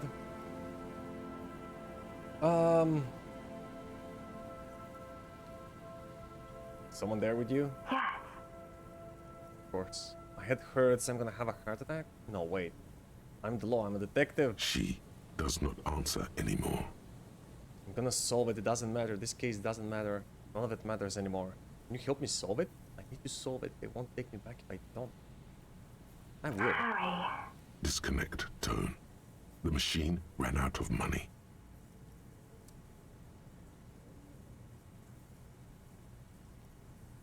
I think we're good for now. Have my fill with the phone. What are you? Another one? A dead phone. Smashed receiver like someone hung up too hard.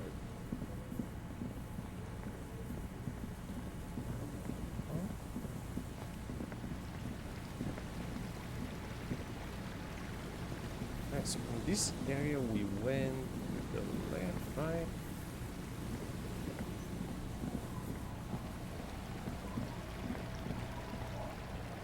Run, baby. A kick drum calls. The music is coming from somewhere on the ice. Is there music coming from the ice? A school of fish huddle around the fence pole, then scatter into the dark. Before you, a drawbridge. It can only be lowered from the other side.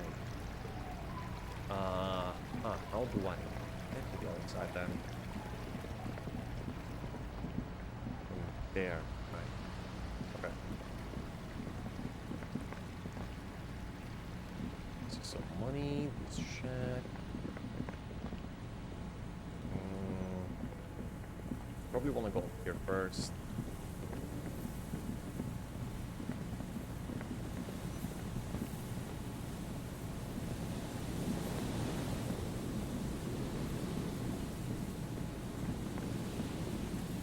Oh, is that a jacket?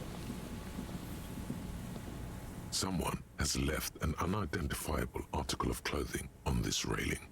It smells really bad. Take a closer look. It's streaked with dried seagull shit and tangled with pieces of seaweed. A dangling arm suggests that there might be a jacket beneath the crust of filth. Oh, really? It seems likely that it was left in the surf until someone laid it out on this fence to dry out. Unfortunately, that just seems to have stiffened it into a shapeless mass. Please tell me you're not taking that with you. Not all of it. I think this is the jacket the idiot Doom Spiral guy wanted me to find. Yeah, why not? It's a guano-encrusted jacket, and you're already carrying around enough as it is. I have more space. Take it, feel the jacket.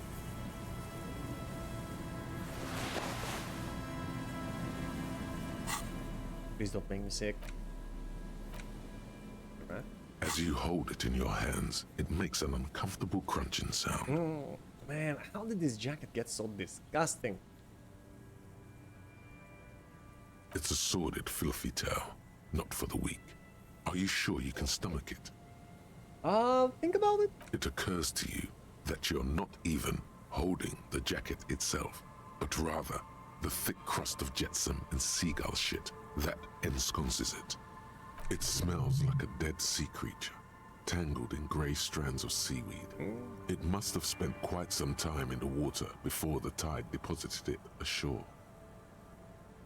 Gross. Okay, but what's the crust made of? Somehow, it was carried or dragged to the boardwalk. If not by human hands, then perhaps the feral dogs that prowl the beaches at night. The faint impressions of many footprints are also present, though it's impossible to tell what kind or how many. Suffice to say, the jacket spent some time on the ground before someone draped it over the railing. Okay, that is pretty disgusting. I've had enough. What happened once someone put it on the railing? The crust is hard. This jacket spent at least a day baking in the sun. Who knows what happened to it then? Seagulls? Somewhere, high above the city, a pair of seagulls trace loops through the air. They are like the bombardiers of the aerostatic brigades, gliding above a target-rich environment. All of a sudden, the bomb bay doors open, and their white glittering payload rushes to the ground. Splat, an explosion of white on a man's shoe. A curse goes up, but the birds do not hear. And they do not care. Why did I just spend all this time thinking about seagull shit? Why indeed? It's too late. You've already thought about it, and now your hands are covered in muck. Ew, ew, ew, flick your hands. Maybe if I wipe my hands on my pants. What? No. Then it'll just be on your pants. This is a disaster. You'll never get the smell out. That's troubling. But at least we got the jacket.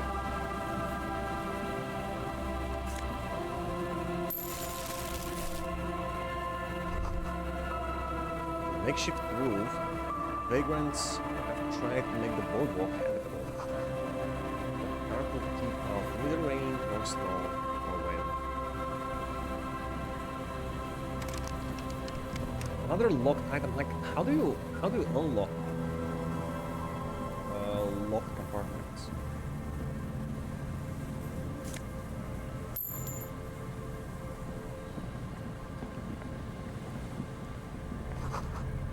Big wine canister, it's open and empty.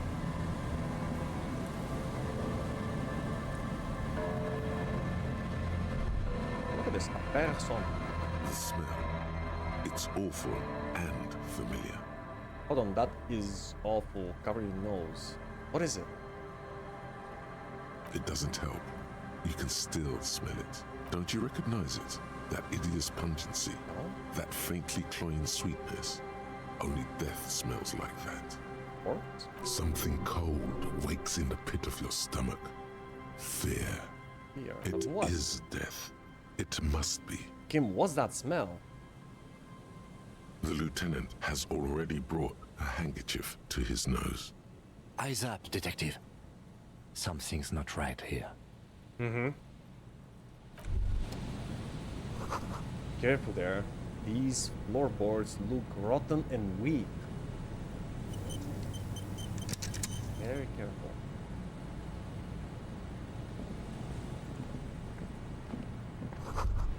This coin-operated viewer has been out of order for years. Stop messing with the coin viewer and hold on to something. The wind is so strong. We're fine. There's some Got the tear, trash bin? an empty cigarette package, and a crumpled kebab wrapper in the trash bin. Examine it there. 2 empty bottles of Tallulah vodka and a can of black potent porter is all you find. No, there's more in there. Livis strawberry liquor, plus some Pilsner bottles too. Better not pick them up. They seem unhygienic. And the others do? A tragedy. Lieutenant looks in the can, eyes watering from the smell. Examine the cigarette package. Whoever tossed it here was a heavy smoker. The brand name reads Red Astra. Red Astra is the black market version of Astra cigarettes, known for their high tar content. Examine the kebab wrapper. You see traces of mayonnaise and ketchup on it, as well as a tomato wedge. The wrapper reads Shish Kebab Revachol. Go for some good shish kebab. It's no older than a day or two. No mold yet. It's hard to concentrate in the smell. The sea air brings some relief.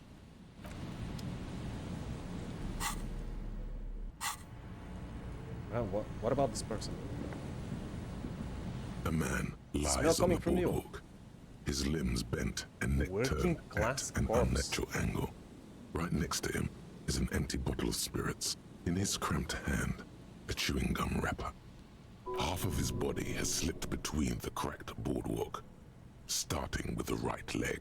The fall has left him broken, contorted like a sad puppet. The smell is not as bad as a 2-week-old corpse, but it's definitely heading there. How long has he been here? Hold on. The lieutenant squats next to the corpse and examines... Wait, he's actually dead? Examines his face. 2 bulging eyes stare back at him, void of any signs of life. Lividity is faintly pronounced. Whoever this is has been dead for 2 days. No longer. We need to investigate. Of course. Another dead body. This is your job. Steel yourself. Calm now. Carefully. Just another day. Just another dead body. Breathe. Study the man's clothes. He's wearing mud-caked boots, beige trousers, and an old brown leather jacket with a bright blue lining. There are traces of kebab sauce on his chest. A cool leather jacket with a bolt of blue? Oh no. This sounds terribly familiar. What? Leather jacket with a bolt of blue? Ooh, search his pocket. You find some sunflower seeds and a rain-soaked library card folded into 2. His jacket feels sodden and heavy under your hand. Good. We should take a look at that library card after this is done. Study the man himself. The man has fallen through a crack in the boardwalk. and hit his head against the metal bench. Coagulated blood covers his black hair. One of his feet is still dangling through the hole. You have to be quite inebriated to fall that bad. Well over a liter of pure ethanol. 3 bottles of wine, or 1.5 of spirits. Or maybe it was just dark. When damp, these boards are really slippery. Even a sober man could lose their balance here. Examine face. His expression is dull, like the sea behind him. Drops of water shining on his mustache. His eyes, empty and wide, look frightening in their frozen gaze. Height, 170 to 175 centimeters. Curly hair, stout build. Age, approximately 50 to 60 years. Study the surroundings? There's some dried blood on the metal bench, right where the corpse's head rests. The floorboards are rotten and slippery wet around the hole. An empty bottle lies nearby. A chewing gum wrapper is clutched in his fist. Be very, very careful where you step here. Examine the man's head. A dried chunk of blood covers the hair at the back of his head. An open wound. It's sticky and cold to your touch. This is what killed him.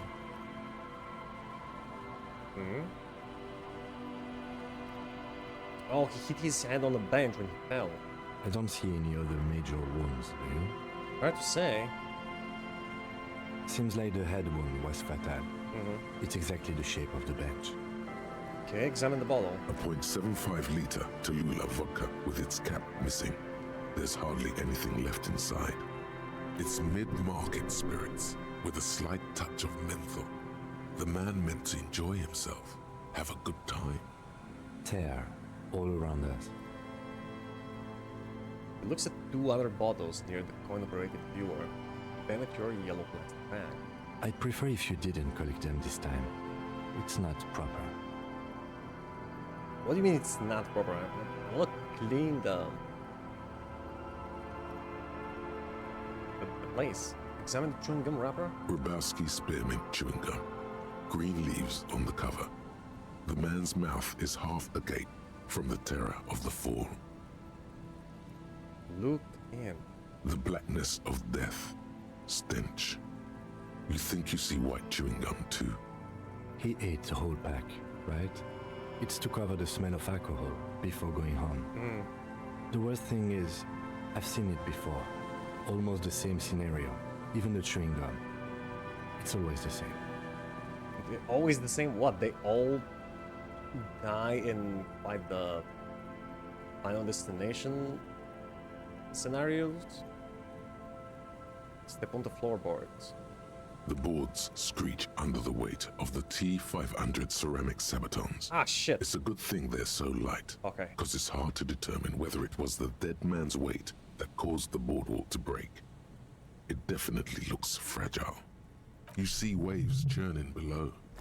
Something cracks beneath your feet. Oh no. He could have easily disappeared into the sea through that hole, and you would have never found him. The entire boardwalk creaks in the wind as you take a step back. Who is this man?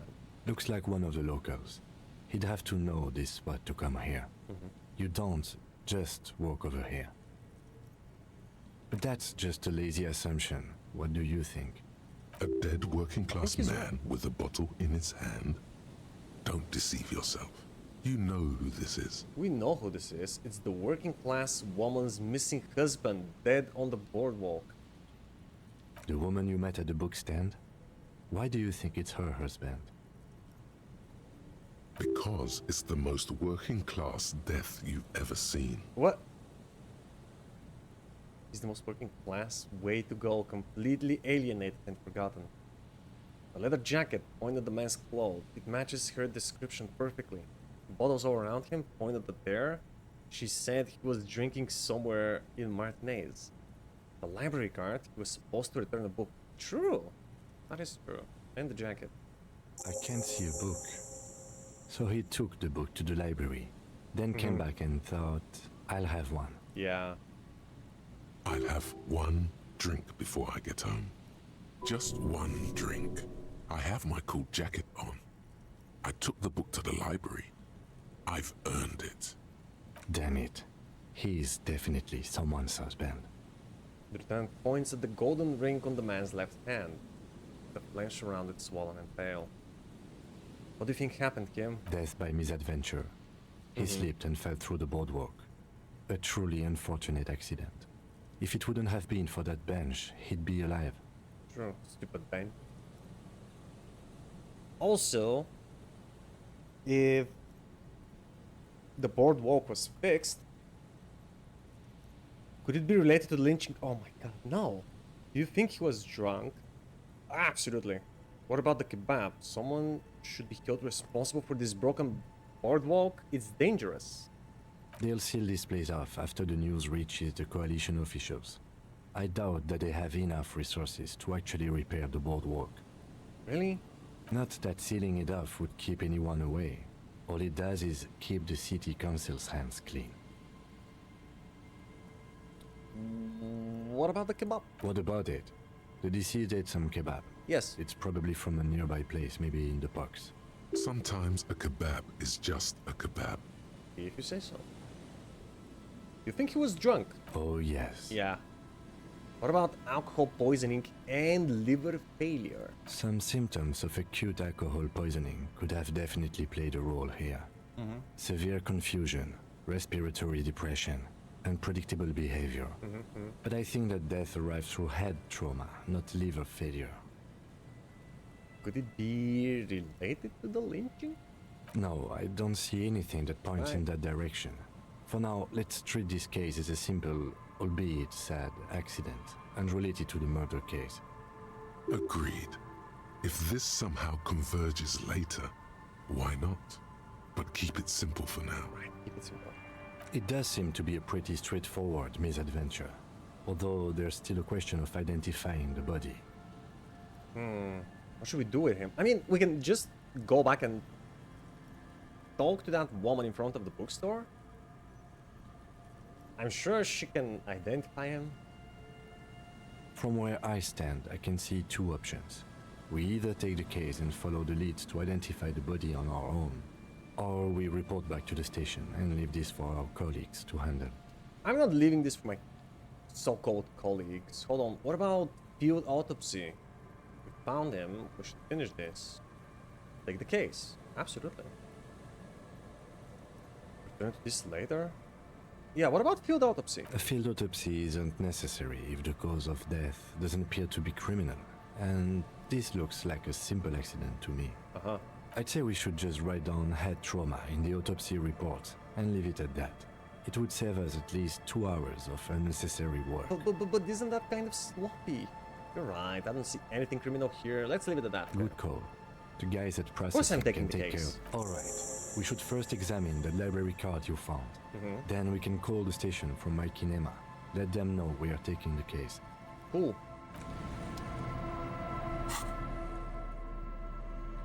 A new task.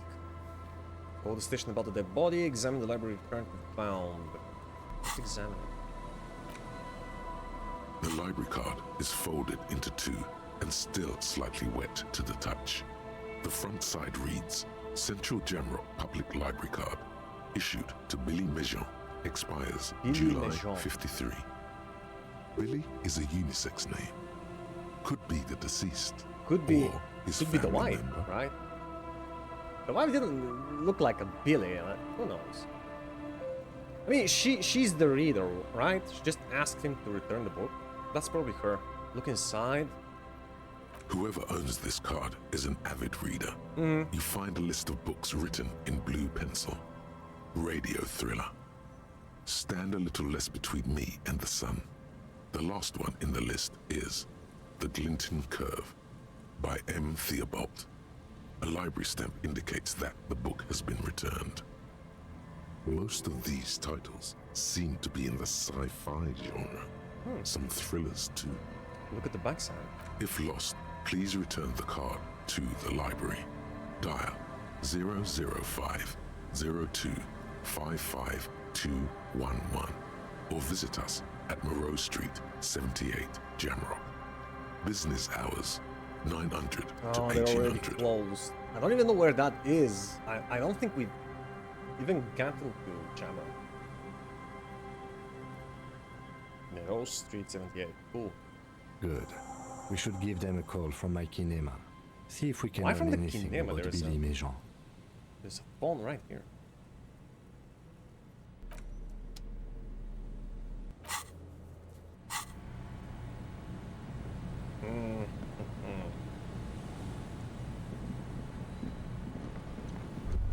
Poor Billy or her husband. Moonshine probably smells like tasty fermentation.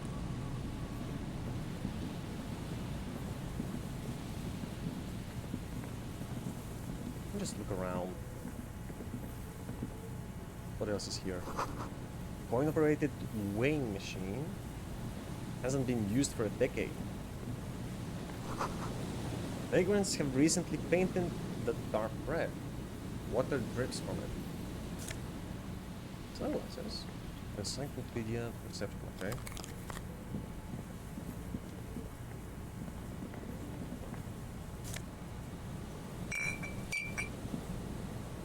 More money, gladly.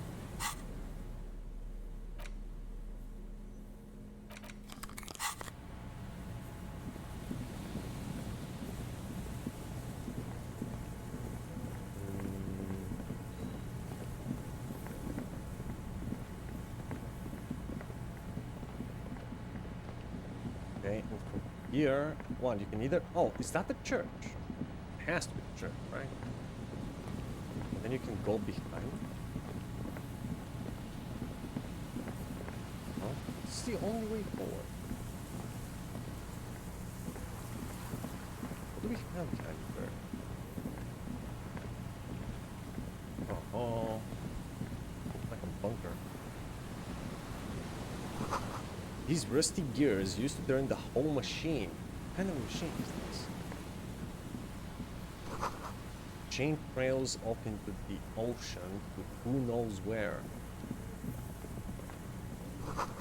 This barrel has been recently discarded. It still smells of fuel oil. Huh. You think it's entirely empty? I need just a little bit. My painting. Oh sure, dark and empty.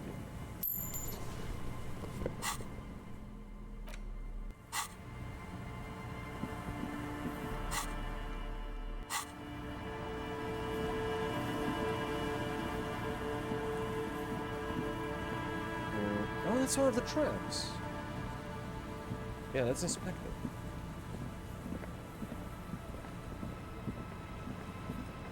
There's a trap in the reeds at your feet. Looks like the same one you saw Morel set before. Same mesh, same wiring. Look around. The reeds sway in the coastal breeze. They seem to be waiting for something. The wind picks up here, near the cape's end, surrounding the narrow strip of land from 3 cardinal directions. It's cold for this time of year. Ready for the trap? Locusts are crawling around in the trap, confused but uneaten. You see no carnivorous reed phasmid gorging on them. Big surprise. Anyway, 1 down, 3 to go. Damn, I was hoping it would be in the first one. No need to go grin. No need to grin. I'm not expecting to find anything. I'm helping some citizens and getting some fresh air. It will be in the next one, surely. Surely. Shall.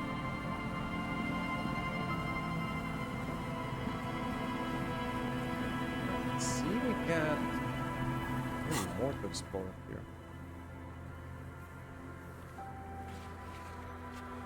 But I can't travel to these places? I guess I have to be near either the church, the shacks, or the waterfront. Fast travel.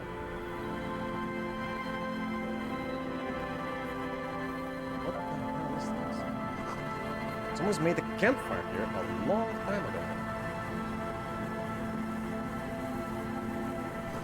A rusted broken control box for the radio relay tower. This ladder is too rusty to climb, the sea air has eaten away at it.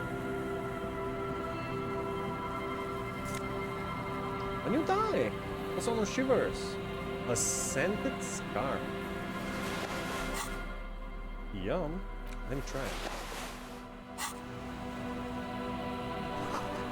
Tiny inlets there. Off in the far distance where the coast is very cold. What is this? Am I here? Just up here. What is this little island? How do I reach it?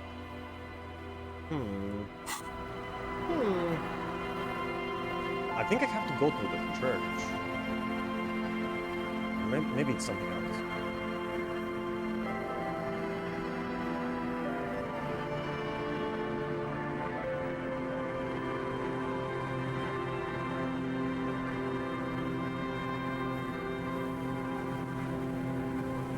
For example, I haven't been there.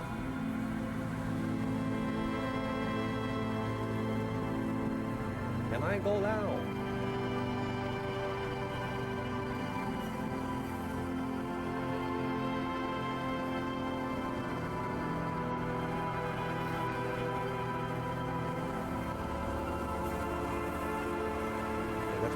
This way. I think the only way to reach that other area is to go to the church.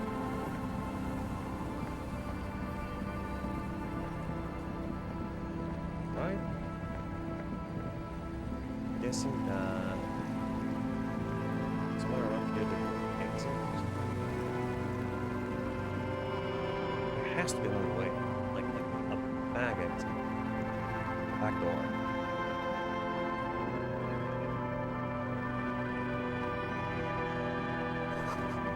Just views in the shadows. Any scene missing.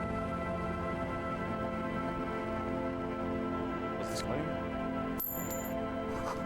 An altar shrouded in dark, or something like that. It's too dark to tell.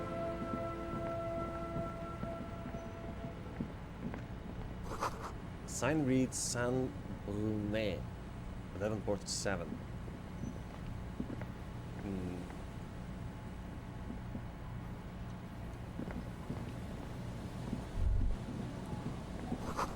You should come back here when it snows. A strange feeling passes quickly.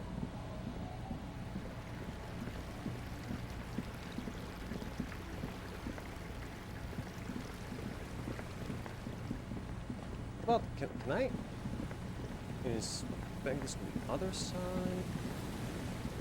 Yay! Come here. No, actually I can't. This whole area, I've already inspected this part, didn't we? There's nothing else this way. Right, cool. Well, I guess I'll just see it here. Yeah, you know what? I think I'm gonna wrap it for today. We'll continue with this tomorrow. Tomorrow morning. In the meantime, who should be raid today? We have DNK Apps playing Fire Emblem. Josie Roses playing 7 Days to Die. That sounds fun. Dead Set playing has a special event of sort. Marathon Man is playing Yu-Gi-Oh! Forbidden Memories? It's been a long time since I played a good Yu-Gi-Oh! Game. Phantom is playing Fallout 4. And ooh, Ixian is doing Stellar Blade. You know what? I want to see some of that game, yeah. Well, generally. Yeah, let's go say hi to Ixian. And see what the buzz about Stellar Blade is. Oh man, she thick. She definitely thick. How do you even fight? You know what? It doesn't matter. As long as it's stylish. Alright. Dudes, this will be all for today. Thank you so much for supporting this channel. We will continue our Disco Elysium playthrough tomorrow morning as usual at 8 AM on GMT. And hope to see you guys then. Have a great day. Take care.